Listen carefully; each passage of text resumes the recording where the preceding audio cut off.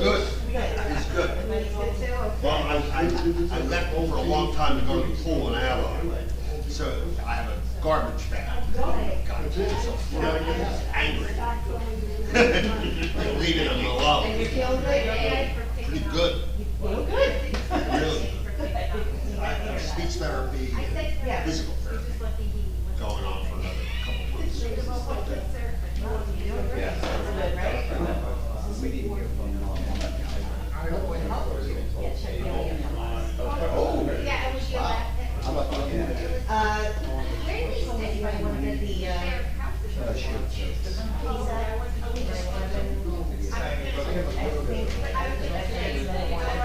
still waiting on, that may have been the one I put in your box. What if I just put in the box today? With the resolution and something, he signed an agreement, I didn't stand a copy. The Monmouth County Board of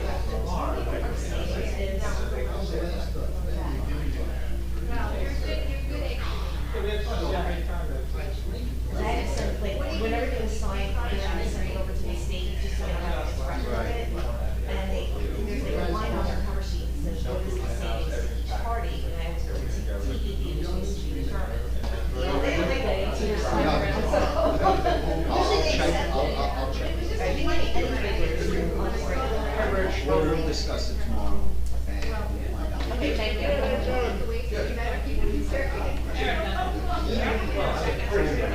Yes. Yeah. So this way, we have to say that we. Well, I got my work stuff at 7. So?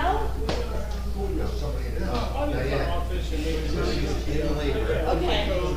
She sent me a text half an hour ago. You want to change your guest? Yeah, but I'm saying they would. Okay. I mean, like, if you wanted something for the state police, I would be, you know, like. Yeah. So I've got a few local fires.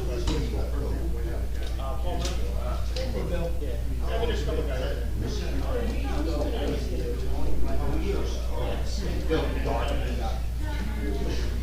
Guess what? Welcome to the club. That happens.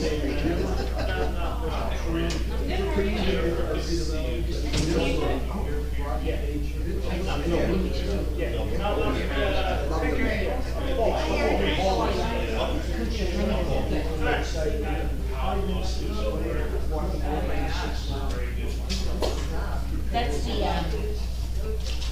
I mentioned in the email that's been in everybody's box. It's in. But not. This way you won't forget it. Thank you so much. Yes, I'm impressed. Thank you.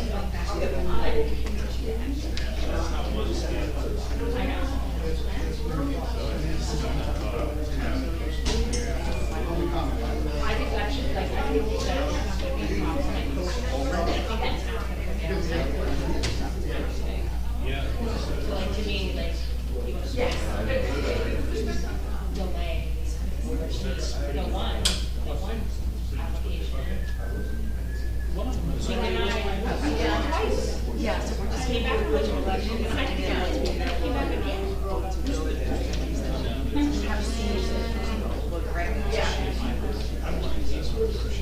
How are you? I'm not sure. It was,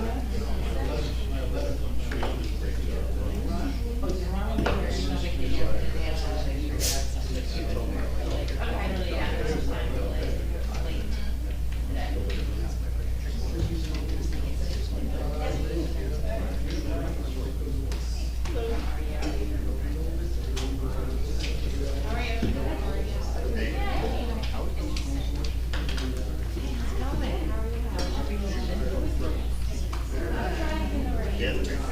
Oh, yeah. 100%.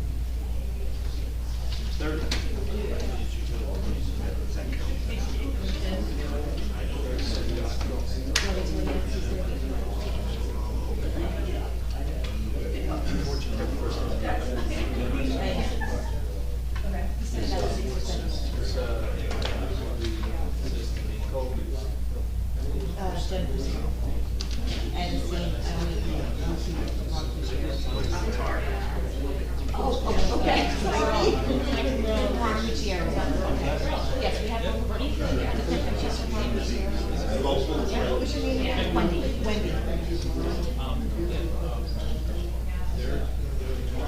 Hey, how are you?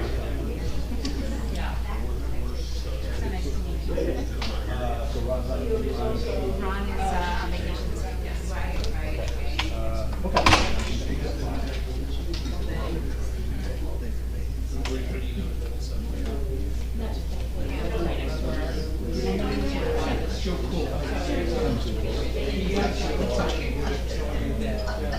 He talked to the employee at the reception center, he told me to tell you. Okay. So I don't know if you know, I wrote a letter. You're the one that wrote the letter. Yes, so Biagio stopped and talked to me, and he spoke to the gentleman, so everything's fine.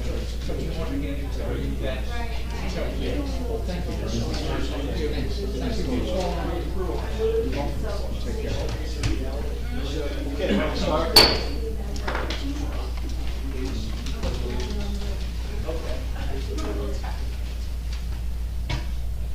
Allegiance to the flag of the United States of America and to the republic for which it stands, one nation, under God, indivisible, with liberty and justice for all. I wish to announce that the 48-hour notice that was required under the Open Public Meetings Act was emailed to the Asbury Park Press, the Coast-Star, and the New Coast-Star on December the 13th of 2022. That a copy has been placed on the bulletin board in the borough office and that a copy has been filed with the borough clerk. As a courtesy to the public, this meeting may be attended via Zoom. If for any reason the Zoom portion of this meeting fails or is disconnected, the in-person meeting will continue and action can and will be taken provided there is a quorum. Mr. Marco? Present. Mr. Noble? Here. Mr. Gubatose? Here. Mr. Weber? Here. Mayor Fox? Here. Okay, good evening, everybody. Welcome to our 14th meeting of the year. We're a little bit out of sequence, but I'll explain that here in a second. Again, I mentioned this in just about every meeting. I'll mention it again, that although we welcome disagreements, because it's helpful to help us think things through, our voice should be a constructive one. I ask everyone to gauge their tone going forward. We're all neighbors, and I know some of the rules of engagement that we had agreed to earlier in this year have been either ignored or stretched. I'm going to ask people to consider that. We have also put time limits on agenda items because of the length of the meetings, and we're going to try to stick to those as best we can. We are starting the meeting with an executive session because of some of the conflicts of some of the professionals, and we published that way the agenda, so we are going to hopefully get that done in about 40 minutes. Our attorney hasn't gotten here yet, but he'll be here momentarily. We can start the first item, the affordable housing litigation, because we have our folks from Wiener Law Group, and could you introduce yourself, I'm sorry, Yes, Wendy Rubenstein Quiroga from the Wiener Law Group. and our planner. Tiffany, the planner. So we've been having discussions on this, and we're just gonna go into executive session to cover that. So we have resolution 2023-207, retiring to executive session to discuss litigation and contractual matters. One is our affordable housing certification litigation, and there's two others, 704 Fourth Avenue and Rappaport versus Bellevue. So I'll make a motion to go into executive session. Second. Mr. Marco? Yes. Mr. Noble? Yes. Mr. Gubatesi? Yes. Mr. Weber? Yes. Mayor Fox? Yes. So we're going back here. Hopefully, I'll be quick.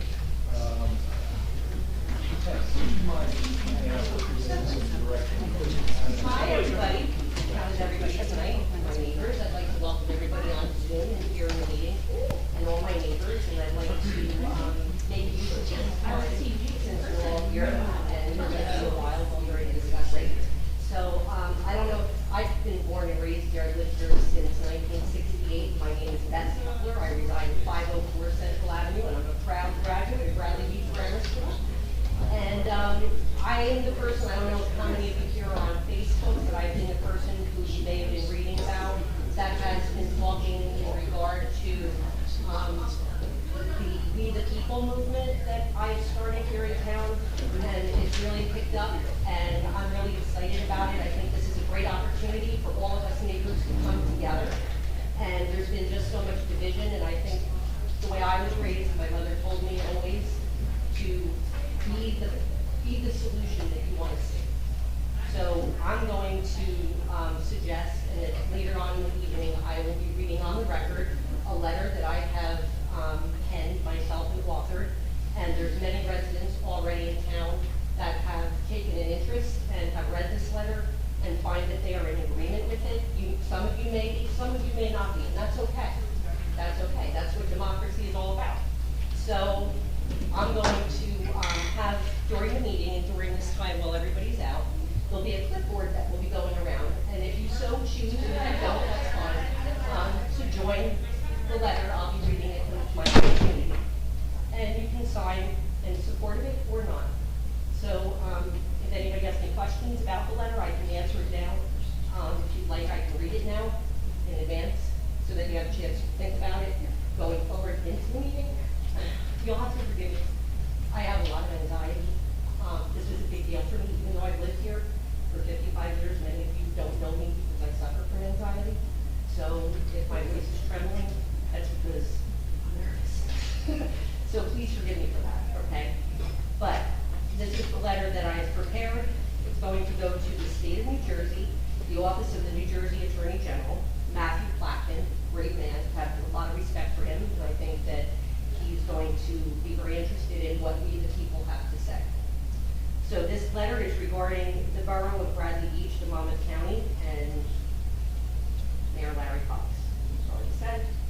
But we the people of the borough of Bradley Beach, New Jersey, the county of Monmouth, by way of this correspondence, accompanied by the attached resident, homeowner, voting constituent, and/or business owner signatures and contact information, hereby request your office to assign a special prosecutor to conduct a full and complete forensic physical examination of our borough's financial records, as well as the unethical business practices being conducted by Mayor Larry Fox and this administration.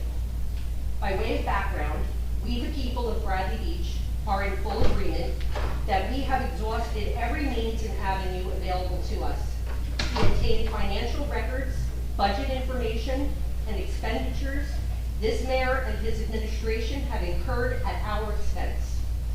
When residents have formally requested to review the line item budget, along with receipts, banking records, and financial transactions concerning the use of our tax dollars, we are repeatedly met with excuses, unreasonable delays, obfuscation, and obstruction with regard to why the requested information is not being provided to us forthwith as required by law.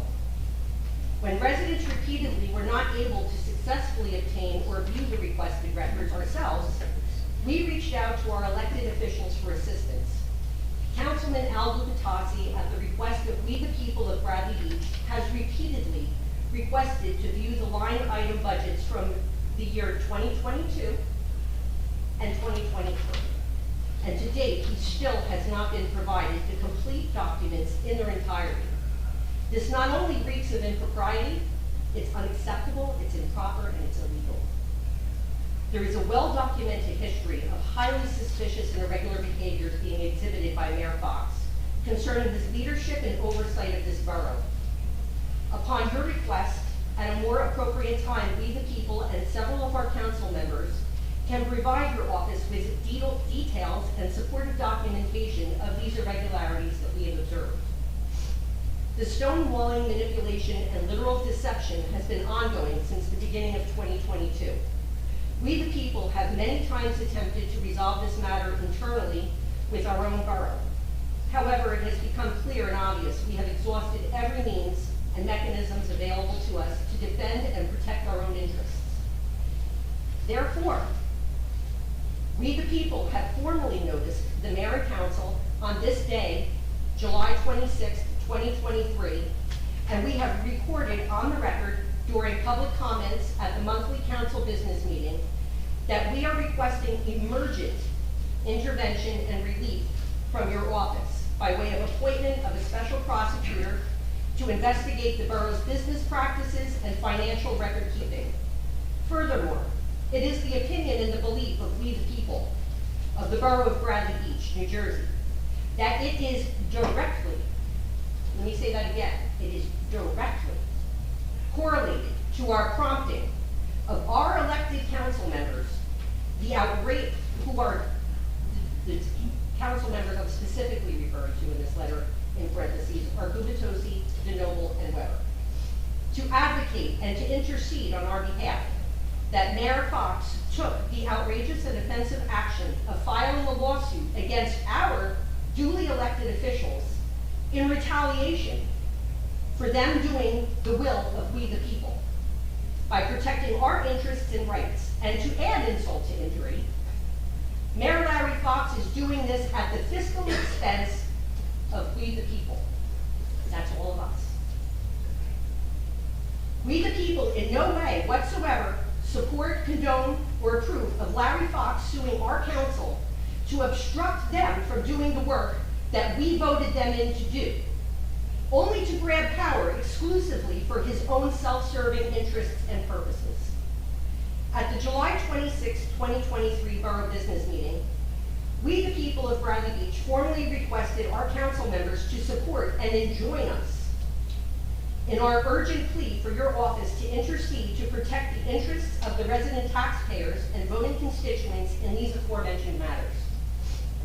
If you have any further questions concerning the details and the documented proof of multiple failed attempts to access the financial records of the Borough of Bradley Beach, summarized herein, please feel free to contact Councilman Gubitosi and Councilman Jane DeNoble. We the People of Bradley Beach, New Jersey, the County of Monmouth, thank you in advance for your office's anticipated, prompt, and immediate response to this very urgent plea for help, as we have no other recourse available to us to defend our rights, liberties, and financial interests from this tyrannical, corrupt, and criminal mayor and his administration. Sincerely, Beth E. Kepler, homeowner, resident, taxpayer, and voting constituent, on behalf of We the People of the Borough of Bradley Beach, New Jersey, Monmouth County. And there is sign-in sheets that will be going around manually. If you're interested, you may sign. If you're not, that's fine too. I respect that. That's the beauty of our democracy. There's also an ability for anybody online who's on Zoom to be able to, we set up a moveon.org petition for people who can't physically get out to do it. And if you're interested, I will be hanging around outside, standing by the door as you exit. If at any point you change your mind through the course of the meeting and you change your mind and you decide you do want to sign it, or you may not right now. And in addition to that, if there's anybody that you know of in town who is interested, we will make every attempt to go to anybody's home here in town who would like to join us and sign this. So that's it, that's all I've got to say, and let's get back to the beach, because this division that's going on, this isn't for us to figure out. We've done everything we can. And I've lived here since I'm 55. I've lived here since 1968, and I have never seen such division among people. And it's sad. We're a family. We are a community, and we need to get back to that. Because we are not each other's enemy. And the division that's being created, and I'm watching, because I've lived here long enough to know, the names that I'm seeing online that are creating the division are people who have fake account names. And that's by design, to create division. Because if we're fighting amongst ourselves, then this is allowed to continue. And today, I ask you to stand with me and to take our community back, and let's get back to being neighbors and residents who care and support each other, not attack each other, because we are bigger and we're better than that. And if we can show in this community, because everybody's watching us, I've made sure they want the circus, we'll bring the monkeys. Everybody's watching this, and they're watching us. And this is our moment to shine and to set an example and show people how they don't have to put up with tyranny, and they don't have to put up with, that they don't have to put up with the tyranny, and we don't have to put up with corruption. And that's all I ask. And with that, I'm just gonna sit here and wait. Yes. Is there precedent for this kind of a request? Has this been done before? I mean, do we? We're doing it. Sometimes you gotta be the I'm first. just wondering I if don't know. there'll even be a response. That'll be interesting. We should wait and see what happens. Do other I don't officials know. make copies on it? Oh, yeah, at the end of the meeting, so that it's officially and legally on the record, I'm going to read this again. I just wanted the opportunity to read it slowly, like, so that you can hear, because I know at the end I only get 5 minutes. So I'm gonna do my, speed reading, so that it legally gets on the record, and copies will be provided to each of the council, the mayor, and the borough attorney. And then we're gonna allow a few more days for signatures to come in, for people to digest what's gone on, what you've heard in this letter, what you're gonna see tonight, and then make your decisions. And if you're interested, you'll know where to reach us. We'll give it maybe a week. If I say next Wednesday, I'm throwing a date out there, by next Wednesday, whatever signatures we have, we have. So if you want to stand with us, you can sign here now, you can sign outside. I'll wait at the end of the meeting to see if anybody else is interested. There's a way to sign electronically online, and if you want, you can contact, I don't know, if anybody would like to volunteer from in town, who might be able to help go out, if anybody asks, if somebody can go, and if somebody wants to help and say, hey, did you want to sign this? If somebody contacts somebody who wants that to happen, so that if an elderly person can't get out, we'll do that. We'll make every attempt to do that. Any other questions? Okay, credit. Yes, it's very good. Thank you. Thank you. Thank you.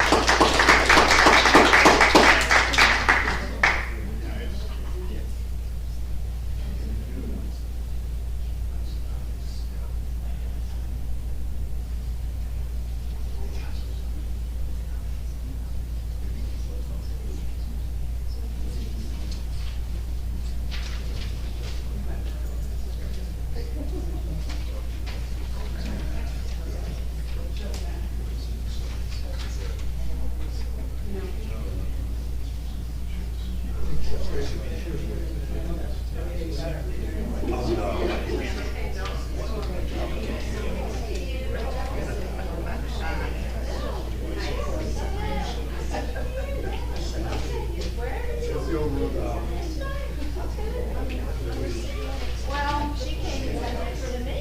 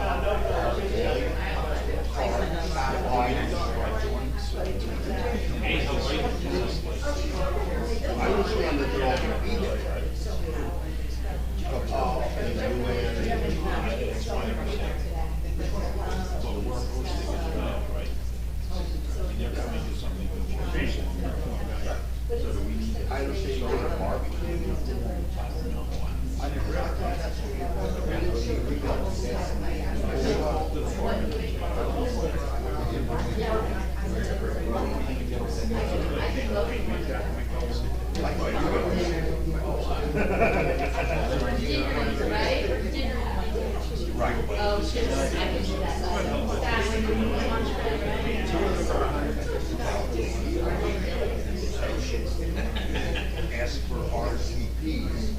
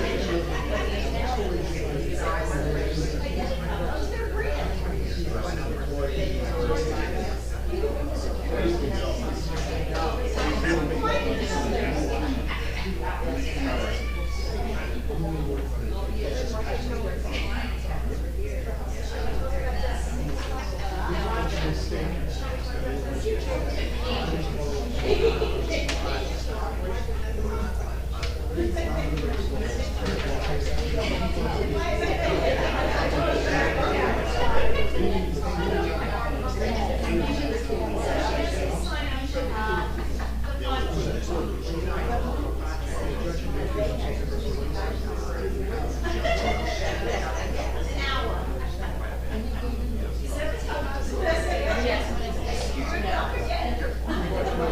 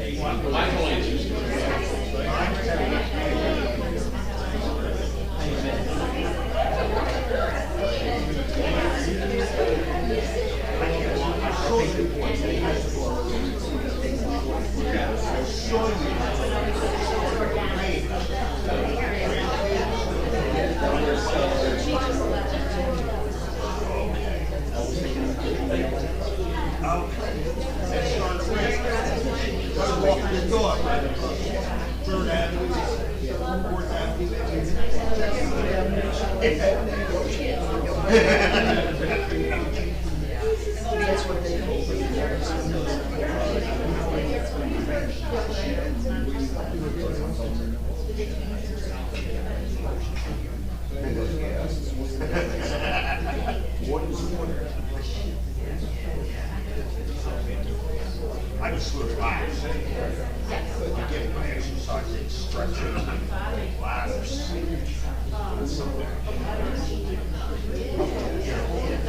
Friends have a pool year after year.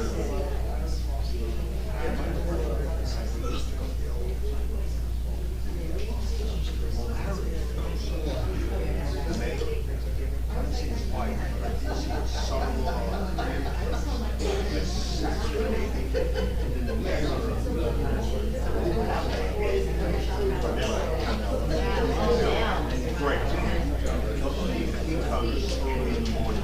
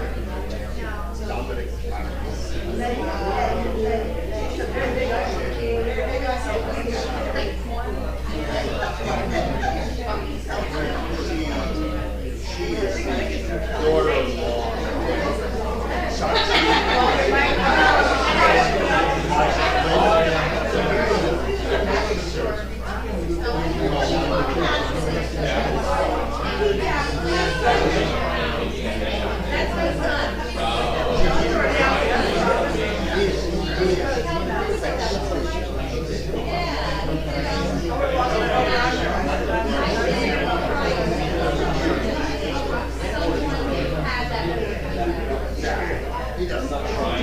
No shows. But he bills by the hour.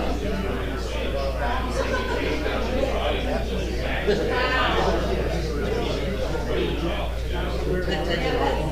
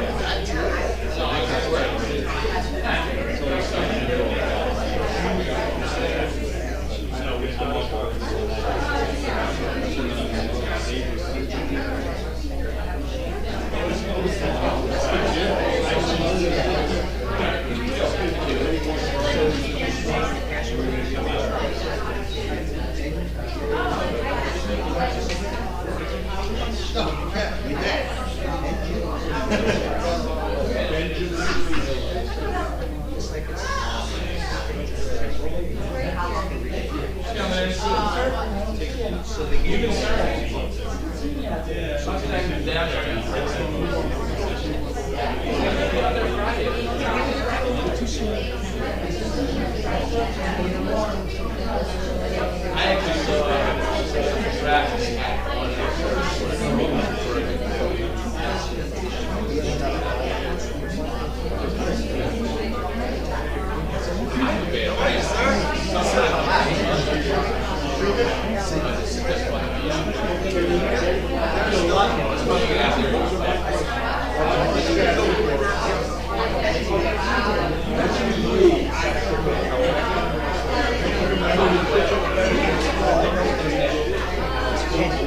Our neighbor.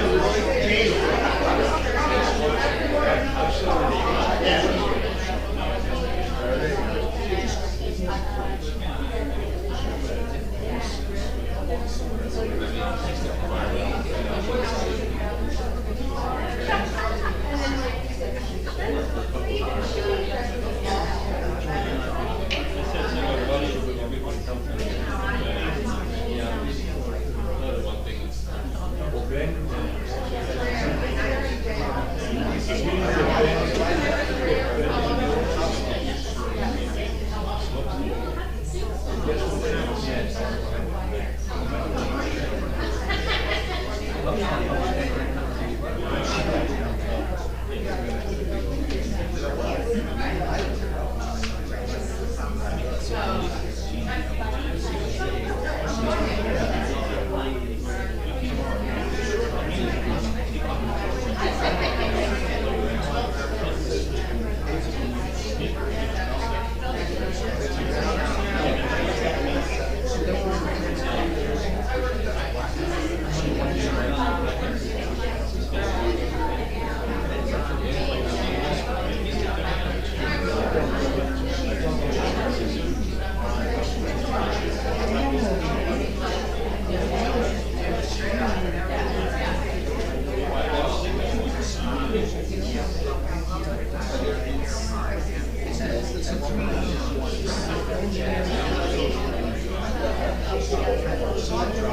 Okay,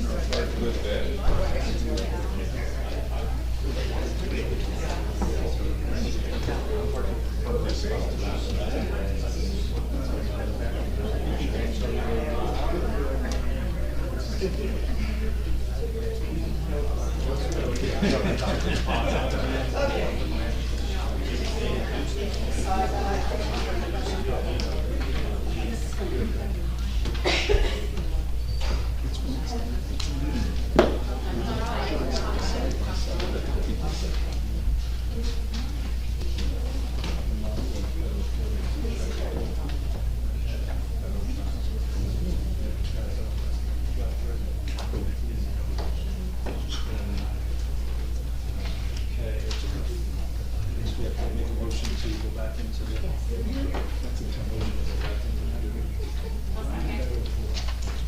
Mr. Martin? Yes. Mr. Noble? Yes. Mr. Gubatoni? Yes. Mr. Weber? Yes. Mayor Fox?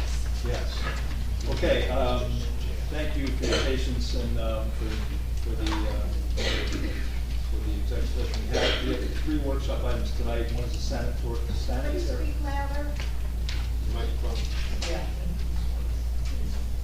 One is the sanitary sewer assessment for a consultant to assess that. The second is the change of form of government charter code commission ordinance, 20 minutes, and regulation controlling dumpsters and other way, 20 minutes. So we have 40 minutes, 20 minutes, 20 minutes for, so it's a pretty significant amount of items, and I apologize for that, but we'll start with the sanitary sewer assessment consultant. We had the business administrator put together for us an analysis of this, because it was a complex request, and it took a little bit of time to get through. So the discussion we want to have amongst ourselves is to discuss this particular recommendation. So I'll open it now to, I don't know if we want to start, Greg, I don't know if you want to summarize, make any comments, Greg, or just want to just turn it right over to us. I think the only thing that needs to be said is that the report starts out by trying to indicate where the candidates were I'm saying the candidates, the proposers were meeting the requirements that are provided by the local public contracts law. It goes through a process of trying to do a comparison of like items because each of the three engineers responded in a different fashion. Colliers went to the greatest extent of explaining the requirements under the water infrastructure statute, and I provided you a 6-page report, and all of you received the original documentation to be able to review, and I guess I would leave it there, unless there are specific questions. Questions? We want to start with comments. I don't have any questions for you, Greg.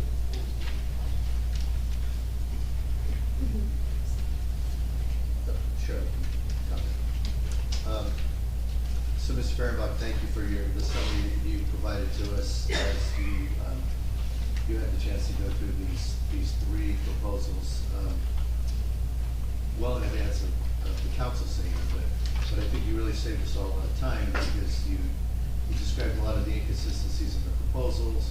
You also described to us in your summary some of the concerns that were raised, not only inconsistencies in terms of how people provided us with their quotes, but also they raised some questions about the process needing to involve independent financial analysis versus independent engineering analysis.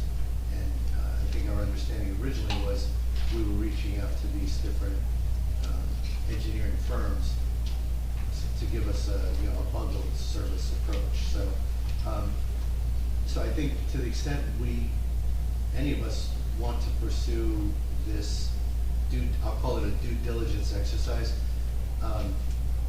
we're not likely, I would think, I'm going to speak for myself here, but I don't think we're likely to move forward with these three proposals. You just highlighted too many things that are inconsistent for us to really be able to make a decision to move forward. But I think for the public's benefit, the reason, and by the way, anyone who's been attending these meetings knows that for 2 years, perhaps, a few residents, I saw Mr. Bartolome in the room, I don't know if Jim Shishis, oh, there he is, Mr. Shishis as well. 2 residents were part of a strategic task force seemingly 1,000 years ago, but it was probably about 2 years ago, who recommended to the council at that time that we should at least do due diligence around evaluating the cost to the borough and therefore to our taxpayers of maintaining our sewers versus the cost to our taxpayers of selling our sewers. And this exercise of reaching out to get quotes was intended to basically facilitate a due diligence process. So it is not a decision to sell our sewers. It's not a decision to not sell them. It was purely to say, hey, experts, tell us, one, what are these sewers likely to cost us, the residents, if over the next 10 years we complete our infrastructure improvements, and if every phase is $5 million or more, as the last phase was almost $5 million, we might be borrowing another $15 to $20 million over 10 years. If someone would come in and purchase the sewers from us, the sewer system, they might give us cash. Others have received $3, $4, $5 million cash, as well as a commitment to take on the liability of completing the repairs. So if one exercise, if we were ever to go through a bid process, we might find that it just isn't worthwhile, or we might find, oh wow, this could save the borough and taxpayers a lot of money. We don't know, we can't prejudge what that outcome would be.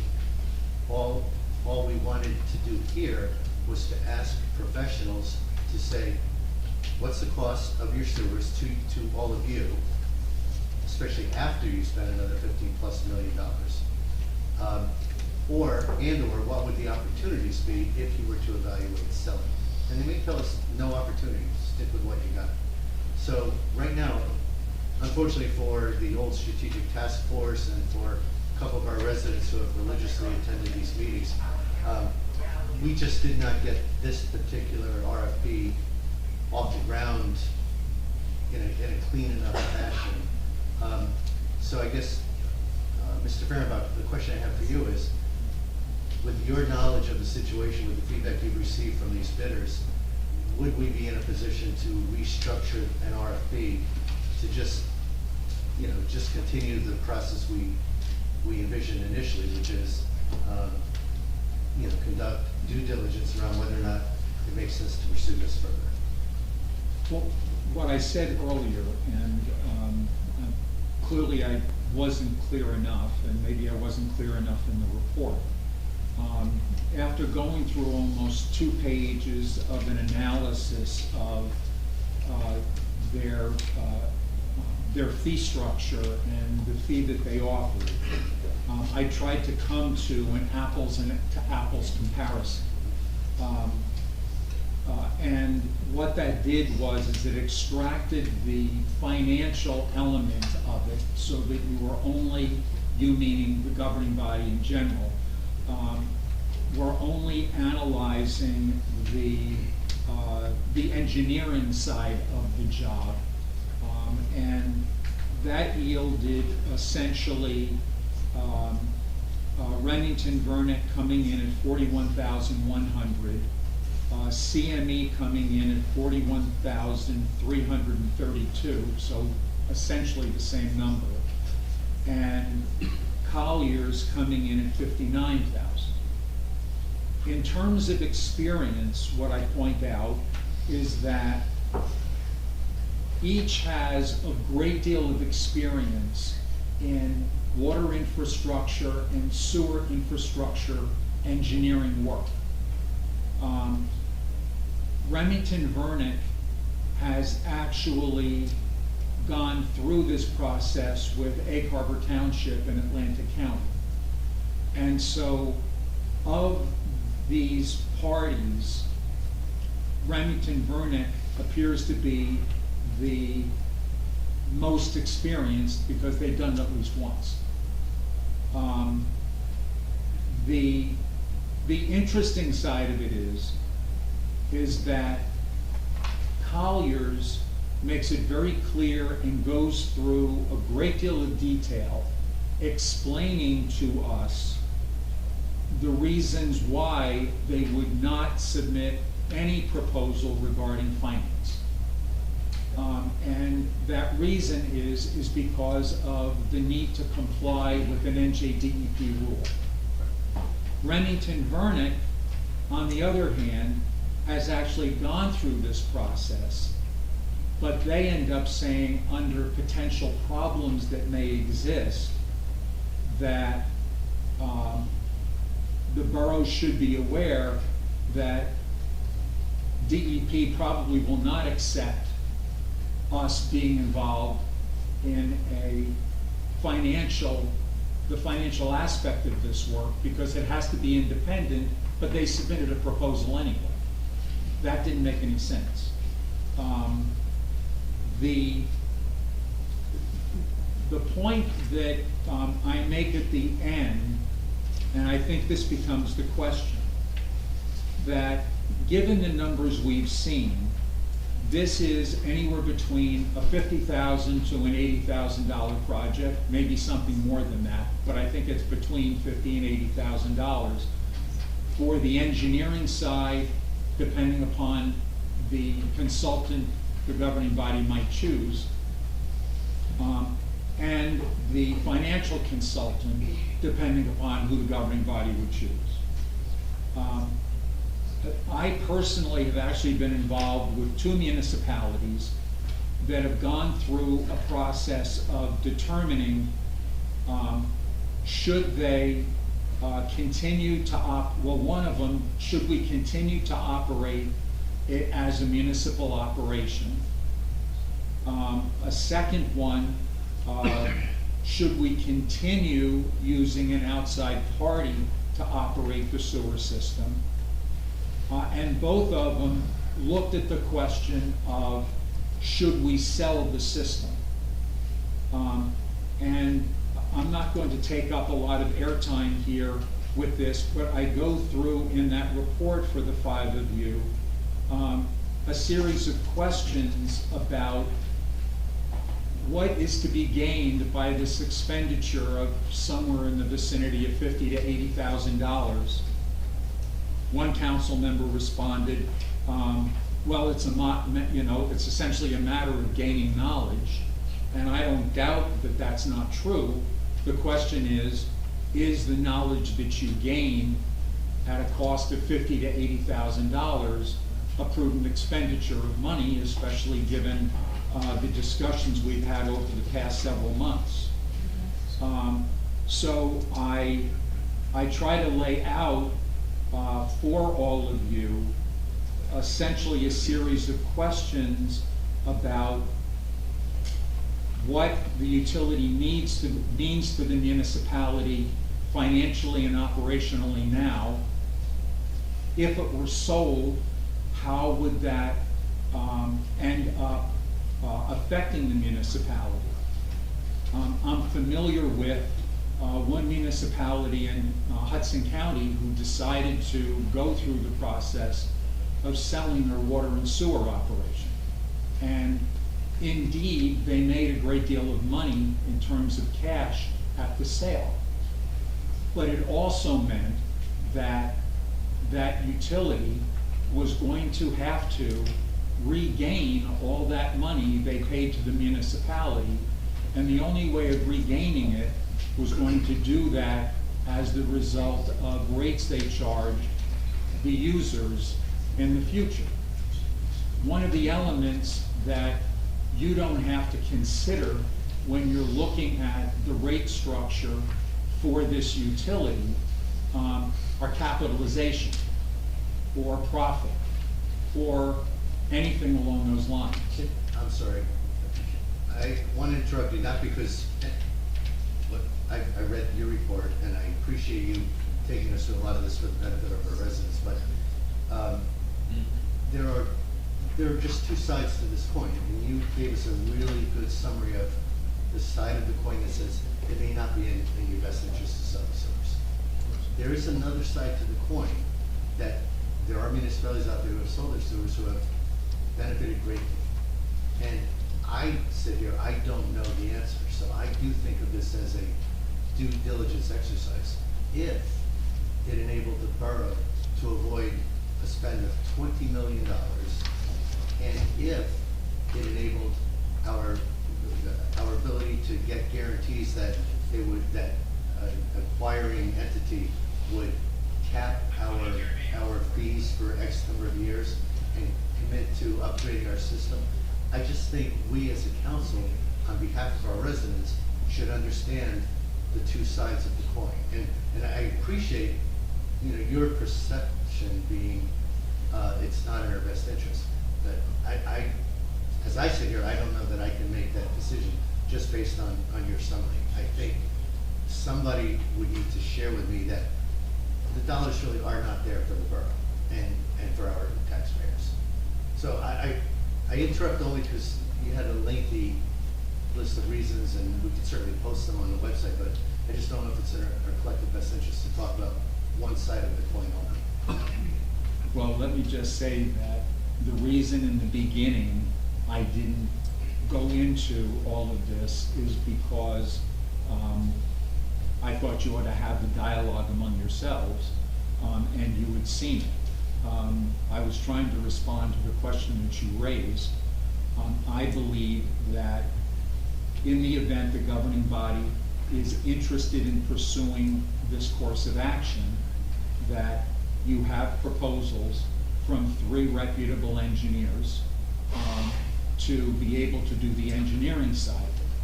You then have to develop a set of specifications or a request for proposal, not specifications, but a request for proposal for the financial side of the investigation once you have the engineering completed and are able to supply that to the financial analyst to be able to give you projections as to how this might play out for the municipality, both in terms of what you might receive and how that might affect rating in the future.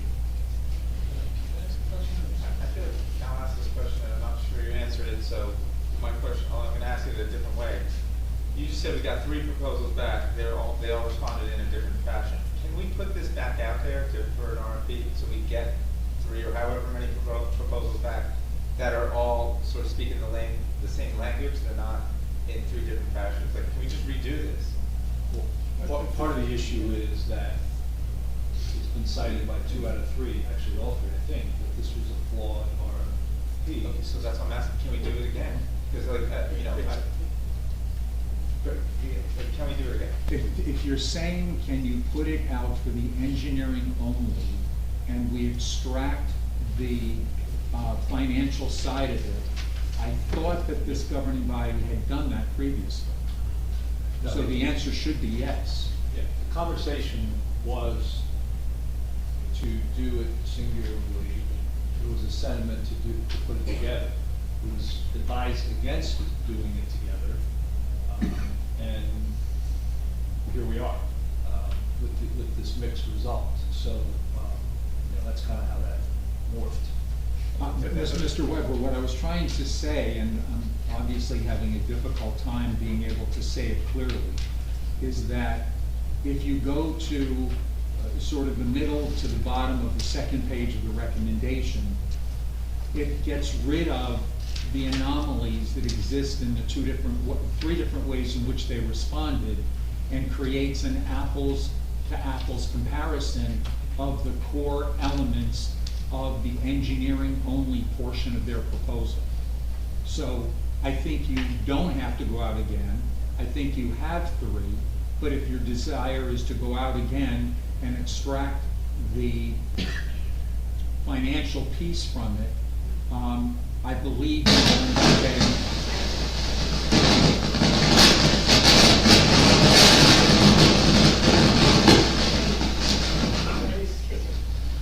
you will end up getting responses that are more or less in the ballpark of the numbers that you have here. It kind of sounds like you're saying it probably would be worth it to go back out and do it. I don't think it's necessary. If the desire is to proceed with the engineering portion of this work, then I think what you would do is you would then authorize only the engineering portion of the work.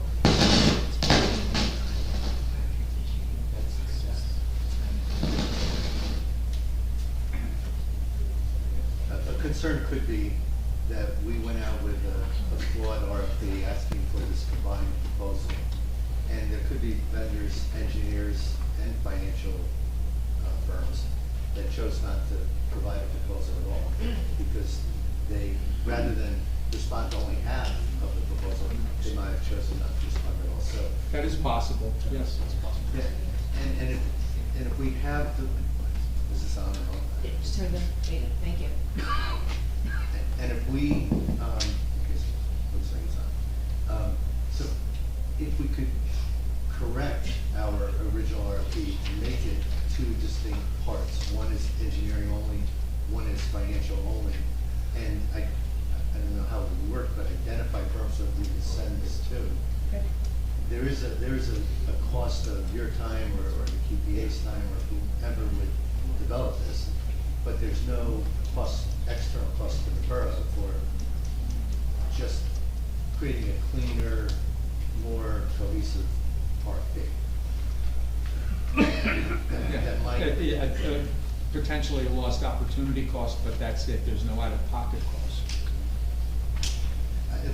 When I read your report, that's where I was thinking. Just can we do this better, cleaner? So maybe it attracts more bidders. Maybe it attracts better rates. I know part of the thinking originally, a year and a half ago, was keep it consolidated so we eliminated potential redundancies. Once you split it in 2, at least there was a concern in talking to the gentleman from that task force that that there could have been some redundancies, we didn't want to pay extra for that. Now we realize, thanks to your guidance and the feedback we received, we need to have two separate pieces. So I personally would be in favor of just making this much cleaner for those bidders.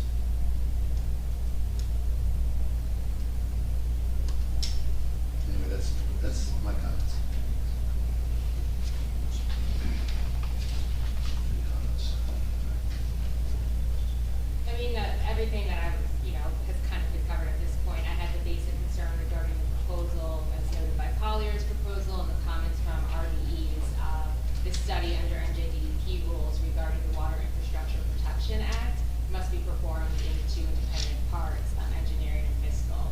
So, and from the information we had before, just to reiterate what Mr. Fehrenbach was saying, it will cost us roughly $50,000 to $85,000. As of right now, it's unclear if that's been accounted for in the 2023 budget. Yeah, I'm not aware if it was budgeted or not. Yeah, okay. Just wanted to highlight that as well.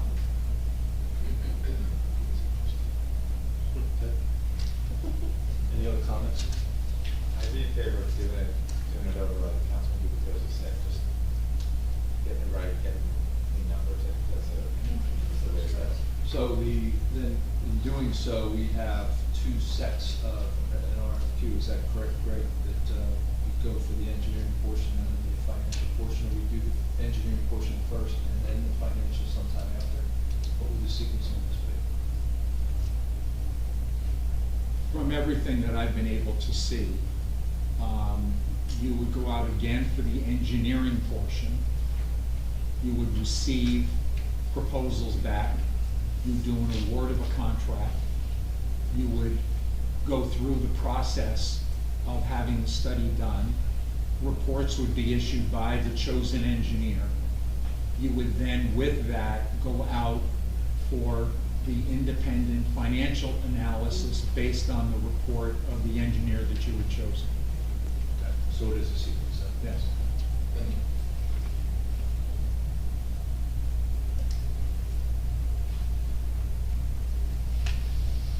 Okay, so I guess the question in front of what we do want to open this to public, it's a workshop. What time do we start?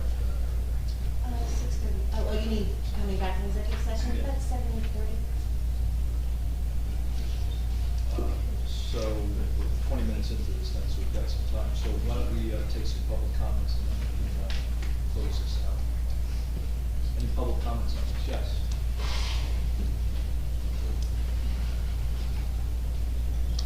Jim Shishius, 112 Fourth Avenue.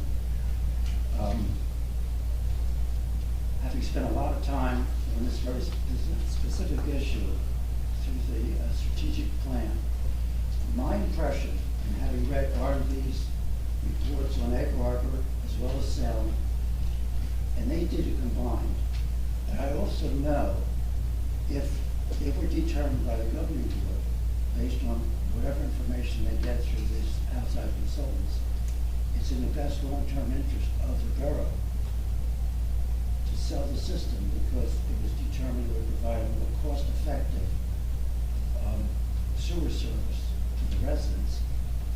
Then there are two ways you can sell a system. One is traditional, and that's the depreciated value of the system. The way a borough can get more money is if they qualify for something called WIPA. And if it were determined that we probably would qualify, you have to meet one of 5 emergent conditions. And based on my own review from the strategic plan, just looking at it without any depth, probably the one, if there's any that we could meet, it would have to do with the financial. In other words, would this borough be able to accommodate spending $15 to $20 million bonding for that, and then providing sewer service in addition to everything else we have to do within the borough? That would be the question. In the case of Egg Harbor, it was that provision that was triggered. If that were the case, then yes, a borough, if they were gonna sell the system, it would be preferential to sell it using WIPA because we could make more money, we would get more money, but we may not qualify. So with the consultant study, it was my impression, however it's phrased, that we could get a preliminary indication, not official, a preliminary indication whether we're likely to qualify. If it does appear that we are, then absolutely there has to be an independent, separate financial analysis. The DEP will not accept anything other than an independent, separate financial analysis. But that's a secondary issue. I think preliminarily, one of those firms, all qualified, could make a preliminary determination because of their experience, whether we're likely to qualify just by meeting one of those five. And of those five, I think it would have to probably be the question mark about the financial, because the money that we're gonna have to borrow, whether we sell it or don't sell it, is substantial, and it's getting higher all the time. And with respect to rates, that will eventually translate into a significant increase in rates, even if we don't sell it. So if anyone thinks for a minute that if you own and operate, because we're not a company and therefore don't make a profit, don't be misled. There is a price tag on doing the significant upgrades that we're gonna have to do. So there are lots to consider, but it's my impression that we ought to be able to take the first step and get some preliminary indication. If it turns out we don't qualify for WIPA, then if we want to sell, if it does seem like that's in our best interest to sell, then it would be the traditional, that the value of the system would be the depreciated value. And it's my understanding, in that kind of analysis, we would get a dollar for dollar recovery for all of the new money that we've spent in the recent upgrades. Obviously, the old part of the system is worth nothing. Depreciated value of a 100-year-old system is nothing. But for whatever we've done recently, we should be able to recover that dollar for dollar. So I can say there are a number of towns our size, some larger, some smaller, that have made the decision that it's in their best interest to sell. So everything considered, it would be prudent for us as a borough to go to the next step and take a good hard look at it. To not do that would not be prudent, I think, from a management standpoint. Thank you.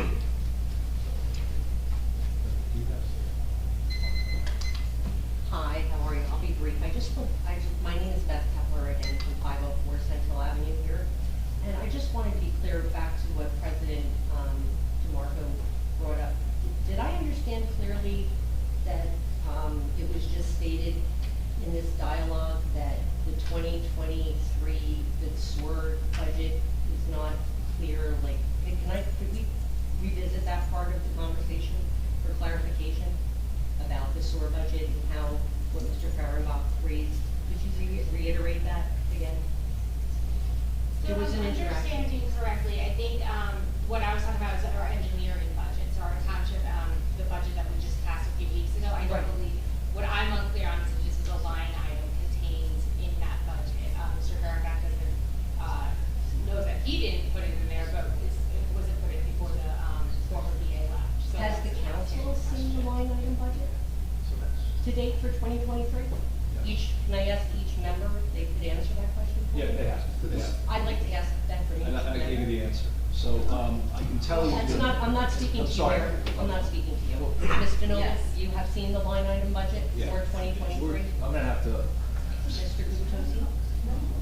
The sewer is a really straightforward, simple budget. Right. Yes. But I mean, overall, for the 2023 budget, has the council seen the 2023 budget, line item budget details? Yeah. Which that would be part of, I guess, I'm assuming. No, it's a separate budget. And Yeah. that's part of the budget. There's three components of the budget. There's the current sewer and beach. and there is a line in Can I budget. ask a question? I do, and I definitely don't got the line item budget, but this would come out of the sewer budget. Yeah. Correct. Okay, because. Yeah, in when we 2020 answered, it wasn't clear, so. Okay, that's what I wanted to, I wanted clarification on that. Thank you, Mr. Weber, you answered my question. Yes.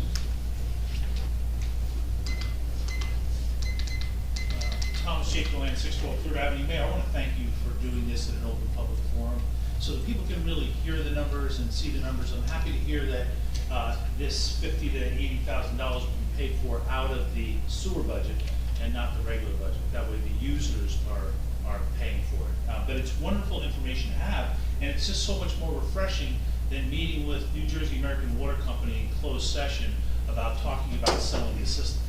So this is a breath of fresh air, and I want to thank you for doing it. I hope you'll go through with it. It's very important financial information for the town to have, because a lot of money seems to filter out of this sewer account, which is not related to sewer. So that would be a healthier situation. Thank you. Yes.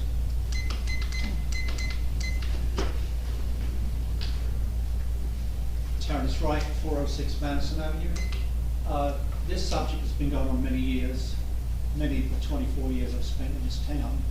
And personally, I was in business for many, many more years than that.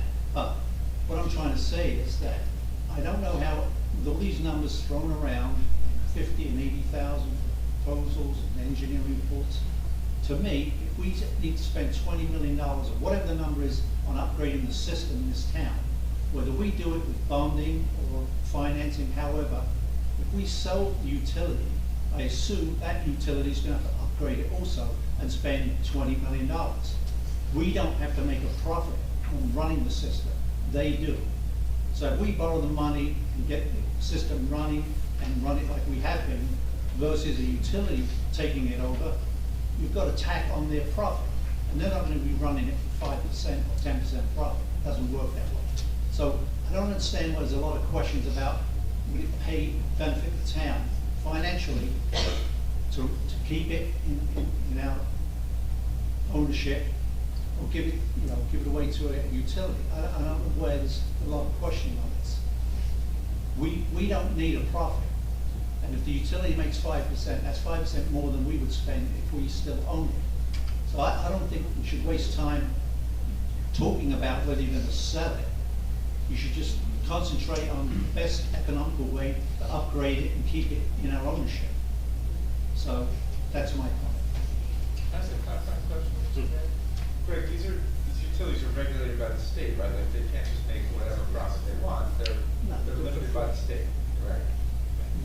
As I indicated in the report, the answer is yes, except that when that utility goes in for a rate increase, if you want to object to it, you have to go to the Board of Public Utilities to object to it. Here, when you have the utility and you own the utility, you're making those decisions. You're not objecting on behalf of the residents, you're making the decisions on behalf of the residents.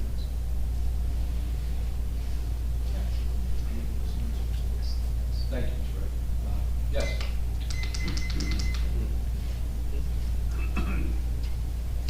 Rick Bartolome, 116 Newark.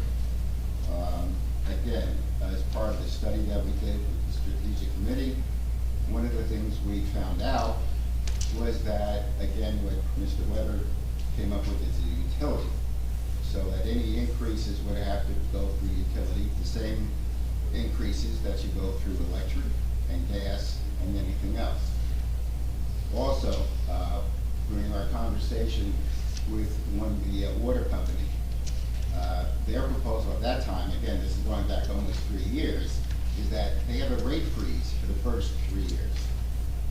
And then they would have increases with a limit of 3.5%. Now that was, again, this is going back 3 years, but just so that everybody knows, first of all, you're dealing with a utility, a freeze for 3 years, and then only slight increases. And then, also, after I think the 5th year, we're talking about putting in direct meters, so that as a result, if you have a house with 15 people, however, they have one sewer line and they're paying one rate, as opposed So it's still based on one rate. You're not based on usage right now. By putting in the meters, then you would have usage meters, same as you have electric and gas. That's all I have to say. Thank you.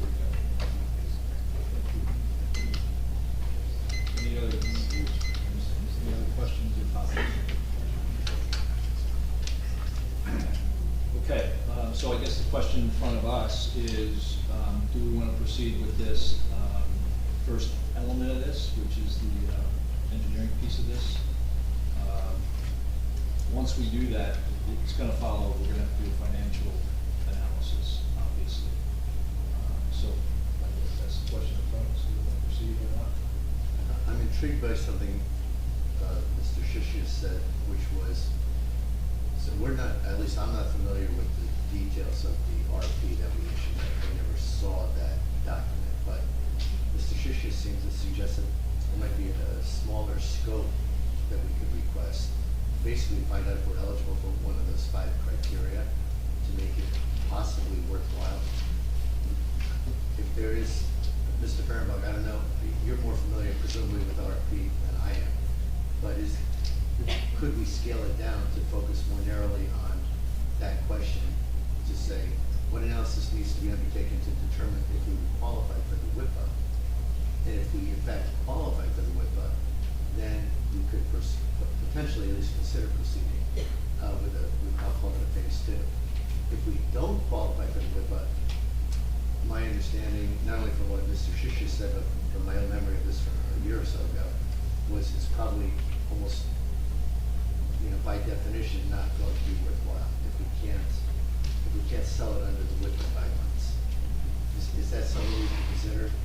If I understood his comment correctly, he seemed to be saying that, and this I have not heard of up until now, so I don't know if it exists or it doesn't, but I'd have to research it, that there is an ability to seek a preliminary NJDEP determination as to whether or not the municipality satisfies the WIPA standards. I know there are the 5 standards that he mentioned, and I know that only the last one is a possibility for the municipality to qualify.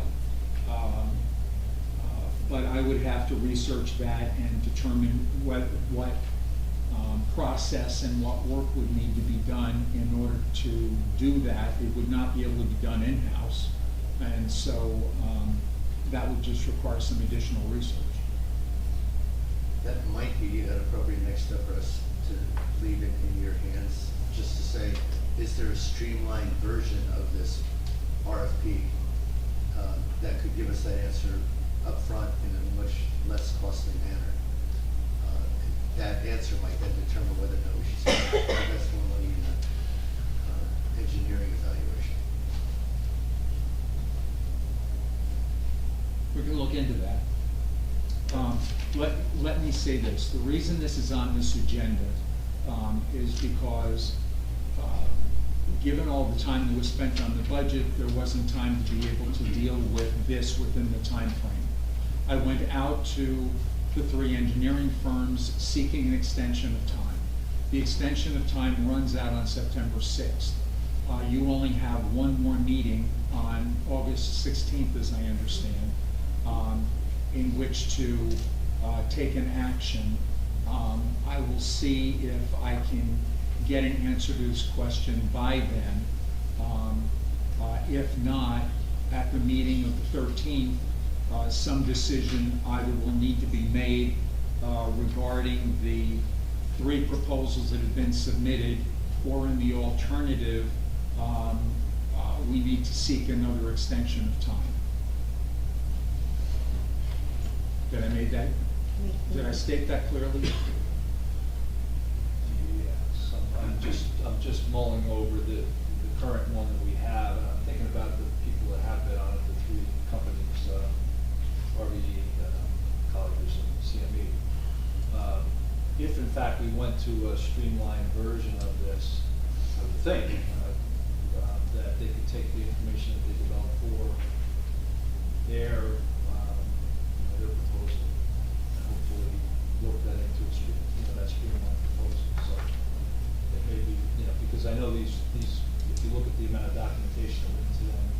submitted, it's not a little bit of documentation, it's pretty significant. No, it was an expensive process for all three. For them, yes, Yeah.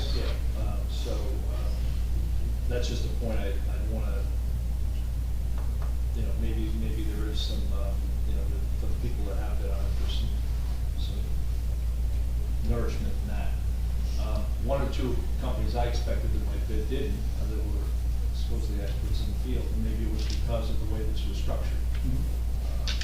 So, if we can get that answer, that'd be helpful. We just have to come forward with it. I'll see what I can do. Thank you, sir. Okay, that would close this out.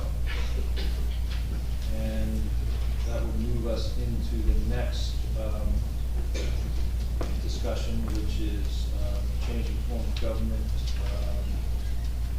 This item was put on the agenda by a majority of the council. Was not in agreement with putting this on the agenda for a couple reasons. At this time, it's more of a timing question than anything else. But I guess I'll let one of the three council people that were in favor of putting this on, if you want to start the conversation. I guess I'll start. Recently, you were in court and a judge suggested maybe we should visit our form of government. We have a small municipality type of government, and out of the 564 municipalities in the state of New Jersey, only 18 still use this form of government. Much more popular one is a borough form. We also have a council manager form, and we're not alone. A lot of towns struggle with this as well, and I did a lot of research on it, and I looked at the pros, and I looked at the cons, and I found some things that people commented about how they felt of how government works, especially our small municipality, strong mayor kind of government that we have now.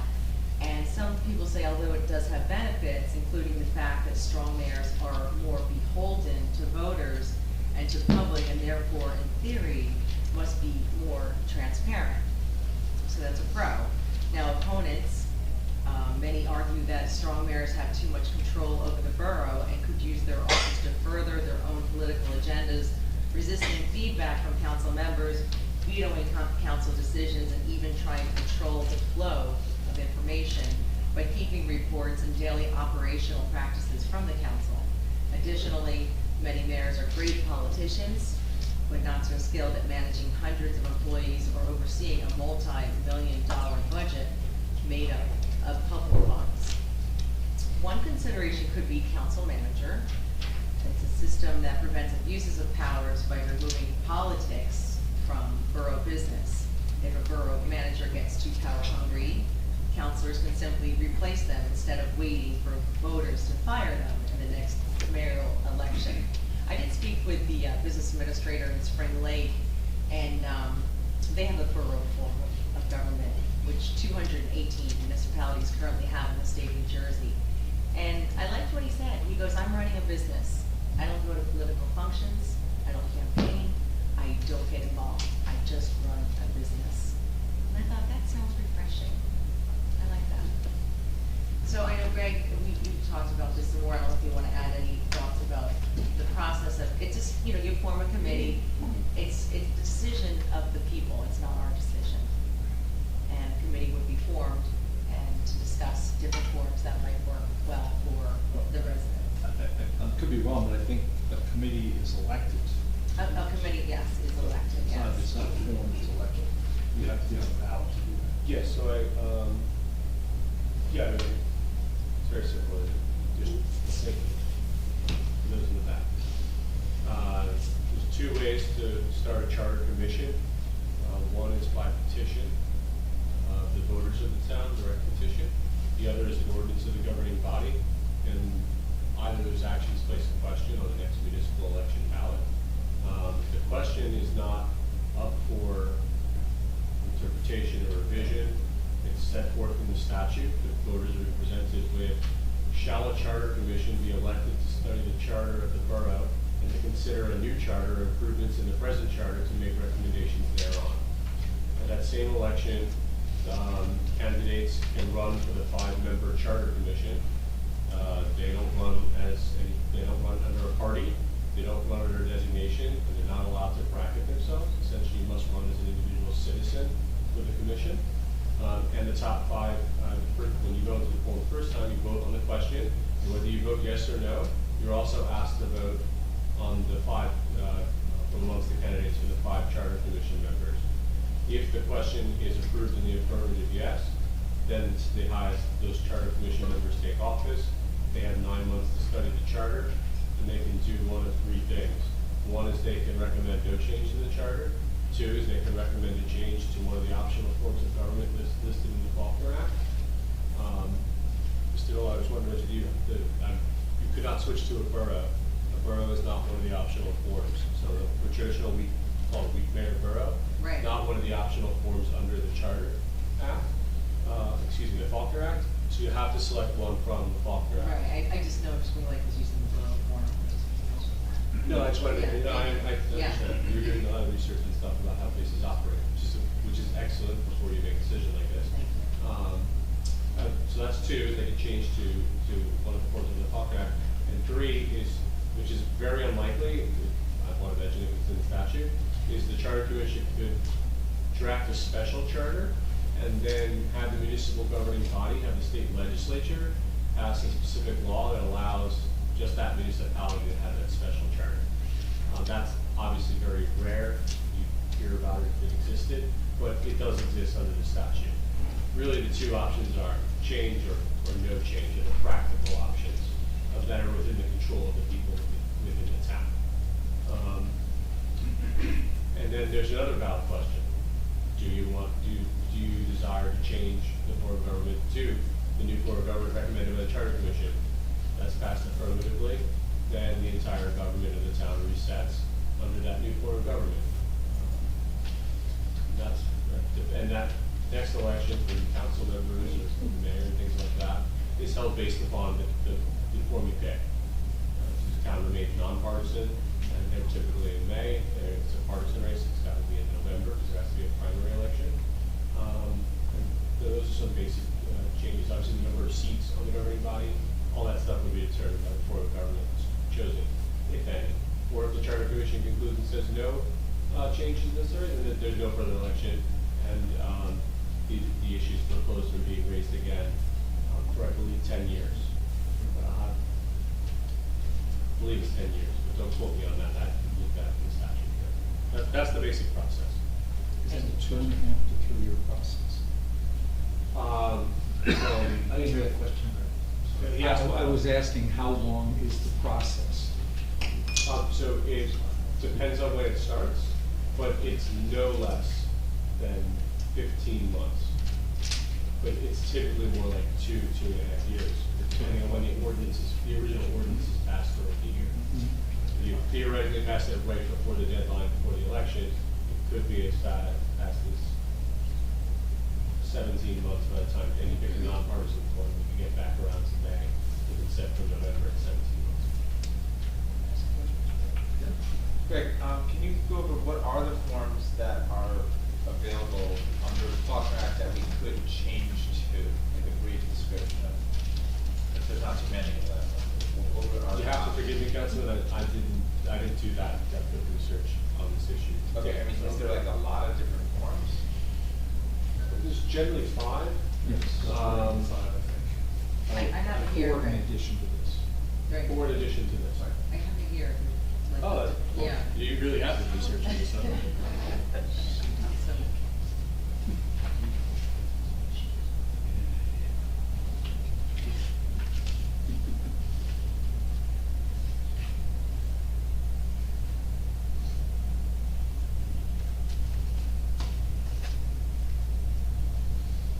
So you have the mayor council form, the council manager form, we're the small municipality form at this moment in Bradley Beach. You have the mayor council administrator form. I thought there was a 5th as well. I have more information. We got more? Why don't you just do it? You're the expert. Doesn't look like it's enough.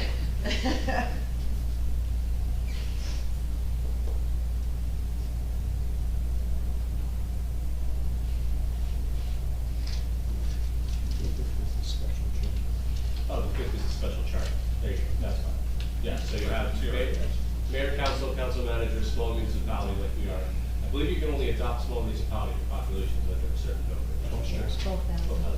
And mayor, council, administrator, and the fifth one is the special charter. Thank you.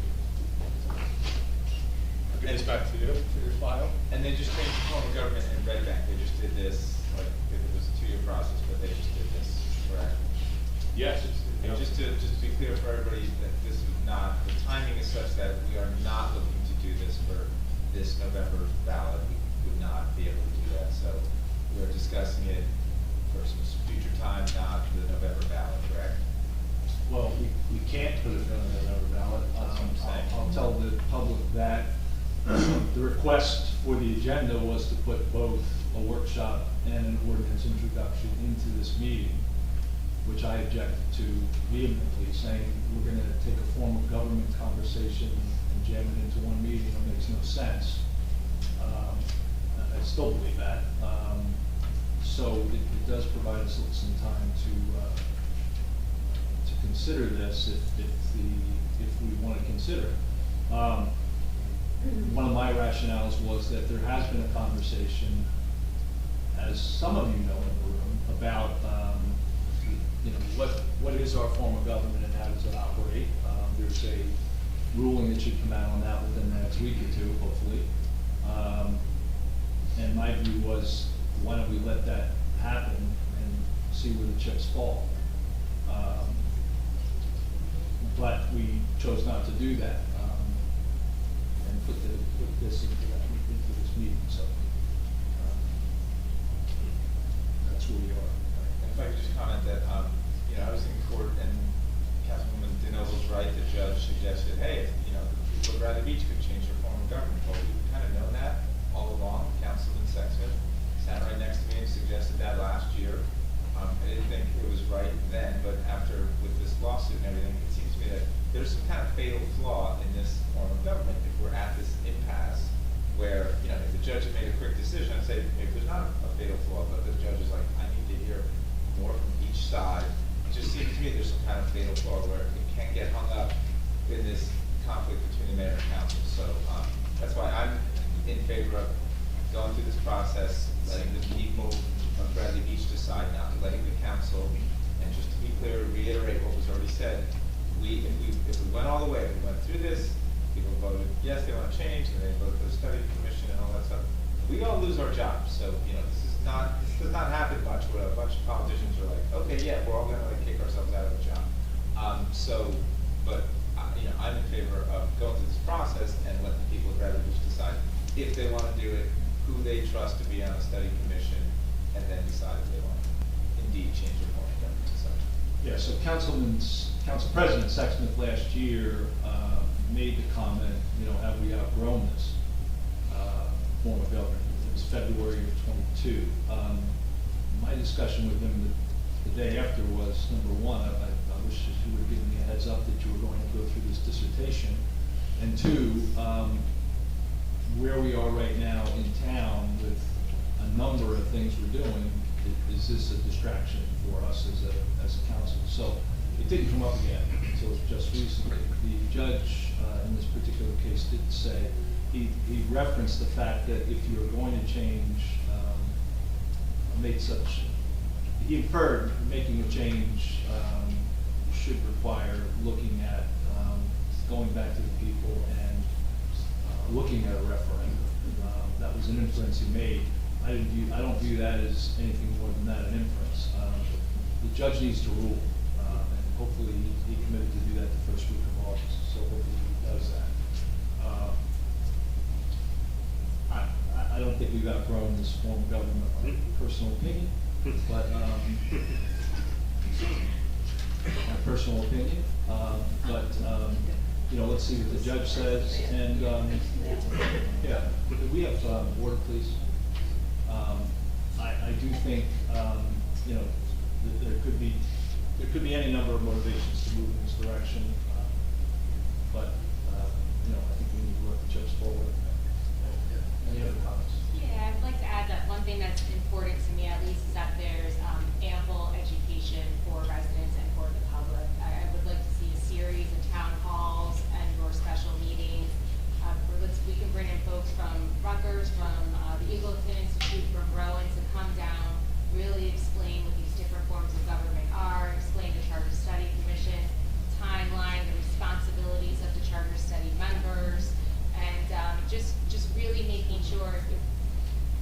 educating the public so we can take in meaningful public comments, and so that is an important element to this. Yeah, I'd like to add a couple quick comments. Probably the most important thing, Mr. Weber just said it, but it really bears repeating. We're not sitting here making any decisions about whether or not we would change the form of government. Some of us may like it, some of us may not like it, some of us may think it's not the form of government, it's the people sitting up here. So it's not, as I sit here, and I did encourage this to be put on as a workshop, we've had so many residents say, change the form of government. We've had a judge in our recent lawsuit reference, that's a possibility. Your residents, not you council, your residents could change the form of government. If we were to move forward with this, it's really us, the council, giving our residents the opportunity to evaluate this form of government. It's been in place 30 years. I imagine a lot of people who have lived here for a long time would say it's worked pretty well for 30 years.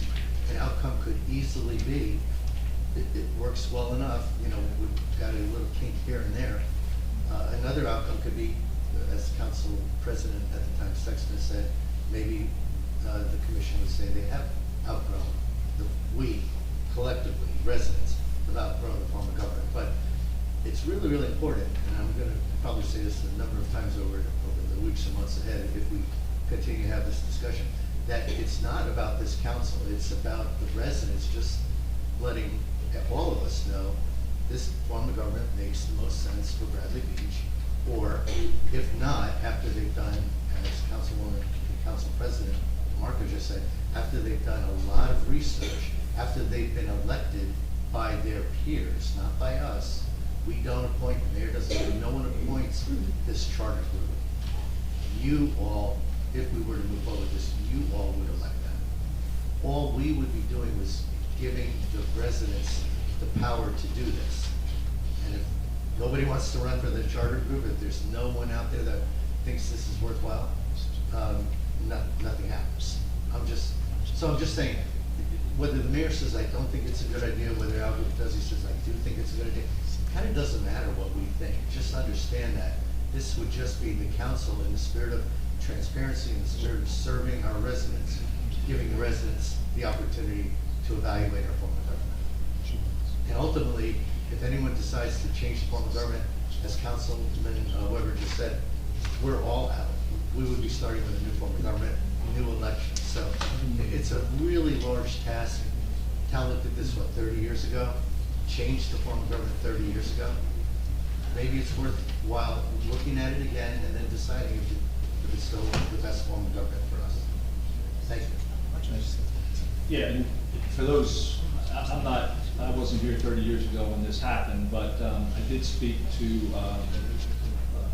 the person who ran that commission 30 years ago, who actually subsequently became our mayor for, I think, 16 years, Mayor Schuler.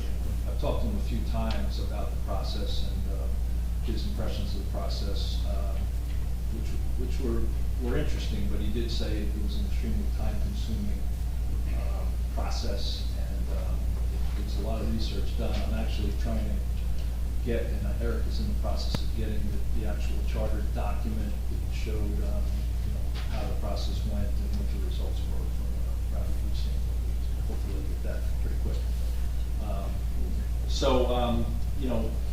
I think at this point we can open it up to the public and we can take questions for 10 minutes or so and go from there. Yes.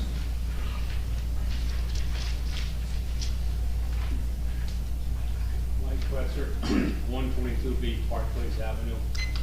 We also had a referendum on selling the church property, and it has not been done yet. How long is it going to take?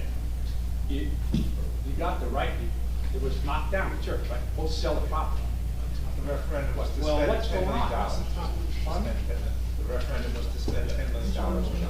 Yeah, it's not. Yeah, it's not. I can answer that question offline. We're very close to getting bids to do that. Oh, bids now? Yeah. This is the project. Oh, Yeah. and this all started, well, what's the reason this all started? Because somebody's suing somebody, somebody's suing somebody else. I mean, what's going on with this? I've been here 44 years. I don't understand this. What triggered all this? Did you guys don't like him, you don't like you? What's the deal? Somebody's doing something here. Yeah, that's the answer you get. Nobody knows nothing. As I said, sir, it's just I mean, about, what? I'm trying to answer your question. The answer, yeah. Yeah, at least speaking for myself, I feel that putting this forward, if we were to move it forward, would be giving our residents the opportunity to evaluate, does this form of government work for Bradley Beach? You would be deciding, I would be deciding as a resident. The council's not making I any know that. decision. But I don't know why it all came up, that's what I'm saying. 30 years, the town went from, when I first got here, this town was a piece of crap. And the people up here, they did a good job, they changed it, it got a really nice town, it did. Yeah, There was a zoo here before. Yeah, one of the benefits of this form of government, and actually, this is one of the, and I'll share this conversation from Mayor Schuler. He was elected 6 months after the charter was approved, and 6 months after that, we had the nor'easter of '93, which Yep. basically destroyed the town. Yep. His view was, and I think he was a little bit modest about it, he said, you know, it gave me the ability to work through getting back on track quickly, and it gave me the opportunity to create a vision for the town that wasn't there before. Those who have lived in Bradley Beach 30, 40 years ago, you 44 years ago, will say it's a very different town on a number of fronts. It's got a lot better than what, I can tell you that. And part of what Mayor Schuler said is, you know, this form of government gives you the ability to operate with some speed and operate Well, with. all these people moved into town, so there must be something good about the town. Yeah, okay. Yeah. Thank you. Yes.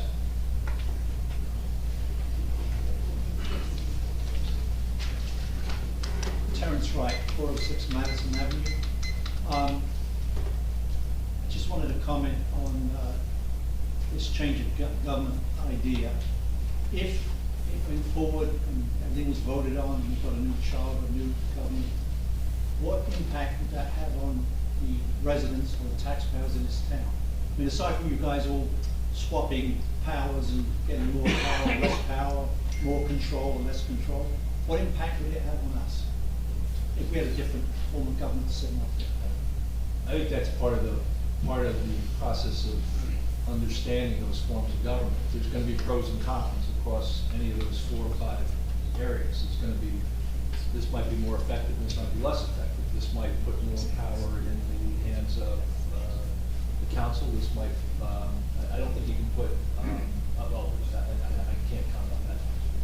Where the power shifts, where the responsibility. But the bottom line is whoever's up there then versus now would be controlling and bring the town hopefully forward. Yeah, there's So always it's gonna have no gonna be a level. impact on us as taxpayers, other than you guys, the other guys might raise taxes more than they are now, which is. I actually, No. I have an answer to that. I disagree with that because what we've learned in the last, however long, there's tons of spending in this town that never comes before the council. And I think people, they elect us and they think that we're gonna have some kind of control of that. We found that there's lots of spending that never comes before the council. I think the current council's been good at outlining that. And, so to me, that would be one thing that would change and that hopefully would be a benefit to taxpayers. What do you mean, money's not being spent or being spent? Well, I mean, do we need to go through the list? It's been talked about a lot recently. Well, there was talk tonight about spending $80,000 for some study, That's which I something think we're gonna vote on, is. we're voting on something like that. Why don't you give us a? Okay, $10,000 for the Songwriters of the Beach. It's a great event, I'm just saying it never came before the council. Councilwoman DeNoble's done a great job of talking about all the things happening in Riley Park. They're great events, but they never came before the council, they all cost money. There's just examples, there's plenty of things that the spending doesn't come before the council. Well, if we got rid of, Hiring people, professionals, all these other things don't come before the council. if we got rid of the church and put some houses up, have some revenue coming in, maybe have more money to spend. Right?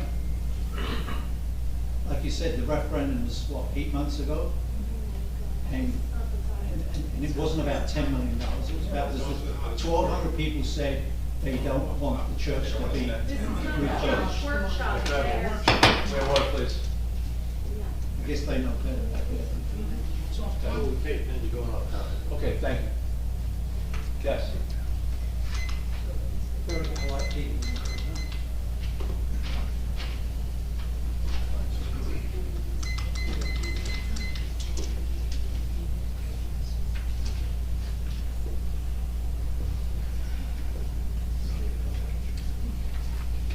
Meadow, Ocean Park Condominiums.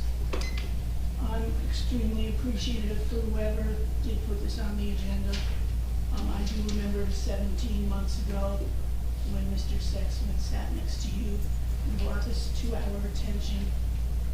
And I do remember that it has been brought up before, or since then, I should probably say, because I'm the one who did it. So the claim that this has not been asked for, or no one wanted to visit it, is inaccurate, to put it kindly. Unfortunately, the timing is pretty crappy. And I do think that there is an important distinction that everyone should understand, that saying a strong mayor type of government is in reference to a position. It's not supposed to be utilized by a person. And it does confuse me, but we all know I get confused in here, how this is only a 20-minute discussion. I find it, again, an insult, but I guess I'm supposed to be like just so over the moon that we're at least having a little bone coming to us. And I normally don't mention names, but the name was brought up, so I feel that it's fair play. I was here, I know I look on movie 20, but I was here when we changed forms of government. I was here with Steve Schuler. Not everyone was happy. And may I say, regarding things being done, don't judge a book by its cover. Not everyone thinks Bradley Beach is better because we have papers. It is our core that has brought us to this point to look into alternatives that would benefit us. Thank you. Yes.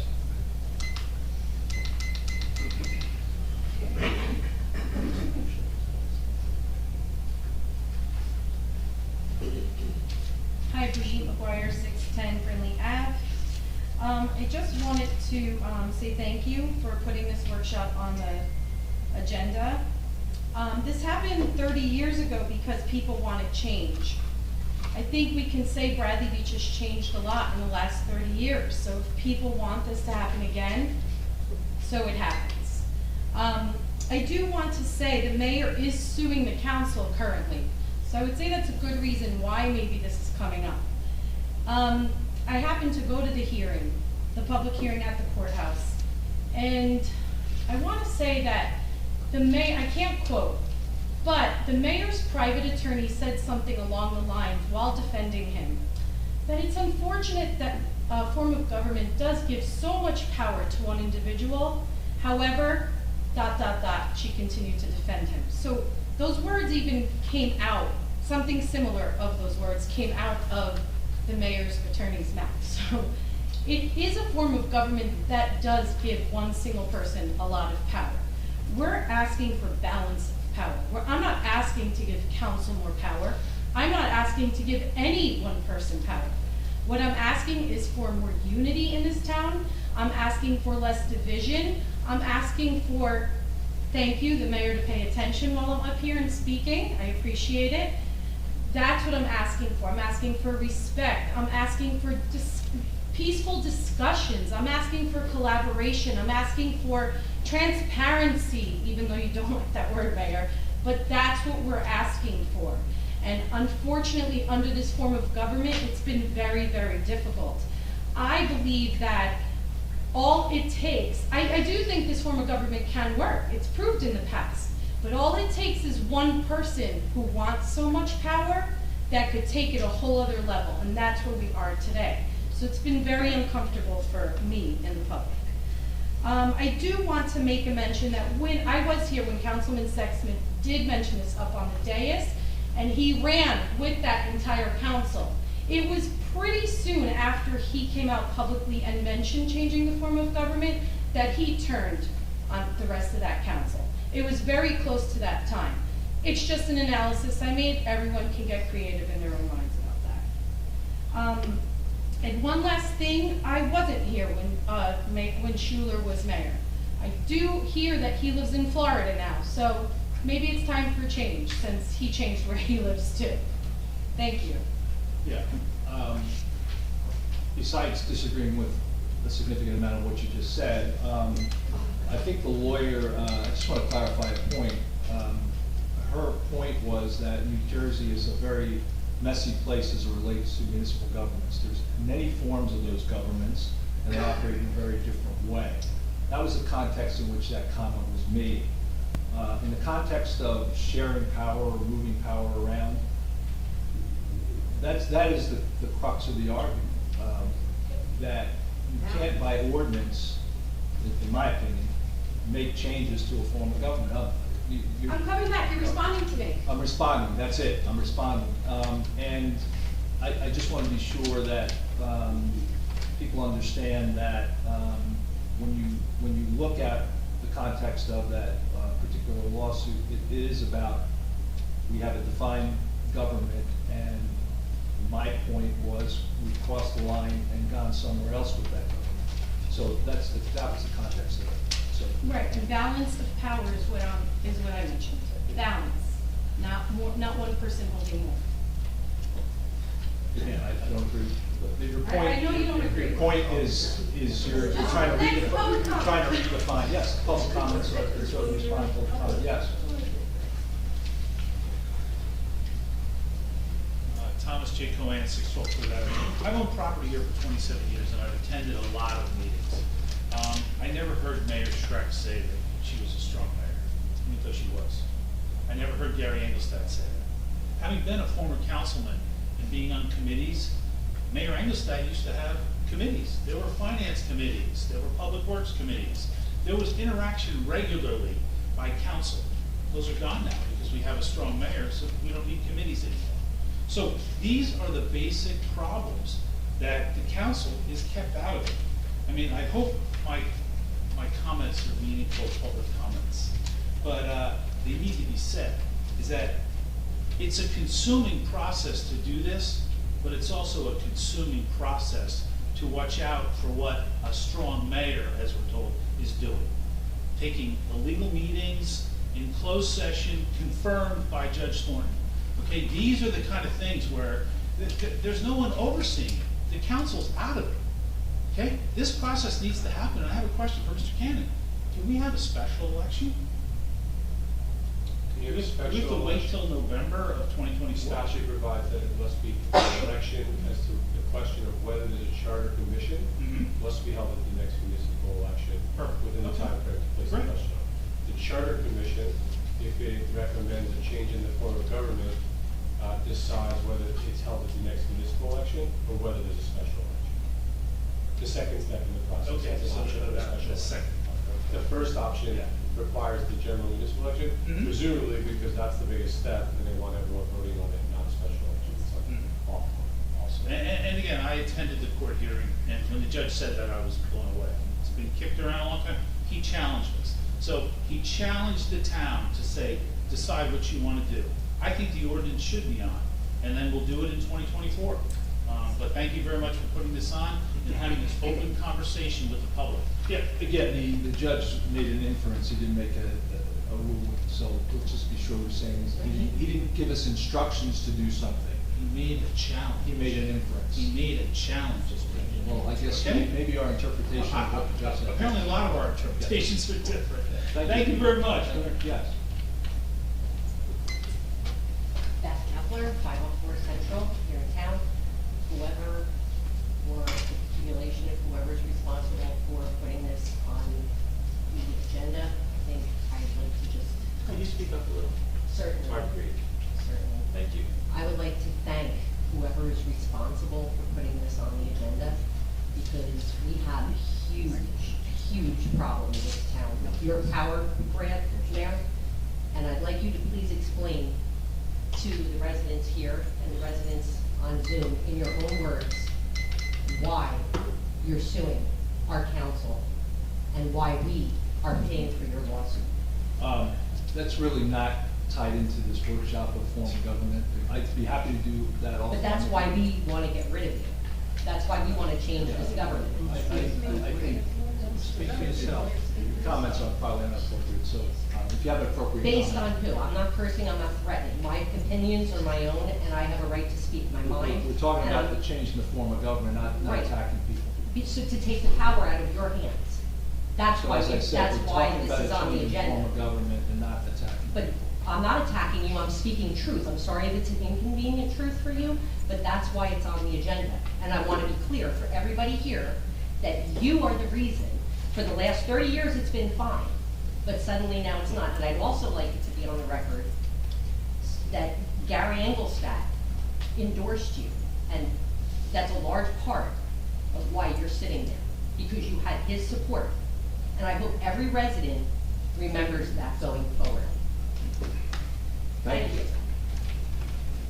Yes.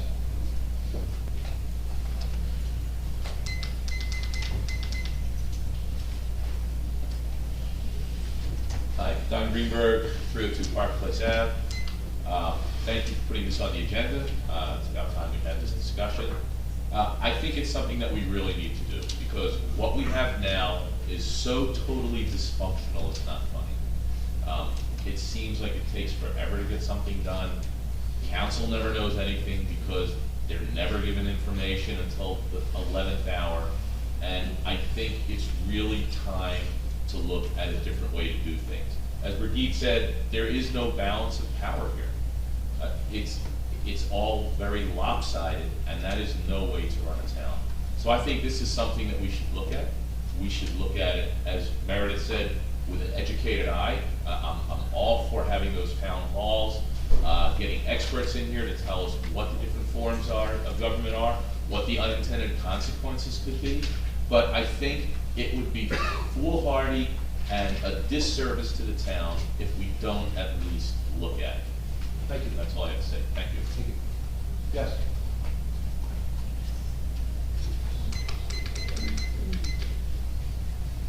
Hi, Dr. Tom McGuire, 610 Brittany Avenue. I just ran into a gentleman outside before the meeting was starting, and we were talking, he was mentioning about, I don't know why we want to change this government, and he said, I wish they would just put their egos aside. And in my head, I said, yeah, I don't think the one ego, which is our mayor, he won't let go. And I then thought about the Ring of Power, because someone was just talking about it on a podcast. And they talk about the Ring of Power. It's from Tolkien, you know, Lord of the Rings, fantastic movie, great books. And I feel like the Ring of Power has been hidden for 30 years. And when you were elected, Mayor Fox, I feel you found this Ring of Power, and you feel you are the all-powerful, all-seeing eye. And unfortunately, the rest of us are your underbelly, and we can't do anything. And that's just what it feels like to us. So when we come up here, we talk, and we ask questions, I feel your ego. I don't feel you smiling at me, talking to me. And that's just the impression that I think a lot of people get. Not everyone, but I think a lot of people, or else this wouldn't be a question right now. And the last thing I want to say is, I've noticed this at a couple meetings. 3 separate women have talked to you in a tone that you don't like, or that they've talked about something that's not on this, what we're discussing right now. The gentleman was just up here talking about the church. Had absolutely nothing to do with this. You said nothing. You didn't give a point of order. You didn't give I'm not done. You didn't give a point of order. You didn't tell him to stop talking about that. I've seen you 3 separate times talk to. You're getting uncomfortable now. I see it. No, I'm not getting You're getting uncomfortable. 3 I just said separate. I thought I did. You did not. You said it to the crowd point of order. So 3 separate times you said it to a woman. Watch your tone twice, keeping track of these things. And now you just did it today. So I just want you to take notice of these things. That's your ego, and it's being challenged by the female, and you seem very uncomfortable with that. So I just want you to take note of that. You don't need to comment on it. I'm just letting you know. Thank you very much. Thank you. Yes.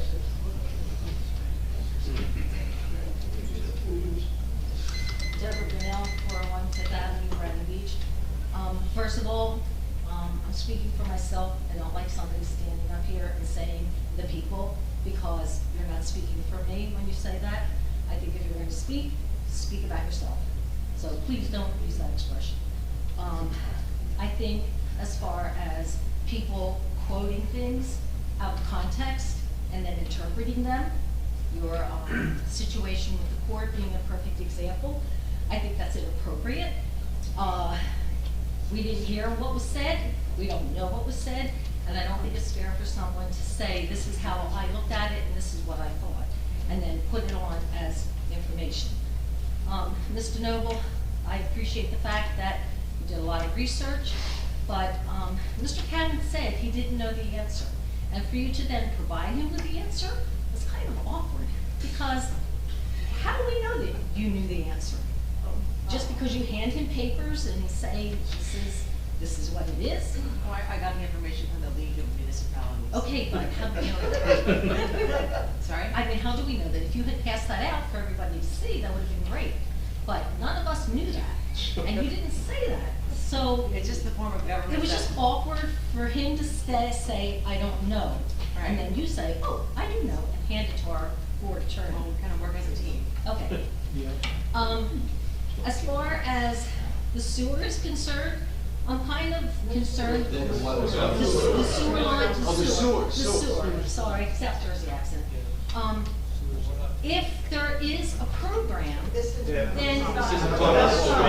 Okay, I just want to say, it would be nice if when people propose things, they have something to back it up. Besides, I think this might work. We don't know if it's going to or not. And then, as far as the strong mayor, we need somebody to lead the town, pay for some of the bills. That shouldn't be the council sitting there going item by item by item by item, and personnel by personnel. Why would we have a mayor if we weren't going to give him those kinds of responsibilities? And finally, I like the town, so thank you. Thank you. Yes. No, I'm sorry.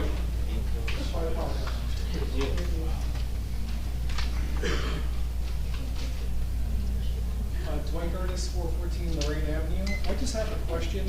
I'm the first to admit that I don't know anything about what's going on here because I haven't been in council meetings for a very long time. It just seems to me like we voted to have adults in the room take responsibility for all of their actions. I'm not sure why we're having such animosity and we can't work together, playing the sandbox nice. I don't understand it, but here's my question.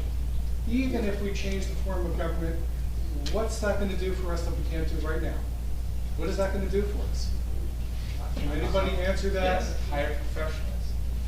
Hire a professional. Hire professionals. So we can't hire a professional in this town? Because it requires advice and consent, and the mayor has not accepted our advice and consent on multiple professionals. And the So there's state's gonna get no freedom. wiggle room, no negotiation, it's this way or that way? We worked on that for months and months, and there's a lot of compromise, I will say, on the part of the council, in my opinion. There's some compromise all around, but we still have, pretty soon the state's gonna get upset that we don't have an auditor in place. We do have an auditor in Well, place. right, so, but not one for 2023, so there's a reason for this, right, and there's a reason for the lawsuit, and that's, just trying to answer your question. My apologies, I don't know, and thank you. Thank you. We do have an order in place. 2023. We do have one in place, unless otherwise ruled, and we're waiting for that rule, yeah. Somebody raise their hand, yeah.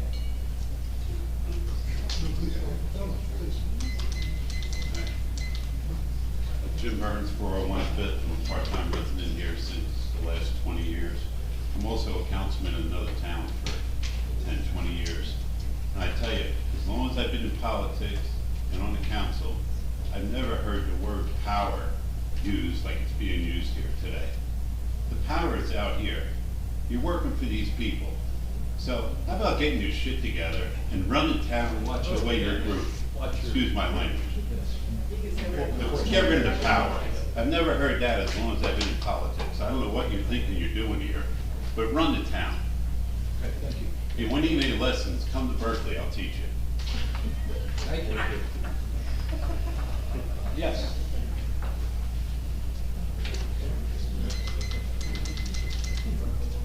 Alan Rappaport, 512 Newark Avenue.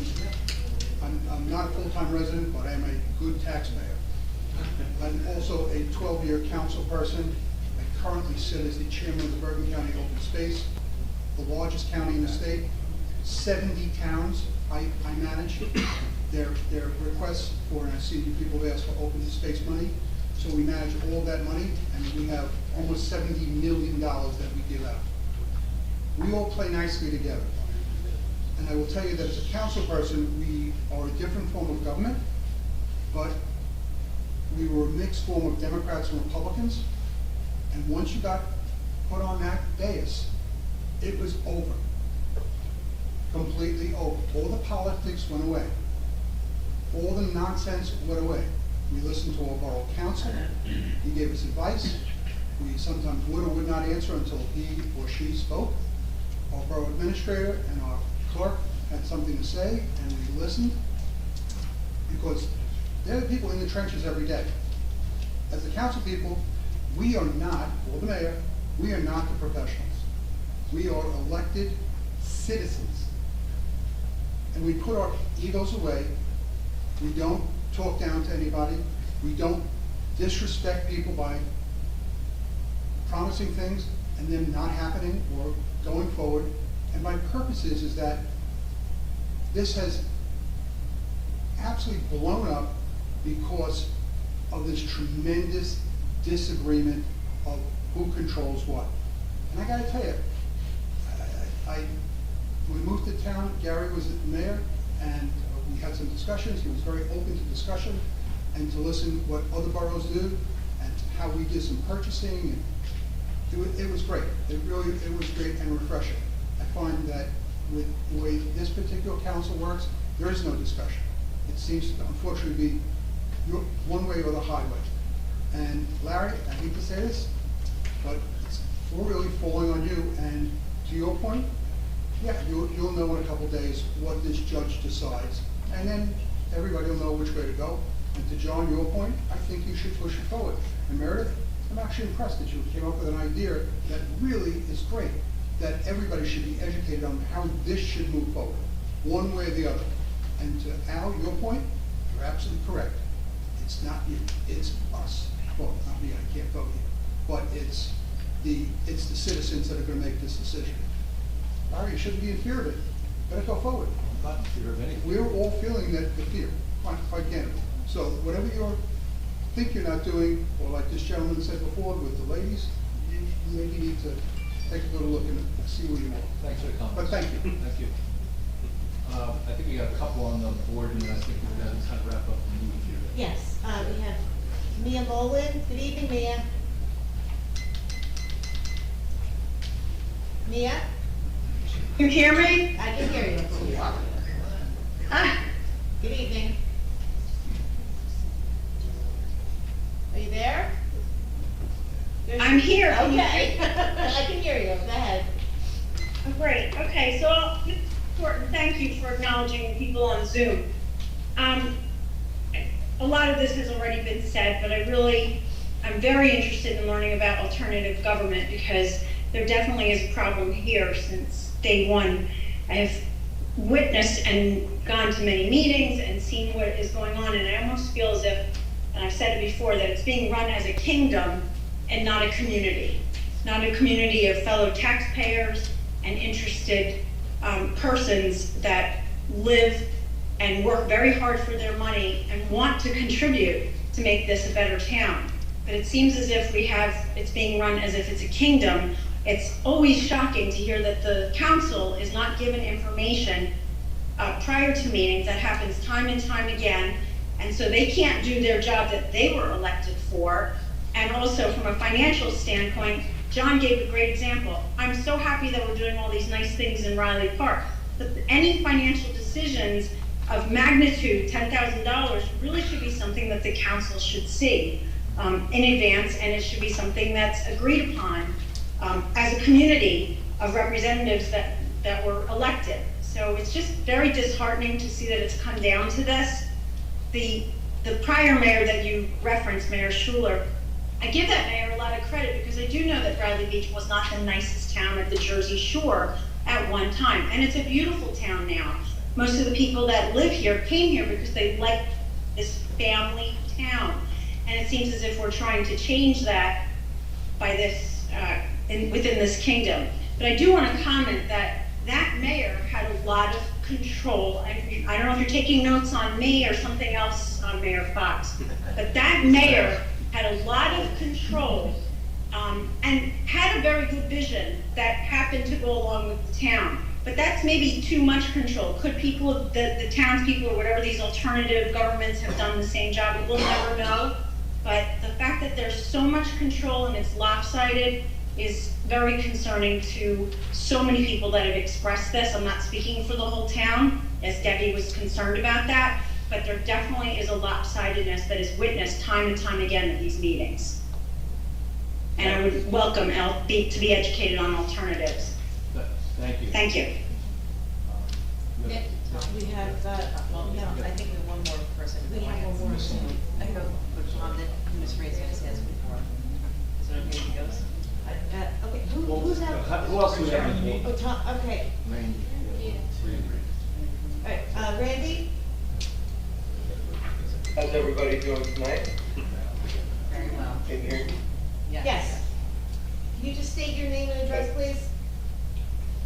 Randy Bunnell, 506 3rd Avenue. Thanks, Randy. Couple simple questions.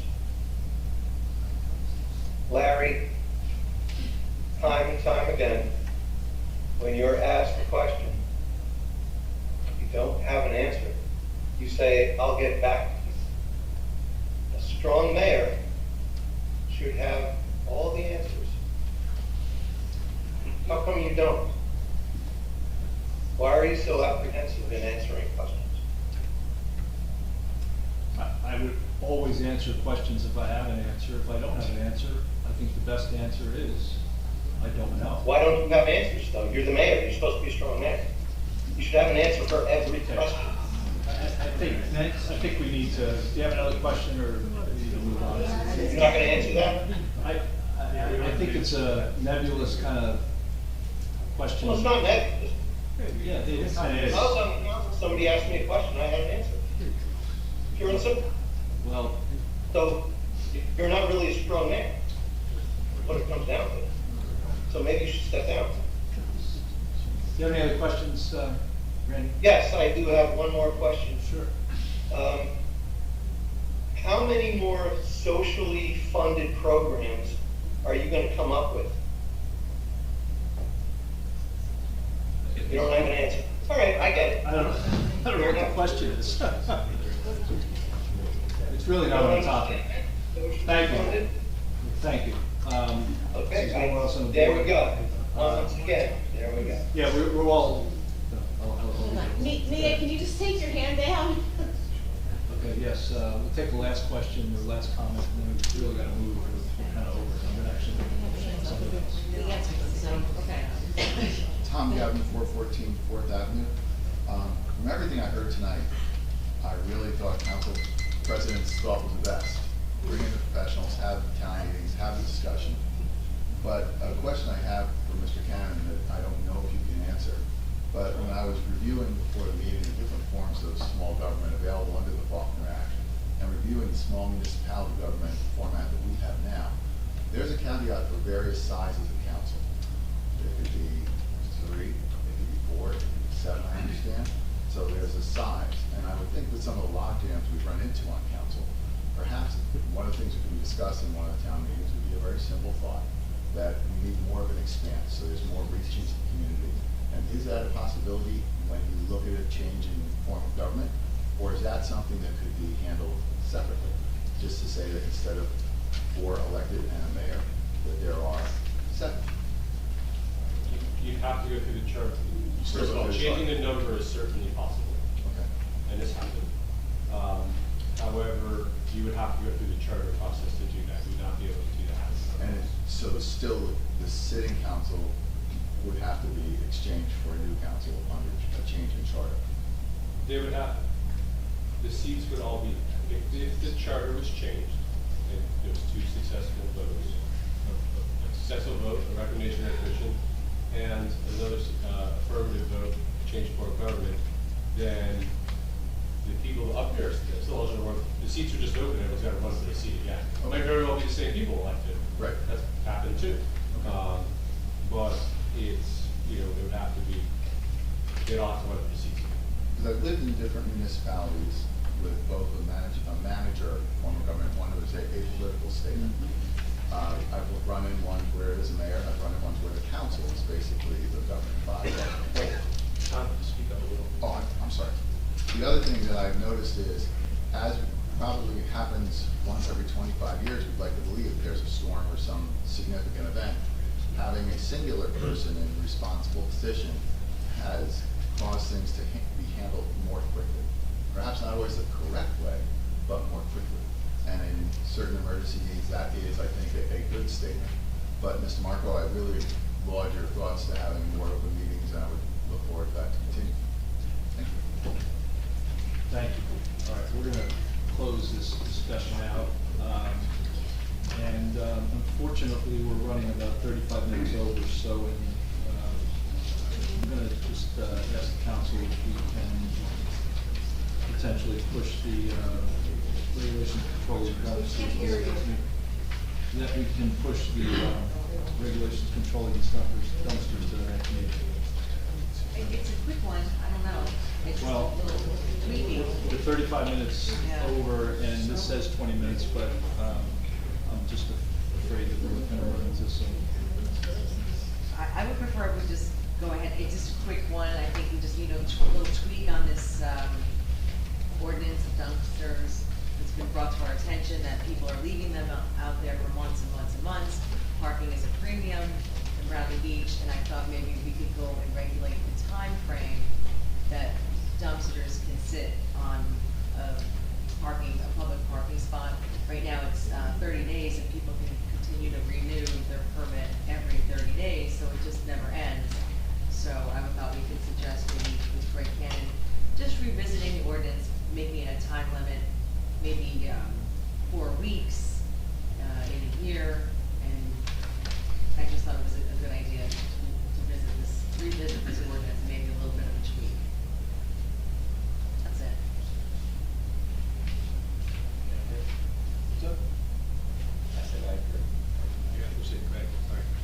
So maybe you can look at the options, and I don't know, I did a little homework.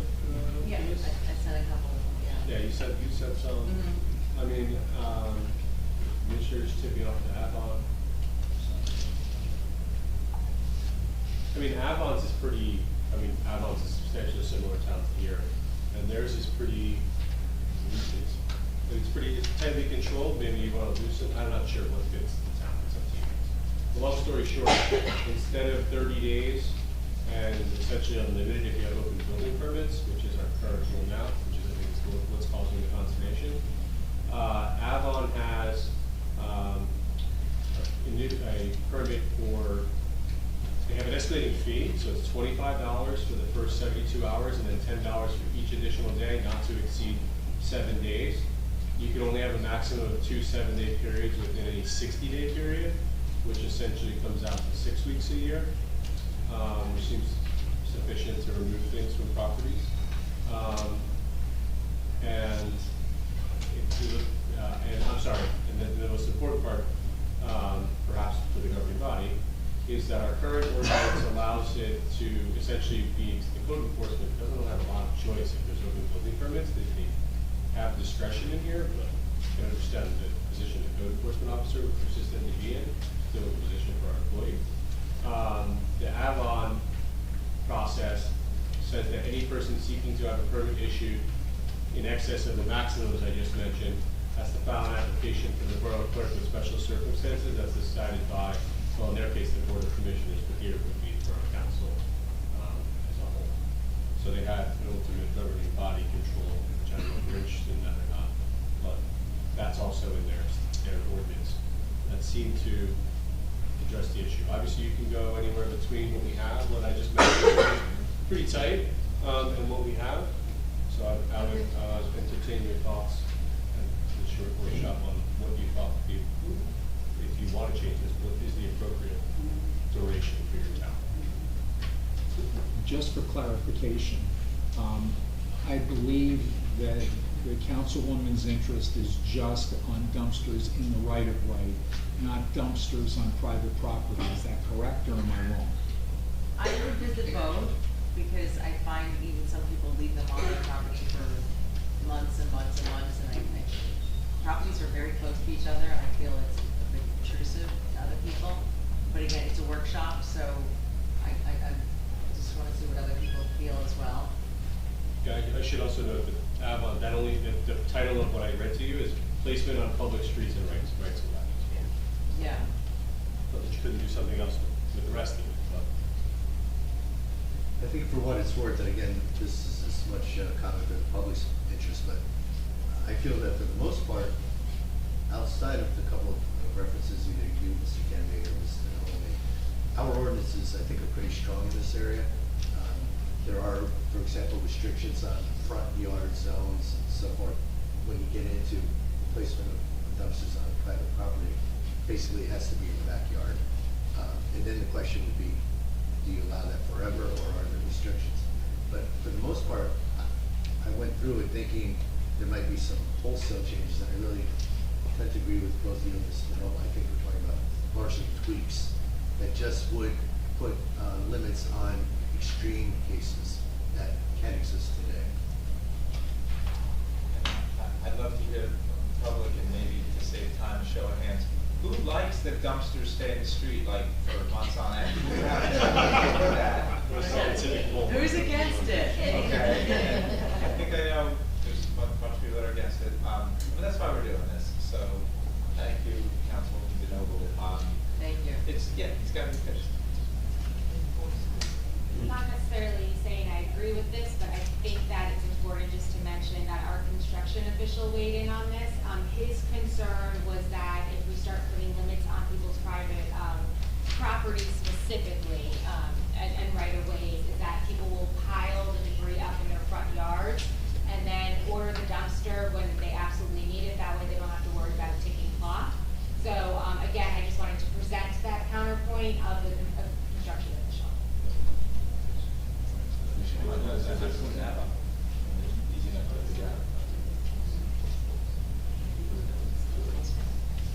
Okay. Yes. Thomas J. Cohen, 612 Third Avenue. I want to point out this on private property. There was an application, a use variance application for the Lake Terrace Apartments. And at those meetings, which I attended and viewed, there was a dumpster in the Newark Avenue apartment there in the driveway for months and months. And they used it as a transfer station for other jobs. I felt so bad for those people that lived on either side of that parking lot. And yet there were no ramifications. Actually, the zoning board of adjustment at the time had to say, when are you going to get rid of the dumpster? So it should be done on private property, and it should be controlled. There's one right now on Brindley Avenue across from the school, it's been there forever. I mean, it's been there for months. So it has to be addressed. It's a public street. There's a cost associated. We should raise the fee for it on the street to $100 a week. Let them move on with their job. Get it done. I've done jobs in town. I've done jobs in my building. I haven't used a dumpster. I bring a guy who has a truck, loads it up, and goes. So this is about neighbors and avoiding conflict between neighbors. If somebody piles garbage in front, I would hope our code officer would write him up. So again, let's try to be neighborly and let's get this adjusted. Thank you. Okay. So anybody else will close this? Okay. Okay, thank you. All right, we're going to move to proclamations and bids. We have two proclamations. I'll go through those right now. First is International Overdose Awareness Day proclamation recognizing International Overdose Awareness Day. Whereas each year we lose thousands of people from drug overdose globally, some survive but suffer permanent injury with devastating impact to the family and friends. And whereas the borough of Bradley Beach is not immune, you may have seen it happen to people around you. Tomorrow, it could happen to loved ones. This is not an invisible issue, and whereas the International Overdose Awareness provides an opportunity for us to reflect on practical ways to prevent overdose in our community, overdose is preventable. knowing the real facts about drugs and what they do when seeing someone experiencing an overdose does save lives. International Overdose Awareness Day events that aim to educate our communities about drugs can help. Now therefore be resolved that I, Larry Fox, Matt, and Mayor of Bradley Beach, do hereby proclaim August 31st, 2023 as International Overdose Awareness Day in the Borough of Bradley Beach and make citizens aware of this devastating effect. So very important topic. Second is a proclamation on National Night Out. Whereas the National Association of Town Watch, the NATW, is sponsoring a unique National Crime Prevention Program on August 1st, 2023, titled National Night Out. And whereas the annual National Night Out provides a unique opportunity for the Borough of Bradley Beach to join forces with thousands of other communities across the country in promoting cooperative police community crime prevention efforts. And whereas it is essential that all citizens of the Borough of Bradley Beach be aware of the importance of crime prevention programs and the impact that their participation can have on reducing crime in the borough, and whereas police community partnerships, neighborhood safety awareness, and cooperation are important themes of National Night Out program, and whereas a celebration is planned for the neighborhood watch groups in the Borough of Bradley Beach from 6 to 8 o'clock on August 1st at Ocean Avenue between 4th and 5th Avenue. Now they resolved that the governing body of Bradley Beach proclaimed August 1st, 2021 as National Night Out 2023. So those are two proclamations. And I encourage everybody to attend the National Night Out. It's a great event. The last 2 years we've had 500 to 600 people, and it's looking at Lieutenant Browning because the police really run the show. So it's a great event. And I encourage everybody to come out for it. I hope the weather's good and we have a good event. I think you're going to be in the dumping booth, right? I'll be there, but with a different type of volunteer organization. Yes, I know. Okay, thank you. Let's move to the next agenda item, which is the approval of minutes. I make a motion to approve the July 12th, 2023 council business meeting minutes. Second. Mr. Marco? Abstain. Mr. Noble? Yes. Mr. Gubatose? Yes. Mr. Weber? Yes. Mayor Fox? Yes. Approval of minutes for July 18th, 2023 special council meeting with 501 Lake Terrace appellate hearing minutes. Mr. Mayor, can I make a quick request for an edit? It's very minor. You will recuse yourself. No, it's about my recusal. Oh, okay. It's so minor, Erica, but you captured, however, speaking, referencing me, he feels a conflict is a conflict, and if you would mind inserting, he feels the appearance of a conflict is a conflict. Okay, and I probably meant to type that, and my fingers were going No a little problem at all. fast. 2 words, the appearance. Uh-huh. Thank you. Okay, motion to approve July 18th special council meeting 501 Lake Terrace. As amended, second. Thank you. Mr. Marco? Abstain. Mr. Noble? Yes. Mr. Gubatose? Mr. Cannon, question, can I vote on this if I recuse myself from that meeting and not the meeting? Yeah, you recuse yourself from participating in the proceedings that you felt you had a conflict in. You were there, you knew, just like you said, you know what you said, you could. I just want to make sure that I will say yes. Mayor Fox? Abstain. Public comments, we're on to the next agenda item, public comments pertaining to 726 agenda items only, 5-minute limit. Seeing any questions on the agenda? Yeah. Sorry to interrupt, Mr. Mayor, but point of order. Eric, you didn't call me for that one, so I just want to. Oh, did I? I don't. I'm sorry. Mr. Weber? I missed that too, Councilman, sorry. Vote, and she went straight to you, it wasn't your fault, so. Sorry. Yes, vote Thank you. yes. Okay, thank you. Okay, Sorry about that. agenda question, yes. Dr. Tom McGuire, 610 Brittany Avenue. I just had a question about the rental property. What was changed on this? Did we change anything on here? This ordinance, the one that's on there, all the same? From introduction to. Correct. I don't think there's any. No, there were no changes. Okay, because, I don't know, I just really don't want the names and ages and genders of every person every single time. I don't know how you're gonna track that. I just think that's a little overbearing, in my opinion. I get the names, possibly 2 children, I still think that's a little bit of an overreach, and I don't think we need to do that. And also, did we come up with, since the last meeting, I asked about some type of system to do some type of registration like this?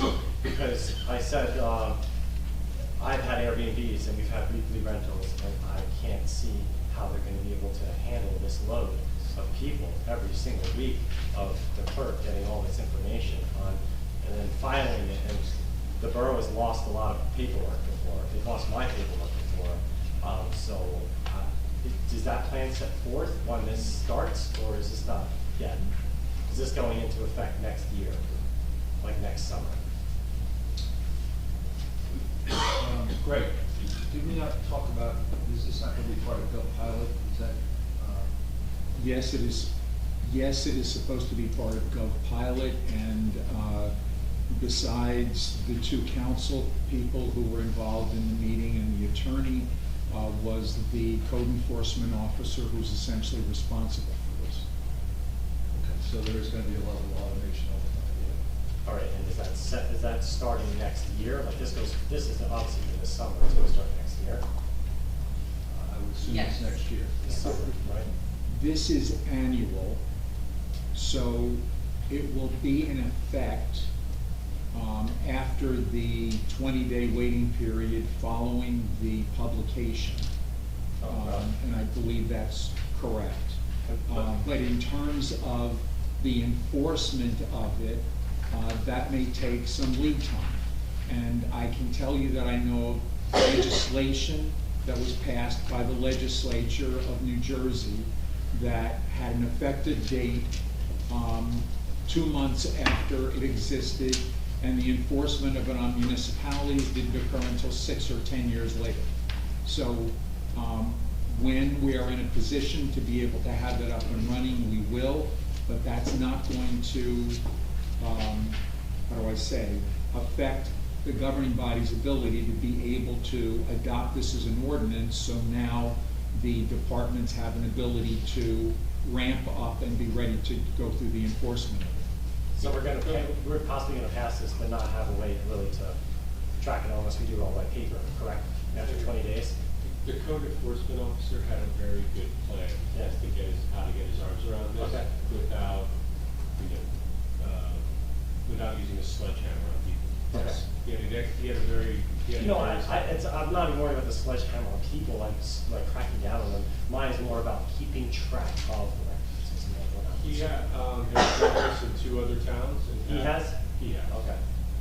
And he had a very good plan for how he was gonna do that based on upcoming CO inspections, changes of occupancy, and like touchstones where the landlords would be coming in anyway. Okay. And I just He's want a good handle. Okay.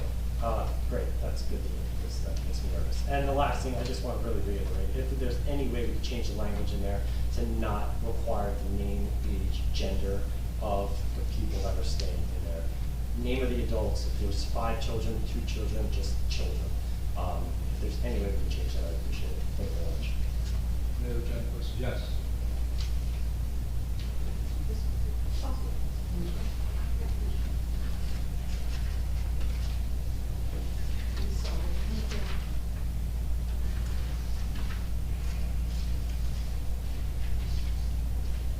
Nadine Shishis, 112 Fourth Avenue. Please be patient with me. I'm a novice about learning about the bill list, and I have a couple of questions. I know I'm getting into the weeds, but please be patient. I looked at the bill list, and I'm confused on how certain expenditures are identified. For example, the King Lear presentation, and it was under Arts at the Beach. It was under the category of Arts and Beach. You paid for $4,713 for that event. Who is the Arts at the Beach? Is that, what is, I mean? It's the Arts Council. Art, It's one of okay. our councils. So that didn't come from the beach revenues? Some of it did, yes. Okay, but it didn't show it that way on the, as a line item budget, correct? Yes, it does.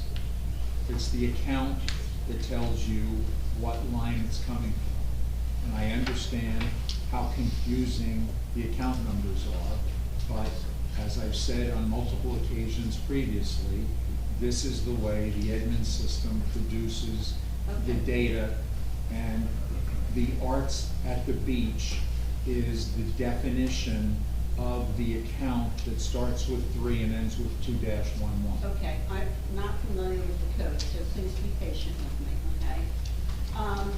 Now, I also saw events at Brookdale Community College, summer concert series, and that was $5,000. What category does events come under? That is a current fund line item that specifically reads events under, well, let me just make sure before I make that assumption. No, I'm sorry. That is a beach utility line that specifically reads events. This particular payment to Brookdale Community College is 50% of its annual fee. The annual fee is $10,000. I'm sorry, the beach utility, is that from the beach fund? Yes, the beach utility. Okay. Yes. Thank you, okay. Now, my next question is about tourist development. I see where, is that under the umbrella of Amy Hall, the tourist director? I can't answer that question because I haven't met Amy Hall yet. Okay. But I can say that tourism is a trust account in which there are funds coming in and funds going out, and it is not related to the property tax levy.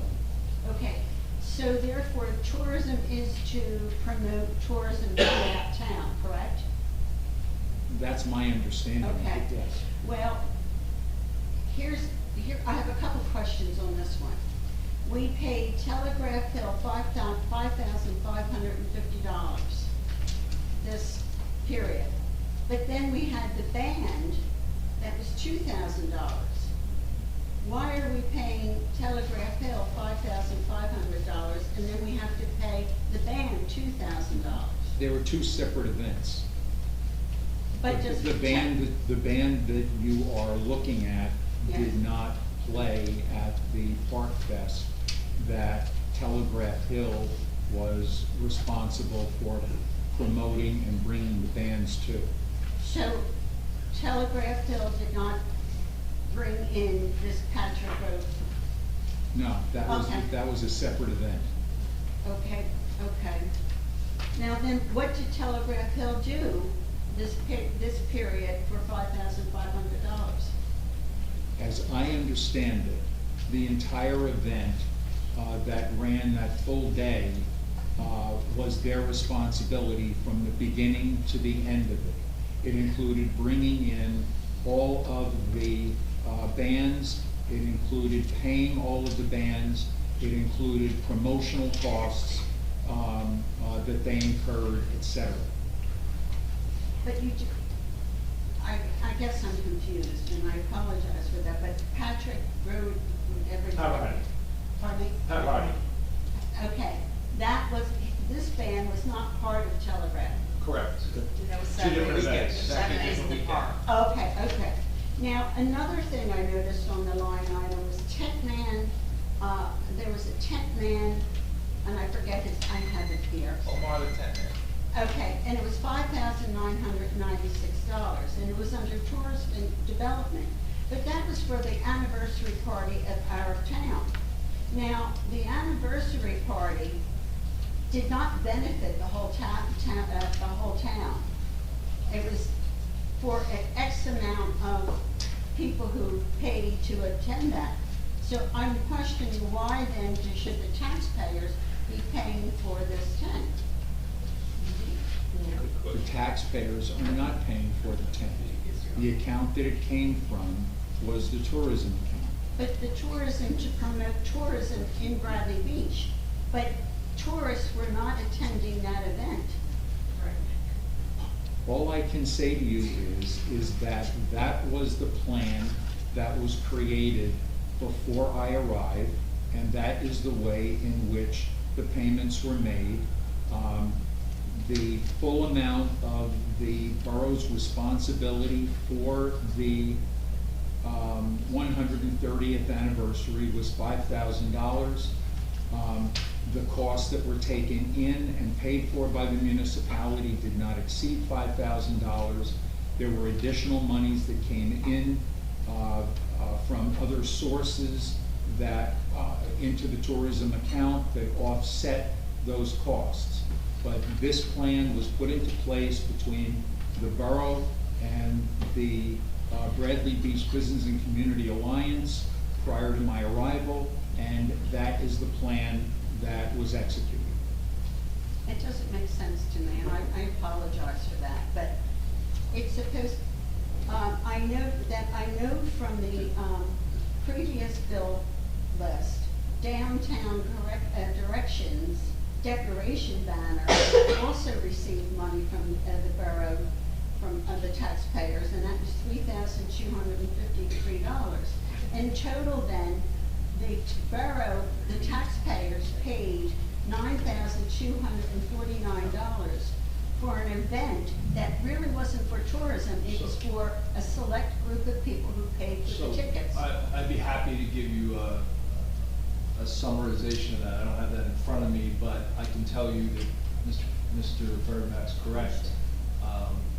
And I can lay that out and provide. But then who made, it was and I apologize for putting you on the spot, but I'm just curious, the thought process and the decision-making process on this.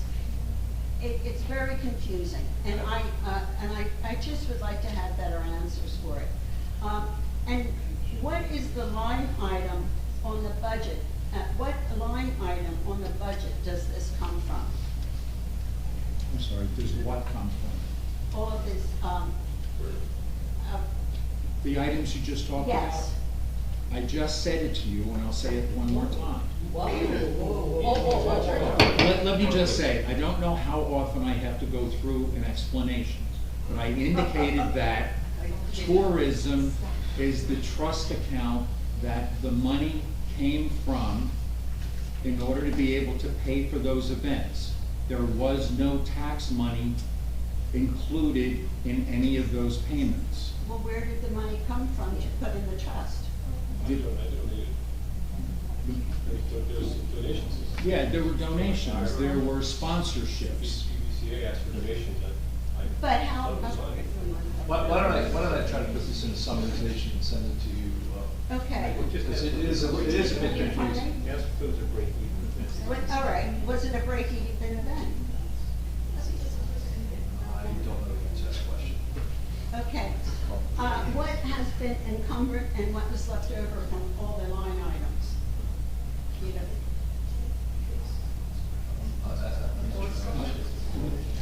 what was spent, if you have, did you say there were line items in the in the budget for these events in total? What I said was, is the payments have come from Tourism Trust. Tourism Trust is a separate account from either the current fund or the beach utility or the sewer utility. It stands on its own. It has no relationship to either the tax levy or any of the other two budgets we operate on. The borough has, I'm going to say, about 25 or 30 trust accounts that operate under the jurisdiction of the Division of Local Government Services. They're referred to as dedications by rider. They're all included as an add-on at the end of the budget document and are under the LGS's control. LGS. Thank you. What's the LGS? Division of Local Government Services. Yes. Okay, you're going to contact me with all the information? Yeah, I have a summary somewhere in my office. It's a fairly simple. Well, thank you.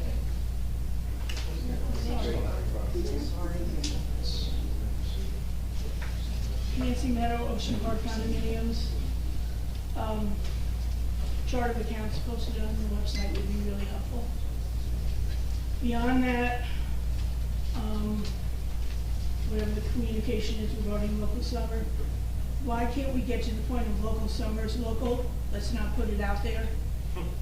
It's not meant to be funny, I'm serious.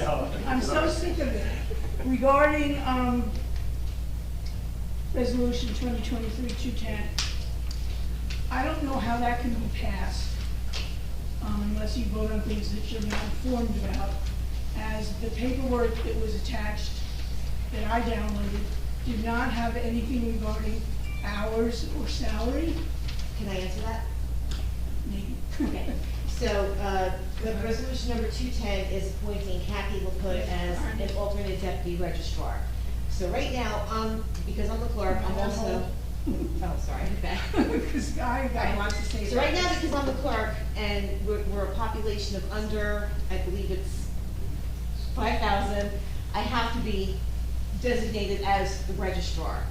Now, I also have a deputy registrar who's been doing it a lot longer than I've been the clerk. That would be Michelle. Now, let's say I'm out and Michelle's out. You can appoint somebody, what is called an alternate deputy registrar, who can fill in, and all that person does, they can take marriage licenses. Okay, they don't get paid anything more for this. And she works at the front office. Well, she's employed. I would debate She's an those two employee, words. yes. Yes, she's So an you- employee already, and she shows an interest in, she doesn't mind doing it, so I did ask her if she'd like to be the alternate, because the alternate that we did have went to another department, so I need an alternate. So let me, just put this on your dime for a second. Your pause.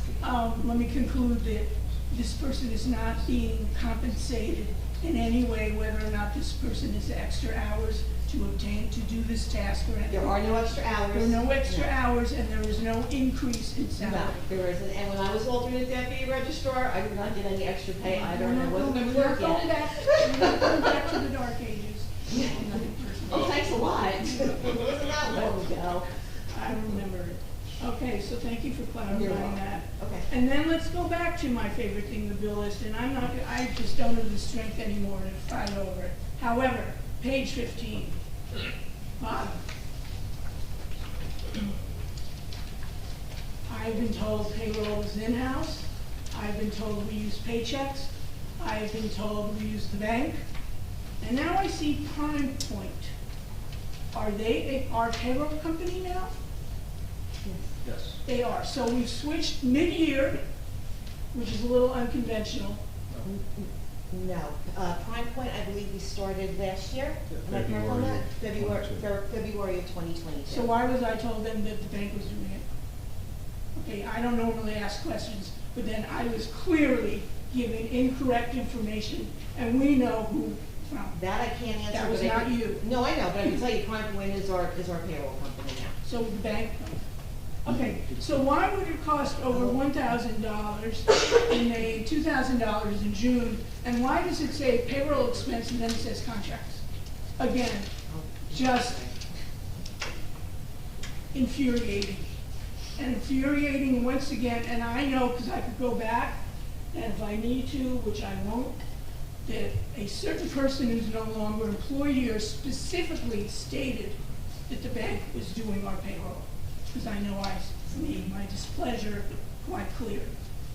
So once again, here we go, and I just don't understand how you people can approve the special events expenses. I realize we had them, but it needs to stop again. We need to approve purchase orders, which will come up in my next 5 minutes.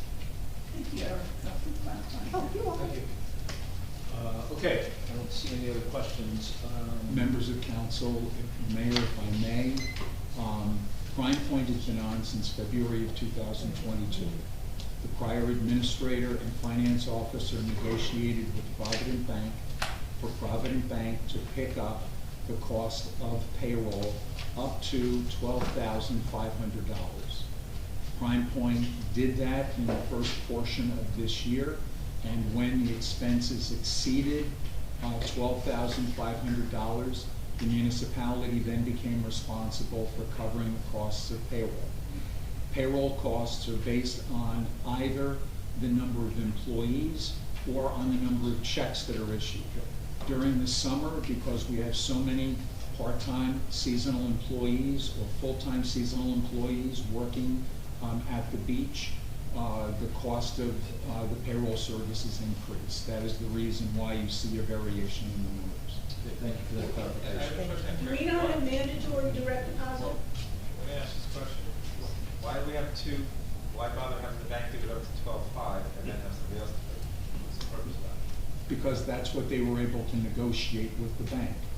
Other banks they tried negotiating with wouldn't cover any of the costs. What they got out of Provident Bank was to save the borough $12,500. In exchange for moving our accounts to Provident Bank? Yes. Okay. Yeah. And then does it say, is it just, the description of contracts, is that because we have a contract with Prime Point? Is that? Yes. Thanks for that clarification. Okay, I'm gonna ask, could we just make one slight change in the agenda here, because we have a number of introductions and adoptions, and I just want to make a motion to move communications up to now, so we can cover that now, because somebody's on a clock that they have to leave. Who's going to talk about this? Mr. Marco? Yes. Mr. Noble? Who's here? He's moving the communications item 11 up to now, instead of doing it. Okay, yes. Mr. Gubatose? Yes. Mr. Weber? Yes. Mayor Fox? Yes. We have, just on the communications, we have seasonal lifeguard, employee memo for a employee, I think also resignation or off of the board, but local summer 2023, one of the chairs of that asked to just kind of announce that and talk about that, and I said that she would have 2 minutes to do so. So I thought this was gonna be non-controversial, and I thought we were all gonna be happy about this. Local summer. Y'all know what local summer is, right? It's when we get our beach back. It starts after Labor Day, the sun is still shining, the water's still warm, and the beach is ours. We're celebrating local summer with the second annual local summer event. The whole community can come together and enjoy the beach, and more importantly, enjoy each other. This is an event that's jointly sponsored by the Borough and the Alliance. Sunday, September 10th, first weekend after Labor Day, Sunday, September 10th, 5 o'clock, Brindley Avenue Beach. It's free, open to everybody. The Alliance will supply drinks, there'll be games, there'll be prizes, there'll be beach music, and most importantly, our community will be there. So bring your own chairs, and most importantly, bring your own neighbors. You said there will be food, right? Bring your own dinner, but there will be drink. Thank you for that, thank you, I know it's work. You said it's jointly sponsored by the Alliance and the Borough. Do we have any idea what it would cost the Borough? The Alliance is picking it up, as far as I know. Alliance is picking it up. Yeah. Okay, thank you. Even better. Yep. Yeah, for those who, I wasn't able to attend last year, I was out of town, but my understanding was 100+ people, and it was a very well-attended, very positive event. We want to build on that event, and that sounds like a great initiative. We appreciate people stepping up and doing that for the community. Hopefully we'll have a good weather day. I think it was a good weather day last year, and we'll have the same happen. Okay, go back to agenda item number 10. We've got 2 or 3 introductions and adoptions. The first introduction is 2023-3, an ordinance amending and supplementing chapter 365 rental property boroughs revised general ordinance to enact landlord registration regulations. Any council comments? I have a question. I know, I think originally we were pulling from other towns for this ordinance. Do we know that other towns are collecting that information you mentioned before, the name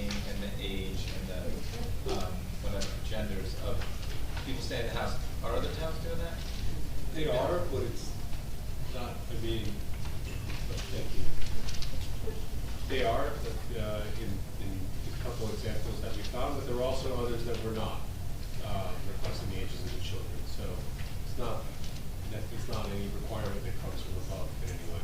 If you wanted to change that prior to introduction, or if you want to address that, now's the time to do that. Can anybody else give their opinion on that? Because I can see the names of the adults, but, you know, like, names of the kids, and the gender gets weird these days, so. I agree. I think the idea behind it is just to see how many people are actually staying in the home. Sure. And, the age of the children, I mean, you certainly don't need their names, but just, I think it's, so they're not like overcrowding the home. Of course. You know, so if they have 20 children there, we need to know. So I think, like you said, Dr. McGuire, I think you mentioned not adding the name of the children, or the gender, I mean, it's irrelevant, really. Right? I mean, it doesn't matter. Exactly, more 21, 20 boys. Yeah, but I just say that the number of children, I think, would be important.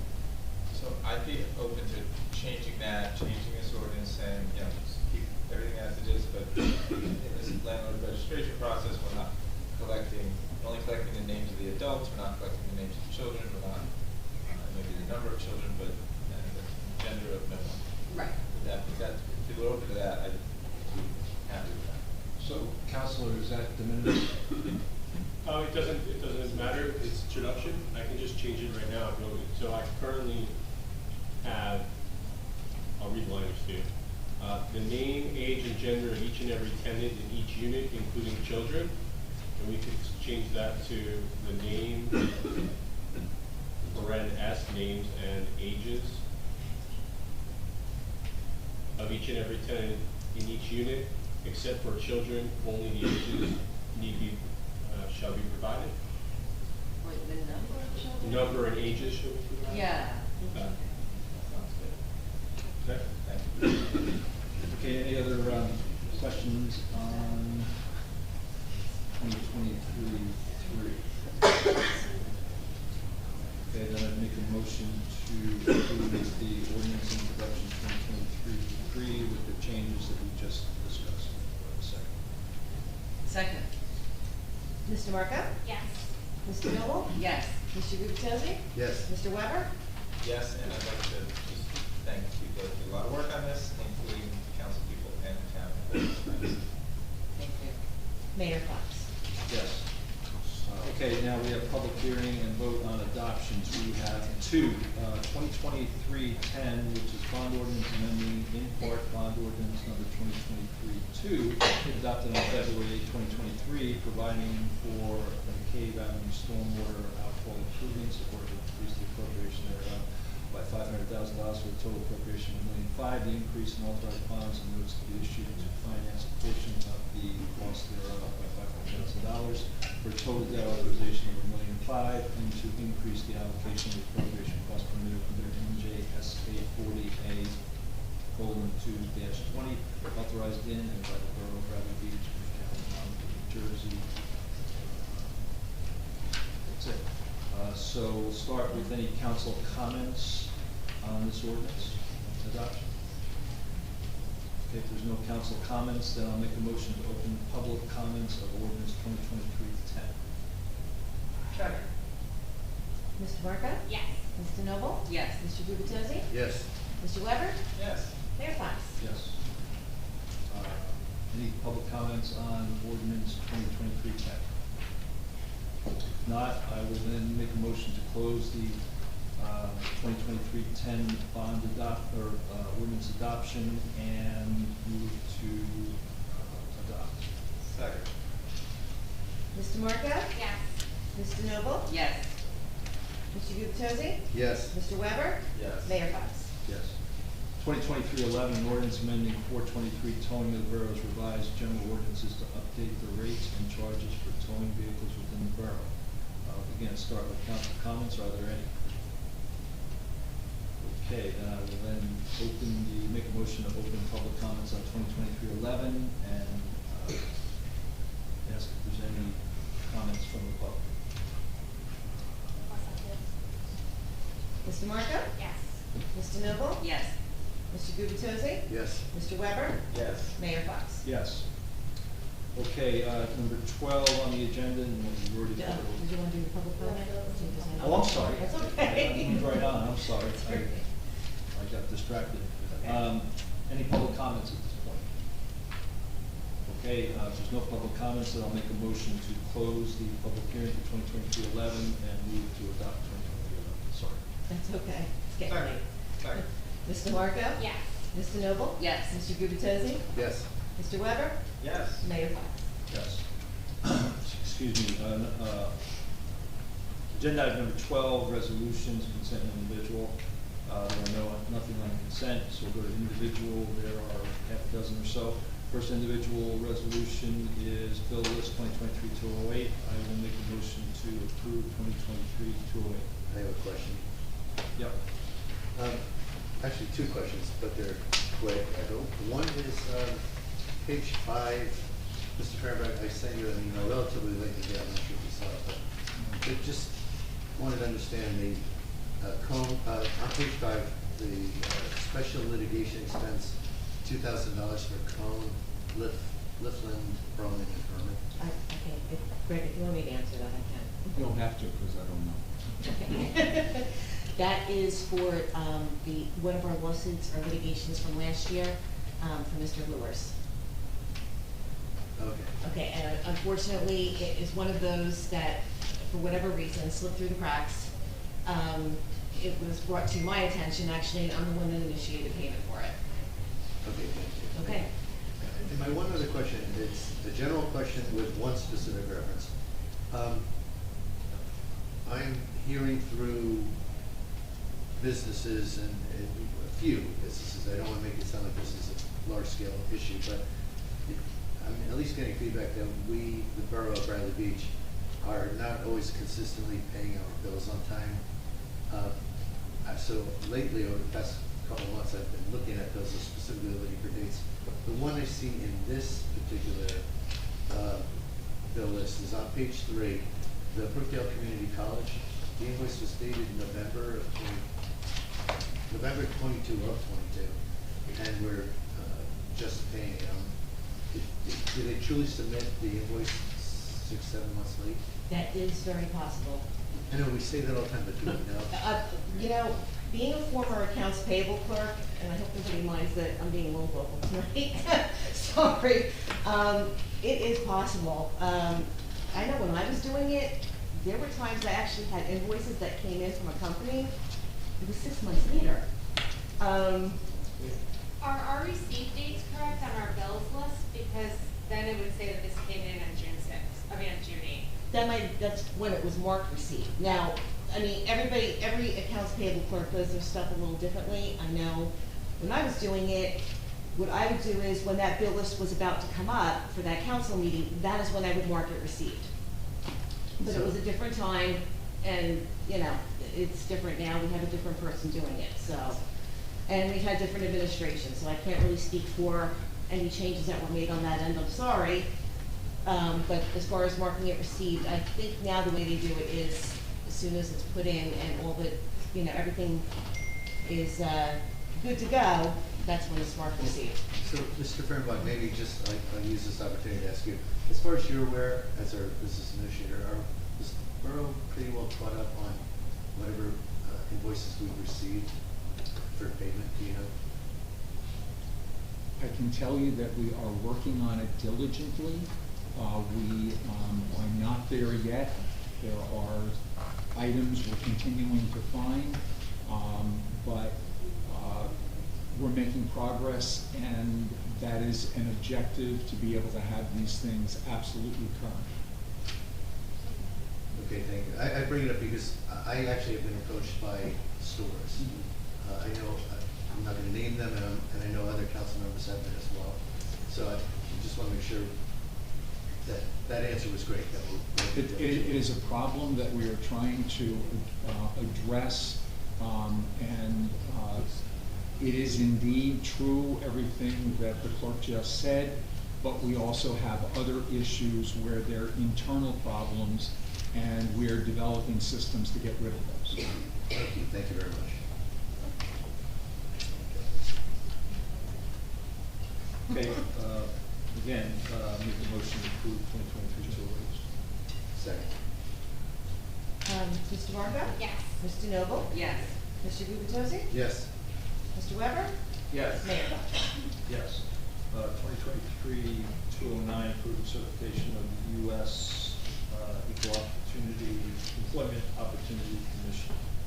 Make a motion to approve 2023-209. Second. Mr. Marco? Yes. Mr. Noble? Yes. Mr. Gubatose? Yes. Mr. Weber? Yes. Mayor Fox? Yes. And before I forget, you guys will sign the affidavit that goes with the resolution. Thank you. Thank you. 2023-210, appointing Kathy Lippett as alternate deputy registrar effective July 26, 2023 to December 31st, 2023. Second.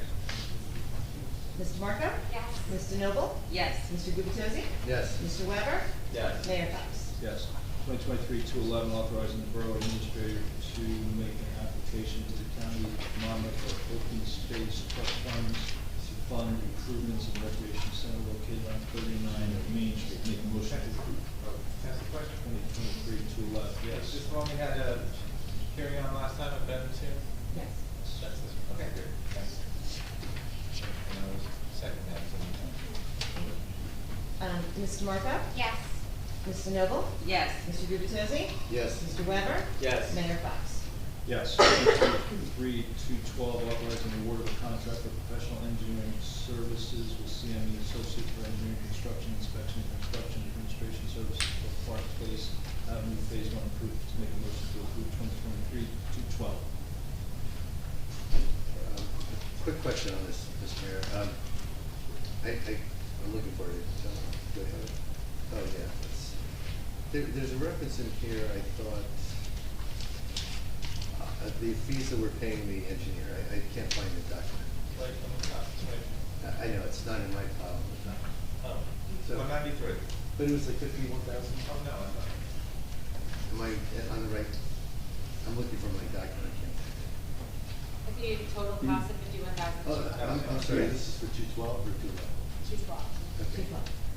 For paying CME, if someone has 212 in front of them. You don't have it, I'm sorry. No, I don't know, it's, my papers are shuffled. Okay. My only question is, I believe, the fees look lower than I would have expected them to be, and if that's true, it might be because Mr. Fehrenbach had a role in discussing fees. Did CME just? It's basically for like a block. It's for No, one. it's for 2 blocks. 2 blocks, okay, so that's maybe why the fees were low, because it's only 2 blocks of. Mr. Gubatose? Yes. Yes, I pursued a reduction in the fee. I questioned the amount. I compared it with other fees we had received. Mr. Matlack spent approximately a week considering that question, got back to me, indicated that after he went through the process, he really could not reduce the price. And so that was the original amount for construction, inspection, and construction administration services only. It doesn't, you've already authorized bidding services, specifications, et cetera. So the design work has all been offered previously. I prefer, such as we did on Fifth, to have it all in one proposal, as opposed to having it segregated or bifurcated. But now that I have the opportunity, after you have taken an action on this, I need to provide you and the rest of the governing body with a report on what's happened regarding that and the direction that I believe we're going to go in, and want to make sure that the governing body finds that to be satisfactory. Okay, thank you. I brought it up in part because I recalled an earlier resolution where there was a reference to the Yes. fact that fees have been reconsidered. It had been. And noticing that this was below what I've begun to believe to be a pretty standard 20%, I just wanted to call you out to say that whether you were successful in this instance or not, I do appreciate the fact that you're working on our behalf to manage fees aggressively. Thank you. I need a point of clarification though. In the first whereas, it says this is Park Place from Main Street to Fletcher Lake Avenue. That's 2 blocks. but in the resolution part, in the bolded caps, in parentheses, it says Main Street to Hammond Avenue, which is 1 block, so does that need to be squared, or is it reasonable? That needs to be taken out. Okay. That is incorrect. Okay, or should it just say Main Street to, that second one, Main Street to Fletcher Lake? It is. Or Fletcher Lake. Okay, so can we get the Let me, resolution? to take out what, I'm sorry. Okay, so there's a parentheses in the title, and then Uh-huh. at the bottom, the last The line. Hammond Avenue where it says in parentheses, you want me to take that out? It should say Main Street to Fletcher Lake. Okay. 2 blocks. Yes. $600,000 equal 2 blocks. Okay. Just saying. I'll amend that. Thank you.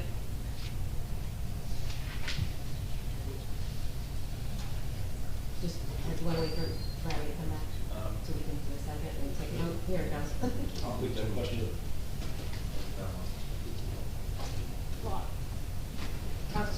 Maybe they want To approve resolution 2023-212. Second. Mrs. Marco? Yes. Mr. Noble? Yes. Mr. Gubatose? Yes. Mr. Weber? Yes. Mayor Fox? Sorry, Meredith. If I may, under announcements, there are 2 things I need to deal with. Bids came in on the Park Place Avenue project that you were just discussing. The estimated the engineer's estimate for the cost of the project was between $580,000 and $600,000. The bids came in at $820,000 and $842,000. So what we will be doing is at the meeting of August 16th, we'll be making a recommendation to you to reject those bids because you don't have the money to be able to award it. I would like an agreement that the engineer can begin a process of sort of truncating some elements of the design to try to bring the cost of the project down so that it will fit within the monies that are available in the ordinances for funding. One concern we have is that the timing of this may not have been in our best interests. And so we want to go out to bid again, which would be authorized on the 16th of August. Advertisement would take place on the 17th of August. There would be a receipt of bids on either the 6th or 7th of September for you to be able to do an award that following Wednesday, assuming that those bids come in better. We're going to provide more time for the contractors to work on it, and we're hoping that if we set this out a few more months and we give a longer period of time in which they can pursue the project, that we'll be able to bring it in at lower numbers. And so I just want to be able to determine if that course of action has any objections on the part of the governing body. I have a question for you as opposed to an objection. We have, I know, named 4 or 5 contingent engineering companies. I forget what the category is, but we've identified Special consult engineers. Special consult engineers. We only have 2 bids. Is that because the other 3 are not qualified, or they weren't interested? No. These are bids from contractors to actually do the construction. These are not engineering bids. This is, the borough attorney just mentioned to me on the side a couple moments ago that he has been seeing bids for these projects in his other jurisdictions coming in significantly higher than engineering estimates of recent. And that is something that the engineer commented on also today.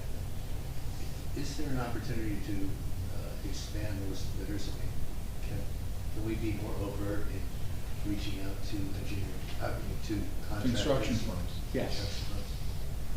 We were surprised we only received 2, because typically on a project this size, you'd end up getting 5 or 6 bids. That is another reason why we think it's better if we reject these and go out again. Okay, thank you. I don't have an objection to this. No, I don't have an objection either. I'd be interested in talking more about the 2 bidders too, but we can talk about this one. But I don't have any objection either. Okay. The second item I want to raise, because we don't have a borough engineer, and because this matter only arose in the last couple of days, the Community Development Office is in need of advice of an engineer regarding a curb sidewalk issue on Ocean Park Avenue. And so the price is probably going to range somewhere between $400 and $800, which is de minimis. But my concern is that because I don't have an engineer that I can go to readily, and I don't have the time to be able to wait for the meeting on the 13th, are there any objections if we simply go to CME, who has been the borough engineer, for them to be able to provide advice to the Community Development Department regarding this property owner's attempt to put in a curb and sidewalk? What are they doing to their curb and sidewalk and why? Completely removing it and putting in a new one because of the changes that have taken place to the property. So an engineer has to sign off on this? They have to provide what's called line and grade. Does the borough pay for the engineer, or does the? The borough pays for the engineer in this case.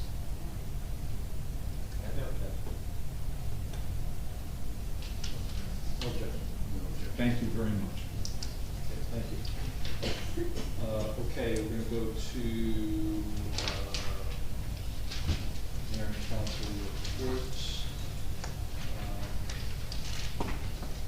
Start. Got a few. Excuse me. Got a few things to cover here. We had another pretty successful week in our summer of 2023. We've had some good weeks in the last 3, 4, 5 weeks in town here relative to our summer. We had last Saturday, we had our Saturday in the Park Summer Concert Series continue with the Moroccan Sheepherders. Did not disappoint. I'm not sure I've seen Riley Park as packed as it was. And speaking to one of the restaurant owners after a couple days later, basically said there was a 45-minute wait outside of his restaurant after the event. So I think not only are we entertaining our residents and visitors, but I think it's having a positive impact. Appreciative of that. This Saturday we have the third act, the Eddie Testa Band, another very popular area band. So from 5 to 7, grab a dinner box and from one of our fabulous restaurants, and please, hopefully you can participate. Tomorrow we have Songwriters on the Beach, Brian Dunn and Spirit Fox, who's no relation to me. But that should also be, that's been highly successful, and the weather looks pretty warm, but pretty good, I think. We did have on July 14th and 15th, the Arts Council put on their annual Shakespeare performance. King Lear was performed by a pretty talented group of actors. Julia Rand and Jackie Snyder, who are kind of the leads on the council, led a moving adaptation and a compelling play. Had some pretty good audiences that thoroughly enjoyed the production. The Arts Council did ask for donations for the Alzheimer's Foundation in honor of the production, and recognizing that maybe King Lear had some of the Alzheimer's. I've heard many compliments on a couple things, the upgrade of our events, but also on King Lear. So we very much appreciate everybody who works on these events, and there's too many to mention. Just to mention a couple things on infrastructure, the Biasi Center roof repair. I asked a question earlier in the executive session, which wasn't on the agenda, but I think it was okay. If anybody could guess how much rain we had yesterday, I think we probably had a couple of inches of rain. And I asked people to look up at the ceiling in the conference room, and there were no leaks. We also inspected the Biasi Center this morning, and there were no leaks. Both projects are not completely complete. There's a couple, we have some coping to do and some just some last steps, but I think this project is near completion, and you know, we can start getting to mold remediation over at Biasi, and hopefully get people back to where they were before this came up. So we're very encouraged by that, and appreciative that's almost at its completion. For those who don't spend time on the north side of town, Fletcher Lake remediation on their bulkhead on the Neptune side is really moving along. This is week 4, it's going very well. But if you do venture out in the evening to the Fletcher Lake bridge that we just rebuilt, the commission took it upon themselves to put lighting on the bridge, and it looks really good. So I want to just shout out to them. They're solar powered lights, so it's a one-time expense. I did talk. I got a brief update on the shuttle service. I mentioned this a couple times. We're doing a test run of that. The owner of that business has come back and said that he's got a significant uptick in Bradley Beach participation. I've seen the shuttles around town. I've had a couple people with parking issues in the last weekend around the beach, and said you should have called up the shuttle. You could have parked back off of Main Street and just gotten a ride down. It's a free shuttle, so I'm encouraged by that. That's a good. I think it's a good move that we made to test this. Mayor's Wellness Campaign just had an announcement that we're enhancing that. We've been doing walks, and we're going to have a walk this Sunday and then on August 5th. But we've raised the ante a little bit, and we're having a walk and talk. We're bringing experts in on different health-related topics, and they're going to talk first to the group of walkers and then walk with them.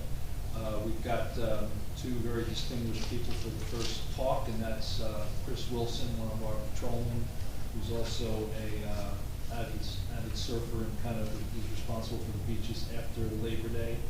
And we also have our chief lifeguard, Dick Johnson. And the topic's going to be water safety, which is front of many of our minds in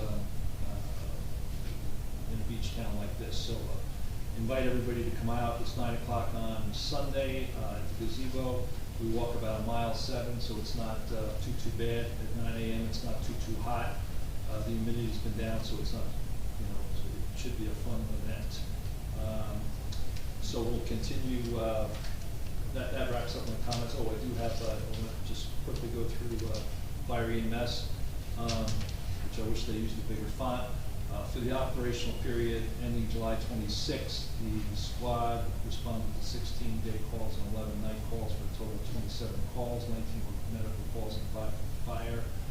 The squad conducted 1 drill for safety and education for membership. The squad supplied medical overwatch for the Saturday in the Park Fest, and summer concert in the park. The squad also responded to 2 requests from each relay, 1 for Avalon and 1 for Neptune City for water rescue. Calls to provide support to lifeguards. There is a beach in Neptune City. The squad fulfilled 100% of their assignments. On the fire side, for operational period July 26th, the department responded to 5 requests for the department. The department conducted 1 training drill for safety and education for the members. The department fulfilled 100% of their assignments. We're still looking for volunteers for fire and first aid. Offer free training to qualified individuals. Anyone wishing to volunteer for fire department or first aid, application can be found on the borough's website. And there continues to be great cooperation between both squads. That's my report, and I will now turn it over to Council President DeMarco for her report. Thank you. The Land Use Board met on July 20th and approved a use and bulk variances to renovate an existing commercial building and make it a single-family dwelling. And they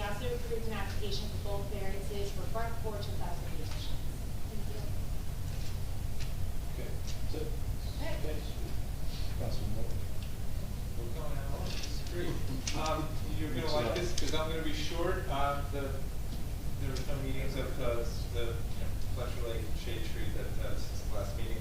I want to thank the fire department for letting the Arts Council use their facility during King Lear. That was a great performance. And remind everybody, the 5K, the fire department's 5K is coming up. That's going to be, I want to say, August 19th, right? They definitely need help with people. They need people to volunteer. So if you're interested in volunteering at that event, you can talk to anybody in the fire department. I got roped into it, so you can talk to me as well, I guess. 8th graders going to be out there helping, and of course, everybody knows the fire department spreads the wealth around. It is definitely a break-even event for them, and they send it all back into our community. It's going to get hot. It's going to get real hot in the next couple of days.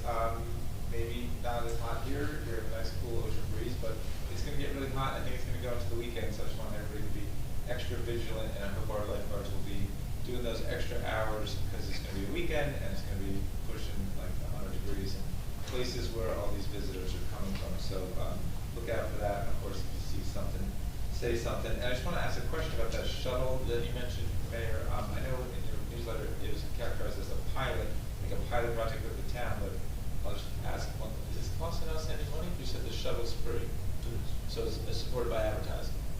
So the pilot is just like us letting them do it. It has nothing to do with art. That's good. Great. All right, and that's it from our report. Thanks everybody for coming out to a long and arduous meeting. Yeah. Is there any other kind? Just a comment on Councilman Weber on the lifeguards and time. We do monitor that very closely. This past weekend, as an example, we had the lifeguards out till 7, and then we had more specials on patrol after that. So we make a call based on the people on the beach, and it's a combination of discussion with Chief Johnson, Chief Guida, and they get together, we talk, and then make those calls. So I would anticipate the same is going to happen this weekend, based on weather forecast and what we're seeing. So, okay, Councilwoman DeNova. I'll be quick because it is getting late. The Board of Ed did not have a meeting, but I do want to thank the teachers at the elementary school for taking time in their summer to attend the AVID program. AVID's mission is to close the opportunity gap by preparing all students for college and career readiness and success in a global society. And I thank the teachers for attending that. Tourism, Amy Hall is the director of tourism, and she's doing a great job. These concert in the park on Saturdays have been a huge hit. And what she has to do, she has to please the tourists, she has to please the businesses, and she has to please the residents. And I think she's really hitting her stride, and all that is being accomplished. It was a lot of fun. It kind of reminded me when Ray Tatula would do the music in the park. It was just about the music. People would bring their chairs. There's no vendors, there's no beer, there's no one business selling something. It's just about the people sitting there under the trees, in the shade of a tree, which I love to, enjoying the music. And it's 2 hours from 5 to 7, and then people would stroll Main Street. And it's no heavy lifting for the public works. It's free, it's inclusive, anybody can go. And hopefully it's within the tourism budget. Now, unfortunately, Amy doesn't really know what the tourism budget is. Hopefully you'll get to meet her before. We're planning actually a tourism meeting. This will be the first one in the last 2.5 years, August 8th. And what Amy's doing is she's evaluating what has been done so far, what works, what's quality over quantity, what's not a lot of heavy lifting for DPW. And she also puts together the mayor's weekly newsletter. So she's doing a really good job with everything that I've discussed. And hopefully she'll come up with a good formula that will work well for next year and be within the tourism budget. Speaking of sitting under the trees in the park, the Shade Tree did not have a meeting, but they are short one volunteer. And I would encourage anyone who does love trees to made me think about applying. It's been a beautiful experience for myself. It's so positive. You meet people, you plant trees, you, so many people like plant a tree in honor of a loved one that has passed, and you make a beautiful relationship. In fact, I met your neighbor the other day, Matt, and I was identifying some species for the chairman of the committee, and we talked about his family history, we talked about the foundation of his house, and oil tanks, and all this kind of fun stuff. So I do, he had a long family history here at Bradley Beach, so it's a lot of fun, and volunteers are the heart and the spirit of Bradley Beach, and I would highly recommend volunteering in any organization in town. And that completes my report. Thank you so much. I have one correction to your report, Councilman. Oh, yes. I write the newsletter. Oh, okay, but she puts it together, right? Like she puts the, do you put it together too, the graphics and all that, or do you submit it to her? Mm-hmm. Oh, okay, then she puts it together. Okay, so, yeah, I don't know. Somebody puts it together. Same home. She does communications too, so. Councilman Gutierrez. Thank you.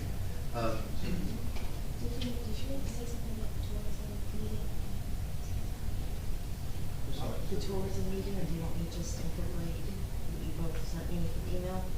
Oh, that the meeting was 2.5 years ago versus 3 years ago? Yeah. Yeah, well, a comment was from Paul Nishevkin, said the last meeting was 3 years ago. Right. Technically 2.5 years ago, but still, it's been a very Paul long. Nishevkin wasn't a member of the Tourism Commission in 2021.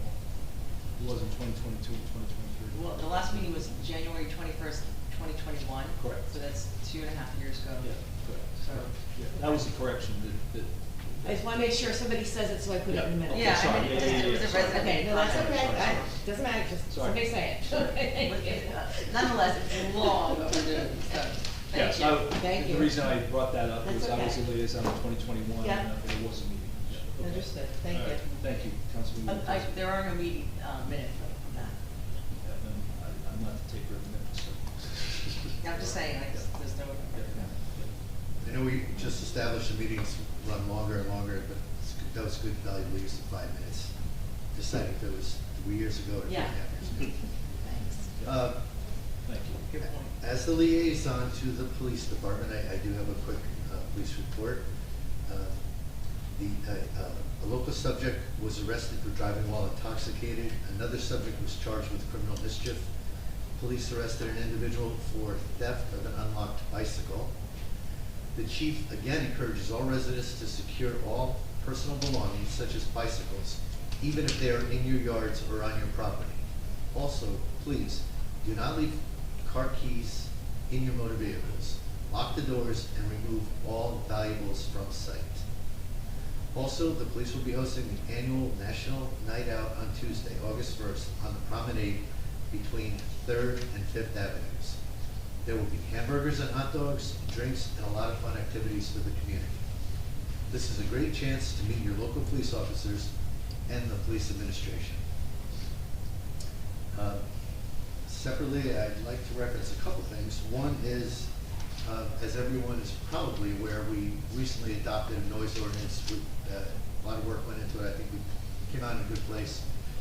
There's a 20-day period before it takes effect, but it's right around the corner.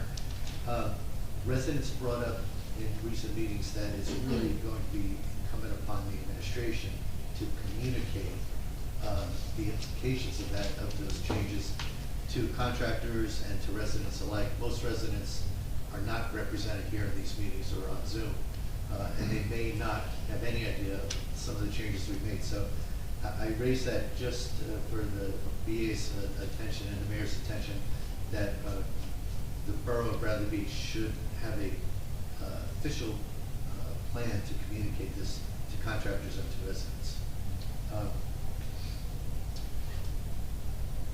Back on June 14th, I believe, middle of June, we had a council meeting. We all passed a motion to asking the mayor and the VA really to develop a spend management plan. I have a brief update from Mr. Fehrenbach that the mayor and Mr. Fehrenbach are close to preparing that spending plan, for which they have named the Fiscal Integrity Plan. So, we should be seeing that fairly soon, and looking forward to seeing the initiatives that they are going to identify for the council. One thing I want to share with the public, and I don't know if anyone knows this, I did not know this until last night, when I was talking to the borough's tax assessor. He kind of made an off-the-cuff comment that surprised me. He told me that our municipal tax levy was actually 13.2%. And, we've all publicly stated it was 11.6%. He offered some reasons as to why he thinks we, the council, might have been confused. But he is adamant that our tax increase works out to be 13.2%. And that the overall impact on average is not the 6.3% that had been communicated in the mayor's newsletter, but actually it should be closer to 7.9%. So I don't know if anyone else knows this. I don't know if the mayor, Mr. Fehrenbach, knows, and maybe there are other adjustments, but I can't think of a more reliable source than our tax assessor, who did walk me through the numbers. So I've seen his numbers. The other thing that I really want to make sure everyone's aware of is handicap beach access. This is something that the mayor initiated by creating the lockers for the beach this year, and I applaud him for doing that. But there are certain areas where we've fallen short, in my opinion. Areas that I've been asking about since the end of January. January 31st was my first email on this, and I followed up repeatedly. And as recently as our last council meeting, I very specifically asked about the ability to create drop-off and pick-up areas for handicapped individuals who are wheelchair-bound along Ocean Avenue. And in that meeting, we were told that the county would not view that favorably. It could adversely impact their ability to get access to federal funding. I decided to call the county myself because I found that hard to believe. And in fact, I identified a couple of individuals there, and I will share these things with the mayor and our VA. But they very specifically told me that the county would be open to discussions about this matter, and that it would require a consensus between the borough and the county to move it from concept to implementation. So I actually think this is great news. It's a great opportunity to do something that would be very valuable to handicapped individuals who would like to access our beaches. Maybe you just have to know who to speak to in the county. I stumbled along basically making phone calls until I got the county engineer. So I will share those things with Mr. Fehrenbach and the mayor, but I just want people to know that there is still an opportunity for us to create these spaces at certain access points on Ocean Ave. And that concludes my comments. Thank you. Mr. Gubitosi, if I may, Mr. Gubitosi, I believe, first of all, the assessor has not told me what he told you. Secondly, when we came up with a similar percentage, it did not take into account the new construction that occurred in 2022 that changed the base going into 2023. I will contact Mr. Aguilar regarding that to find out how he came up with that number. But the actual effect on you and I when we receive a municipal tax bill because of that additional construction of last year will result in the 11.6, not a 13.2, but I will speak with Mr. Aguilar regarding that. His comment was, it's smoke and mirrors, basically. That's not a quote, that is my paraphrasing. That it's smoke and mirrors when we obfuscate with the fact that there's new construction built into the new baseline. And he gave me very specific numbers, checked it a couple of times. The actual taxes that the borough, the tax levy for the borough in 2022 was $7,118,812. 2023, the borough's tax levy, this is excluding the library, 8,060,315. Correct. That is a $941,500 increase in taxes. And that 941,500 divided by the 7,118,000 is 13.2%. So he said it doesn't get any cleaner than just saying your taxes were X, they're now Y. And regardless of what baseline we divide them by, the increase in taxes went up 13%. And what frustrates me, Mr. Fehrenbach, is I was as engrossed in these conversations as anyone on the council, and I felt I was misled. I did not see that coming until, and he mentioned it almost off the cuff, and I said, whoa, wait a minute, what? So if we're communicating to our residents that the tax increase that we have put forward is 11.6%, I want to go on record tonight as saying that is not a correct representation to our residents. I am simply going to say that I will have a discussion with Mr. Aguilar, but the method that I just described to you is a method that has been used for years in municipal government, and I am surprised that Mr. Aguilar, with all of his experience, is not aware of it. He could not have made it simpler for me, but please do have a conversation. He told me that he shared a number of emails with you. Thank you. Thank you. Okay, we're going to move to public comments. I've asked, before the meeting, I've asked Council President DeMarco to kind of handle the public comments. I have excuse me, I have a sick, I have somebody in my family that's ill and needs some attention, so I need to take care of that.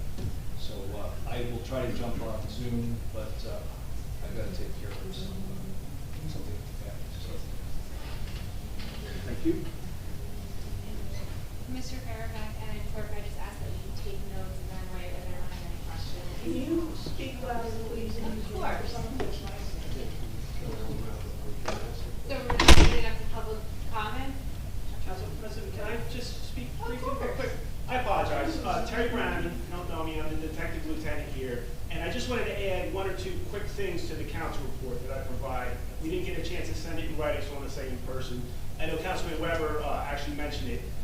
Chief Guida wants everyone to know there's a severe heat coming in. We know that. It's starting today. It could be up to about 100 degrees by Friday. So please stay hydrated, keep cool, watch your neighbors, check on your neighbors. Don't forget your pets. You know, they get hot very quick in automobiles, outside. Don't forget that their little paws, when they're walking on that hot asphalt, a lot of people don't realize that. We have shoes, they don't. So just take all those things into consideration. If you need any sort of assistance with keeping cool or a place to go, call us, the police department. We're here 24 hours a day, 732-775-6900. It's readily available. That's our direct number. We'll provide you, anything you need, whether it's come into our lobby, we'll cool you down, we'll get you water, get you resources, or we'll find you a place to go. We have access to that. That was just briefly, you just want to really touch on that because the heat is coming.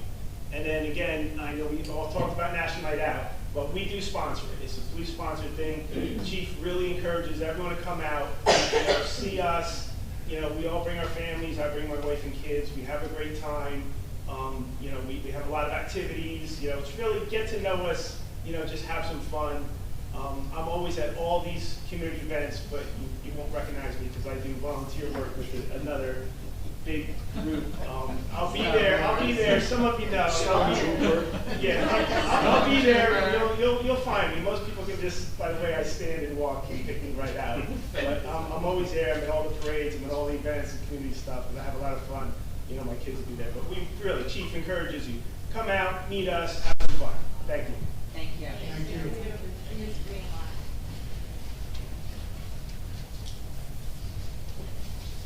Shall Dream Flat Jam off 414 Monmouth Avenue. You're taking time, right? Sorry, Sean. Two housekeeping questions. The sign at Sylvan Lake Park has been down for maybe 2 months. I think it was being repaired, so I'm checking on that to see when that's gonna be completed and back up.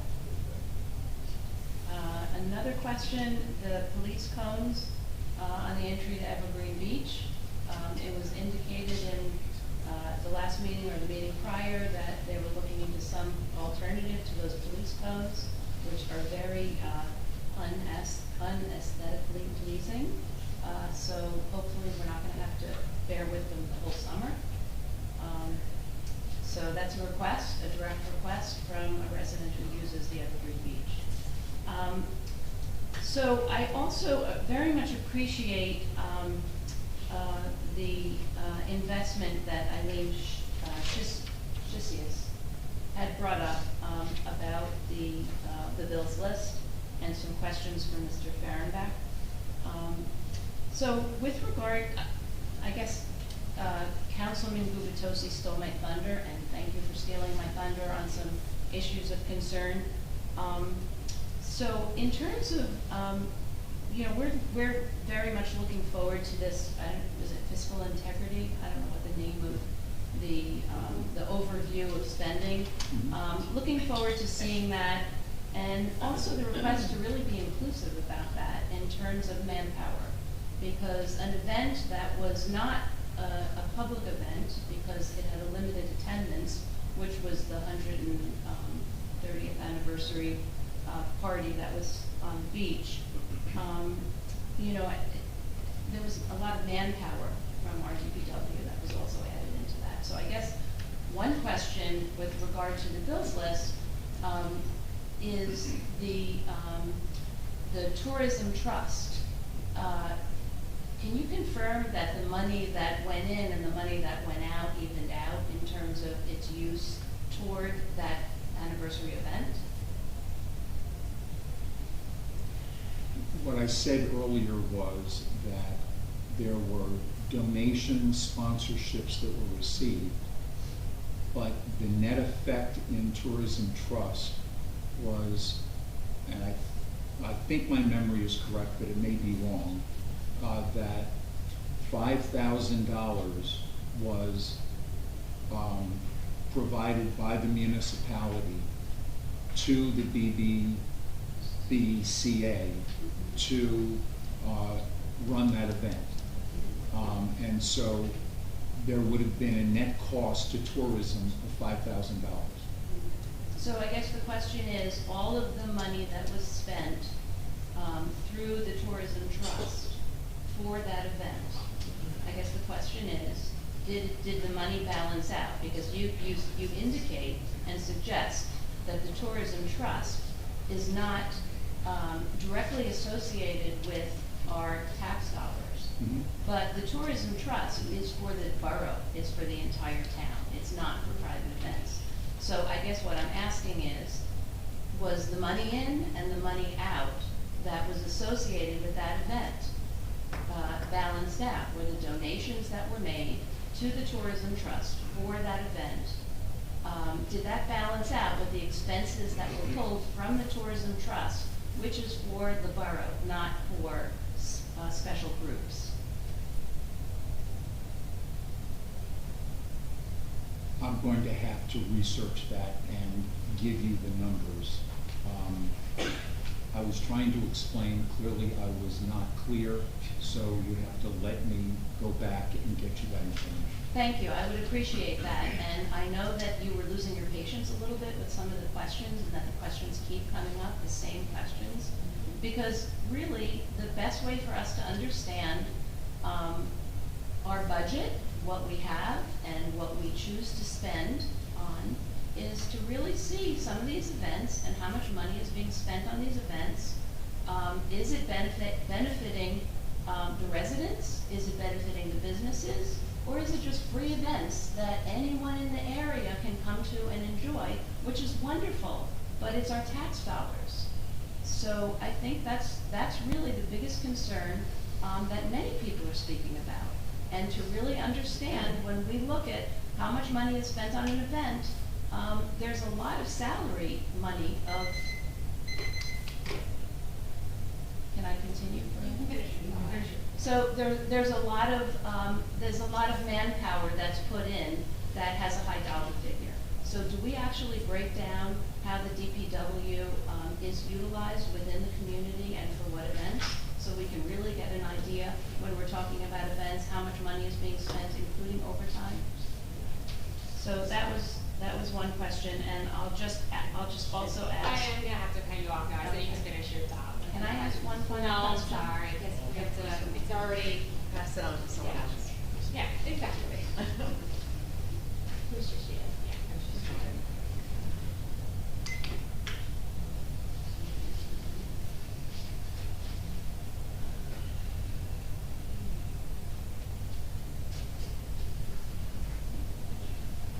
Eileen Shishies, 112 Fourth Avenue. Just to follow up with what Shanna said, is it my understanding, based on what my previous question about the bill list, did I hear you say that monies from the beach authority and from the sewer authority was also included into paying for some of that? No. Did I hear sewer authority at all? Did you mention? No. Oh, okay, I apologize, thank you. Thank you. Mr. Reaper?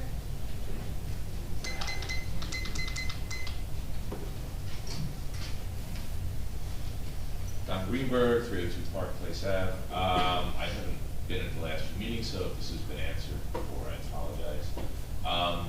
Notwithstanding the fine job Mr. Fernbach's doing, where are we on the search for a new BA? So my understanding is that the court needs to make a decision. And This then- is tied up in that. Yeah, that's my understanding. So is there a conflict over who the council wanted and who the mayor wanted? Is that why?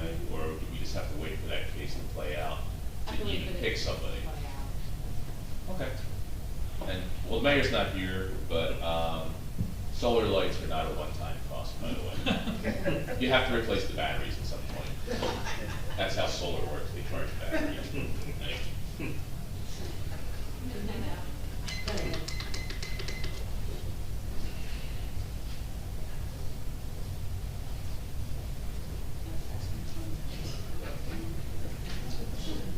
Nancy Meadow, Ocean Park condominiums. The problem with having the last 5 minutes is the list just grows and grows and grows.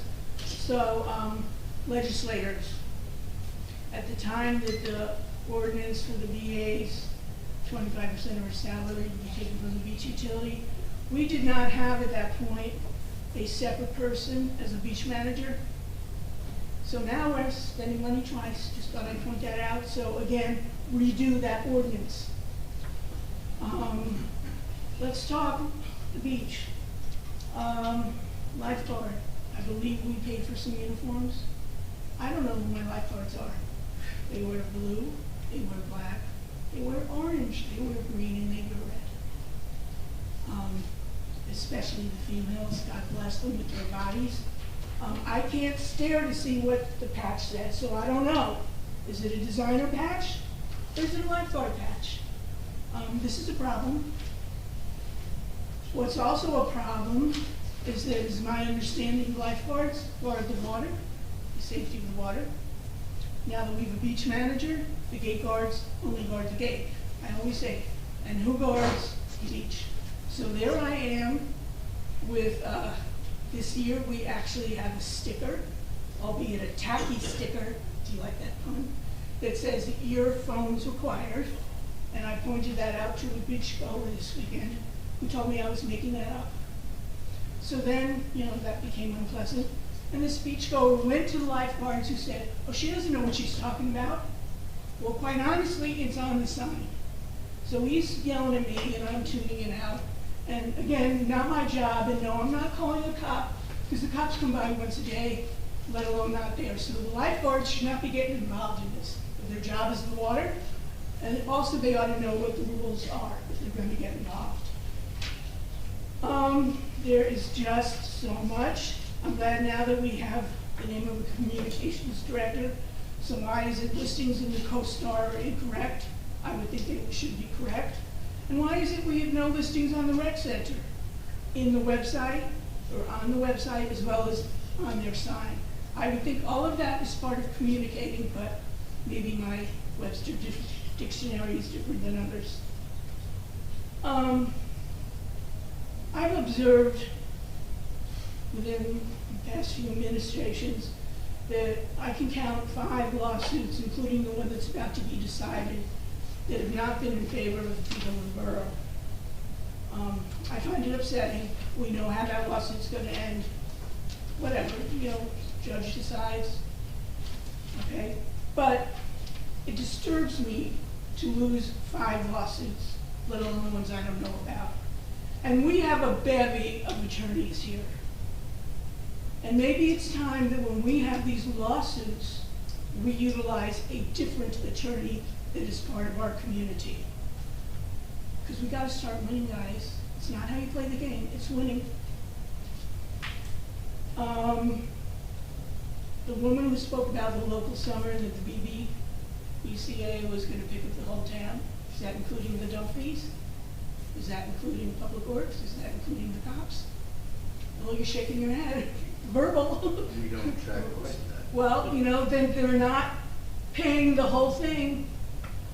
I also want to get into, we got into this when we had the new sandwich board signs, and I said, well, what about all the signage that goes on in the boardwalk? Brickwalk, whatever you want to call that thing.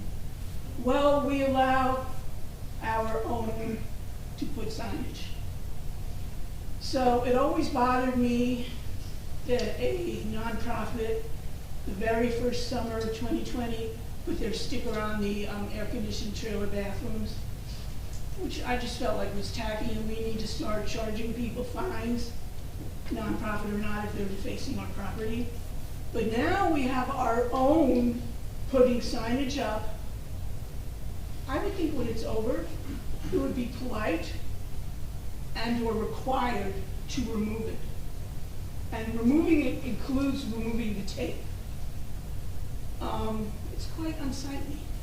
And again, tacky sticking. I believe that we have the right to know the amount of the purchase order, the mayor's attorney. And what really bothers me also is here we are talking mayor's wellness campaign. Well, we had, and this, I had to delay it with all this stuff, we had several weeks of smoke that came from Canada, and then that came from New York. And it was brought to my attention that not one employee was offered a mask.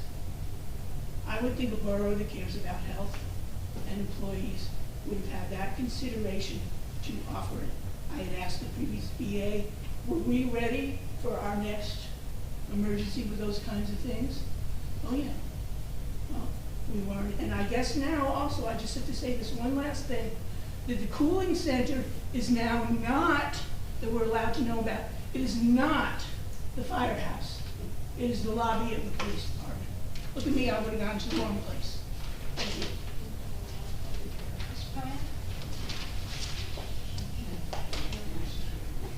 Thomas J. Cohen, 612 3rd Avenue. Mr. Greenberg asked a great question, but I'm going to ask one too here about what's the status on hiring the new CFO, which was advertised in the League of Municipalities Journal? Do you have any other questions? Oh, I have a ton. I don't want to take up your time. Oh, but I have a ton, but okay, that's a start. Okay, great. And thank you, Mr. Greenberg, for saving me some time. Also, I want to thank Ms. Costas for making sure that my attorney, Walter Lors, got the $2,000 payment. I'm sorry. That was settled in October of 2022, and he's been billing my escrow since then. So I'm happy to know that I have more retainer money in there now. So thank you very much. I appreciate it. Don't sue me, all right? My gosh, I've been funding that thing for a long time. Also, Mr. Fernbeck, I was wondering if you recall in this room in June when I said, if we take the 7.8% and we add on the $114,700 of the new construction, we get to over 13%. Do you recall having that conversation? I should continue. I don't want to take your time. Oh, that's all right, I don't have that much more. Okay. But do you recall Yes, that, I do do you recall that conversation? Yes. I mean, because apparently the mayor's saying the town had a successful week, but taxpayers did not have a successful year. This is the problem in the town. But go ahead, I'm ready. If you can answer the questions, I appreciate it. On the CFO point you raised earlier, the closing period for the receipt of applications was, I believe, last Friday or Monday. We have received applications. I am assembling information regarding those, and we will be trying to conduct interviews soon. Great, that's great. And is that higher advice and consent, or do we have to wait for the judge on that? Statute, governing body appointment. CFO of the town is appointed by the governing body as a whole. Perfect. There's That's luckily great. no question about that. So we can get that one moving. Okay, Okay, thank you. And on the 13%? I'm not sure how many different ways I have to say this, but when the assessed value changes, if you see the assessed value change over 10 years, it's more significant than what you see in a single year.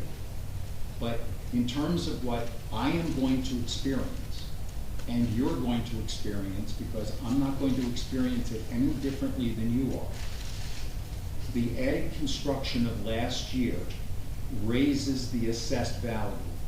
By raising the assessed value, it therefore would, if there were no increase in the budget at all, it would reduce your taxes. Absolutely, by $114,700. Exactly. Yes, exactly. Now, the fact that you do the calculation with the change from the 7.1 million to the 8.06 million, you need to take the 114,000, approximately $750, and add that to the base, so that the difference becomes 11.6%, not 13.2%. I don't view it that way. But, I mean, I've been a councilman, I've done the budgets. That money is already in there, and you should have had the advantage of that money. Now, your actual number is the 13.2, and I've said that in June, I'm going to say it again. I just had one question for Councilman Gubitosi, too, while I'm here. Under the strong mayor form of government, is it okay for you to contact a town employee or a county employee? I mean, I want to make sure you don't get censured again. Is that okay? I know it's okay to contact the county. Oh, okay, great. Thank you very much.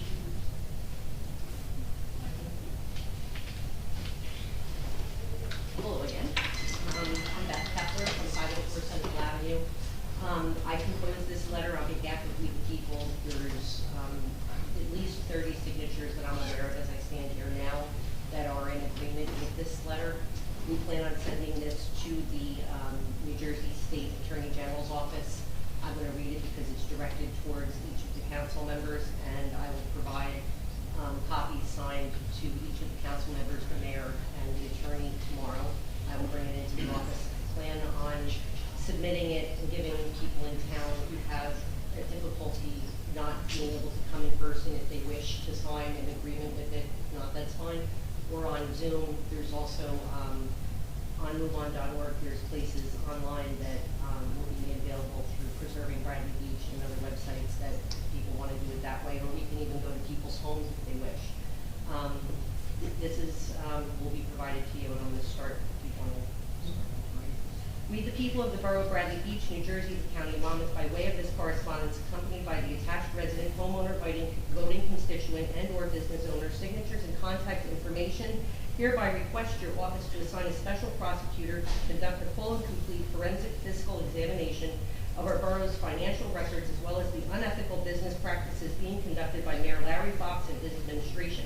By way of background, we, the people of Bradley Beach, are in full agreement that we have exhausted every means and avenues available to us to obtain financial records, budget information, and expenditures this mayor and his administration have incurred at our expense when residents have formally requested to review the line item budget along with receipts, banking records, and financial transactions concerning the use of our tax dollars.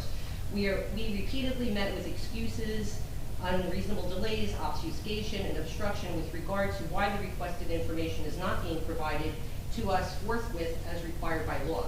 When residents repeatedly were not able to successfully obtain or view the requested records ourselves, we reached out to our elected officials for assistance. Councilman Gubitosi, at the request of we the people of Bradley Beach, has repeatedly requested to review the line item budgets from 2022 and 2023, and to date he still has not been provided with the complete documents in their entirety. This not only reeks of impropriety, it is unacceptable, improper, and illegal. There is a well-documented history of highly suspicious and irregular behaviors being exhibited by Mayor Fox concerning his leadership and oversight of this borough. Upon your request, at a more appropriate time, we the people and several of our council members can provide your office with details and supportive documentation of these irregularities we've observed. The stonewalling, manipulation, and literal deception has been ongoing since the beginning of 2022. We the people have many times attempted to resolve this matter internally within our own borough. However, it has become clear and obvious we have exhausted every means and mechanisms available to us to defend and protect our own interests. Therefore, we the people have formally noticed the mayor and council on July 26, 2023, and we have reported on the record during public comments at the monthly council business meeting that we are requesting an emergent intervention and relief from your office by way of appointment of a special prosecutor to investigate the borough's business practices and financial record keeping. Furthermore, it is the opinion and belief of we the people of the borough of Bradley Beach, New Jersey, that it is directly correlated to our prompting of the elected council members Gubitosi, DeNoble, and Weber to advocate and intercede on our behalf that Mayor Fox took the outrageous and offensive action of filing a lawsuit against our duly elected officials in retaliation for them doing the will of we the people by protecting our interests and rights. And add to insult to injury, Mayor Larry Fox is doing this at the financial expense of we the people. We the people in no way whatsoever support, condone, or approve of Larry Fox suing our council to obstruct them from doing the work we voted them in to do, only to grab power exclusively for his own self-serving interests and purposes. As of at the July 26, 2023 Business Borough meeting, we the people of Bradley Beach formally requested our council members to support and join us in our urgent plea for your office to intercede to protect the interests and the resident taxpayers and voting constituents in these aforementioned matters. If you have any further questions concerning the details and the documented proof of multiple failed attempts to access the financial records of the borough of Bradley Beach summarized herein, please feel free to contact Councilman Al Gubitosi, and Councilwoman Jane DeNoble. We, the people of Bradley Beach, New Jersey, the County of Monmouth, thank you in advance for your office's anticipated, prompt, and immediate response to this very urgent plea for help, as we have no other recourse available to us to defend our rights, liberties, and financial interests from this tyrannical, corrupt, and criminal mayor and his administration. Sincerely, Beth E. Kepler, Bradley Beach homeowner, resident, taxpayer, and voting constituent. On behalf of we the people of the borough of Bradley Beach, New Jersey, Monmouth County, and I'll have a copy signed for all of you tomorrow. Thank you. You're welcome. Any other comments from the public? Ms. McGuire?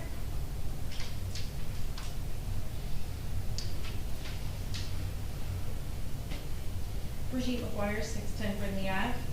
I just wanted to go over, I was able to meet with Mr. Fahrenbach. Since last council meeting, I wasn't making much sense to him, so he gave me the opportunity to meet with him so we can discuss my $300,000 number I like to throw out all the time.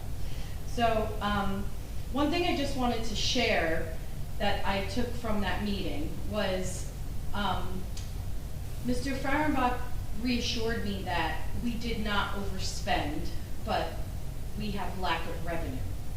So I tried to explain from my standpoint, and yes, he made it clear that I don't deal with municipal government and public stuff and other municipal government things. But as a small business manager for a long time, I've always said when I come into figuring out monies, I get to decide. It's very subjective. I get to decide if it's over expenditure. I get to make the decision if we need to make cuts somewhere, or if it's lack of revenue, do I want to charge people more money, market, things like that. So my takeaway from that, as I was dwelling on it, was, wow, so we, the people, have been standing up here saying it's overspending, council's been saying it's overspending, but this administration has made the decision that, no, it's not overspending, it's lack of revenue, and we're gonna charge now 13.2% on the taxpayers because we just think it's lack of revenue. So that's a very subjective way to look at things, and that's clearly what that means to me, is that they just chose, we need more money, we're not overspending, we just need more money. And taxpayers, you're gonna pay it. You're gonna pay an astronomical increase of 13.2%. Let's even go back. You're gonna pay an astronomical increase of 11.6, because now that we're talking 13.2, 11.6 sounds great. No, it's not. It's not great at all. So, what concerns me about what Councilman Gubitosi brought up is if this is the case, and forgive me if there really is a difference, and I'm not even going there in this conversation, but we have a professional tax assessor who knows what he's looking at, I hope, and I would imagine he knows what he's looking at. So was our council given fraudulent numbers to vote on? Because this makes no sense to me. I know nobody's going to have that answer here tonight, and I know the answer is going to be no, they didn't have fraudulent numbers, but it seems as so. It seems as such, because 11.6 to 13.2 is a huge difference, and I would really like to get to the bottom of where this difference happened. It's crazy. It's insane what's happening right now, and I don't understand how no one else feels as upset as I do. There is something completely corrupt happening in this administration. We have employees, beach employees, that are owed back pay from over a year, maybe 2 years ago, and they still have not been paid. And we have a lack of revenue, and they haven't been paid, and we overspend, and they haven't been paid. We have a corrupt issue. We have a mismanagement issue. We need to get to the bottom of this. I don't understand how much more we have to say things to get clear answers. And after what Ms. Kepler just read, it makes total sense. We have exhausted ourselves. Why are we up here time and time again asking for this transparency? This is an incredible increase in tax. Incredible. And when all I keep hearing is I'm trying to wrap my hands around it, I'm trying to wrap my arms around it, we don't have those answers yet. We don't have answers on why COVID money came in and skyrocketed our budget, and that budget is staying at the same level of spend. You know what? My business just got ERC money. Mine and Tom's business just got ERC money. We got COVID money that just came into our business. Am I going to hire employees? I'm not going to use that money for long-term expenses. I would never be able to keep it up by next year. It is common sense. Budgeting is common sense. I'm sick of the circle talk. I'm sick of the BS. It's disrespectful. It's bottom line disrespectful. It's disgusting. We are paying a lot of money, and I'm tired of it. Sorry. Thank you. Thank you. Yeah, go. That was good. Thank you.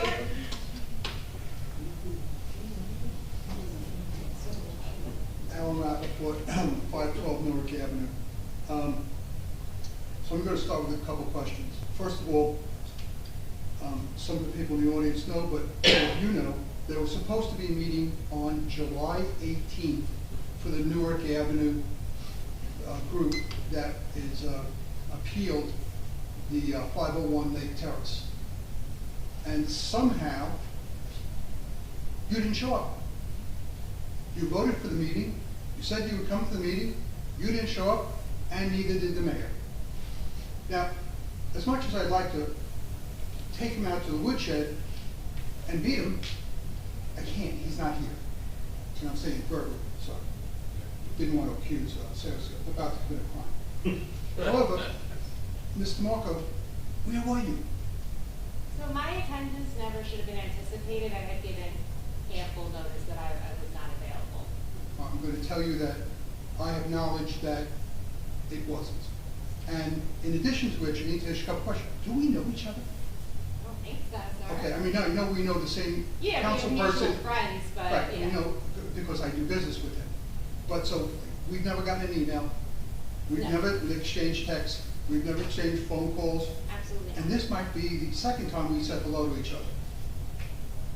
I just don't understand how you could disrespect me like this and not say, hey, I can't be there, so maybe we should change the meeting to another night before this drop dead date of 7/31 that the court has imposed.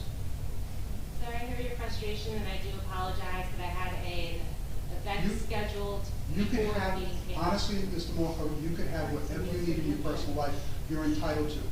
This is a voluntary position that we, well, they all voted for you. I don't vote here. However, I will tell you, as a council person in good standing and a member of a very large group for Bergen County, if I can't make a meeting, I poll some of the other people and find out who else isn't gonna make it. Which would have been Mayor Fox. So I actually did, when I saw Mayor Fox's email, and I want to just again state, I was not here, I did call the clerk at 4 o'clock and asked her if she had a quorum, at which point she told me she did, because she had the 3 council members this evening. So, Well, you know, this is gonna go, not going over very well in town. Gotta tell you, most people feel that the Newark Avenue people, not me personally, Newark Avenue people have been disrespected by both you and Larry Fox. I hope you do, because it's really very unpleasant, it's really not very nice. It's actually a dereliction of duty, and I can tell you that as the former police commissioner in the borough of Norwood, if one of my police officers did that, I would find it, as we say, conduct unbecoming, and they would get a rip for it. But council people don't get a rip. It's vote time when you get a rip. And I hope that everybody remembers that Mr. Fox and Mr. Marco didn't do their jobs and disrespected the residents on Newark Avenue for something that we egregiously believe that we were hurt by at that time, the zoning board that really doesn't understand what a C&D variance is. But that's another point. We have a drop dead date of 7/31. I want to know, you had a meeting tonight in executive session. What happened? we're not allowed to discuss. Or Mr. I'll let Cannon? Mr. Cannon, yeah. I can't discuss what happened in the executive session or discussions, but I can tell you that there's 10 days notice required. The hearing and the review has to be held by August 1st. So as of July 20, well, as we have the cancellation of the meeting, we only have a couple of days and we Right. do it. You said it that night. Yeah, I laid it out for everybody, so we're all on the same page. And you're right there, Mr. Cohen? Yeah. Okay. I get it inside. You get, it's not hard. It's not Mr. Gold, it's me. And so we just didn't have a quorum for those 2 days. Mhm. On short notice, the deadline is passed. Your attorney has done an excellent job representing you. Yes. And asked if the council could just take a vote. The statute requires 3 things, that the council hold a hearing, review the record, and then take the vote. And so, because we can't hold the hearing, I do not believe under the plain language of the statute that they can take a vote. And I'm going to communicate that to Mr. Captain tomorrow as well. He explained me something similar today as It well. was a very clever legal argument. He's done a good job for you.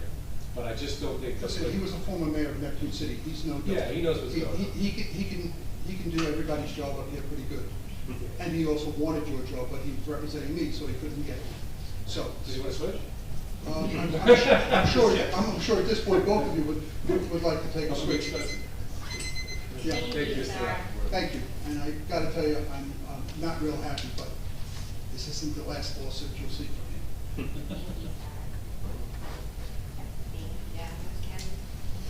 Hi, Barbara Kenny, 262 Burnley. I just want to know, could somebody tell me when the tax bills are coming up? Asking for a friend. Mr. Farabach knows that answer. I don't have an exact date, but I would estimate at this point that the tax bills will be out on or about the 10th of August. Thank you.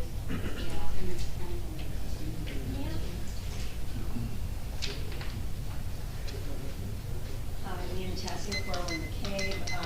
I just wanted to thank you. I think it's important that we revisit the dumpster issue, especially the dumpster ordinance, especially since we just had like a health and dumpster situation on McCabe Avenue. So I think it's a great idea. So I just wanted to thumbs up on that. Thank you.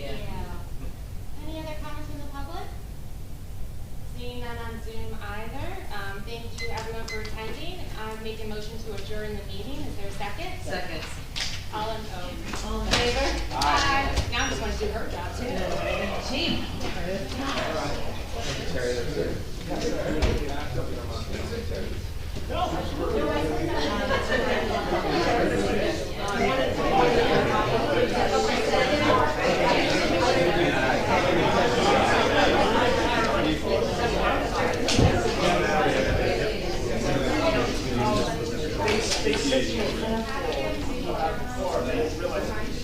So they said, just ignore whatever happens.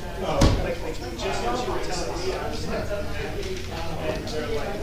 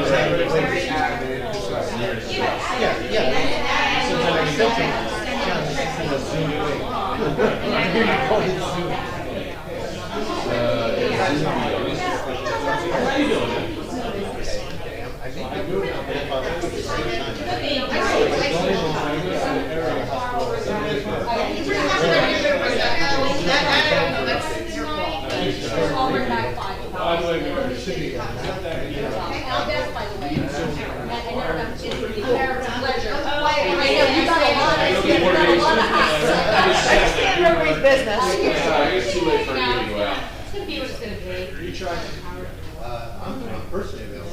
Yeah? How was your night? Everyone.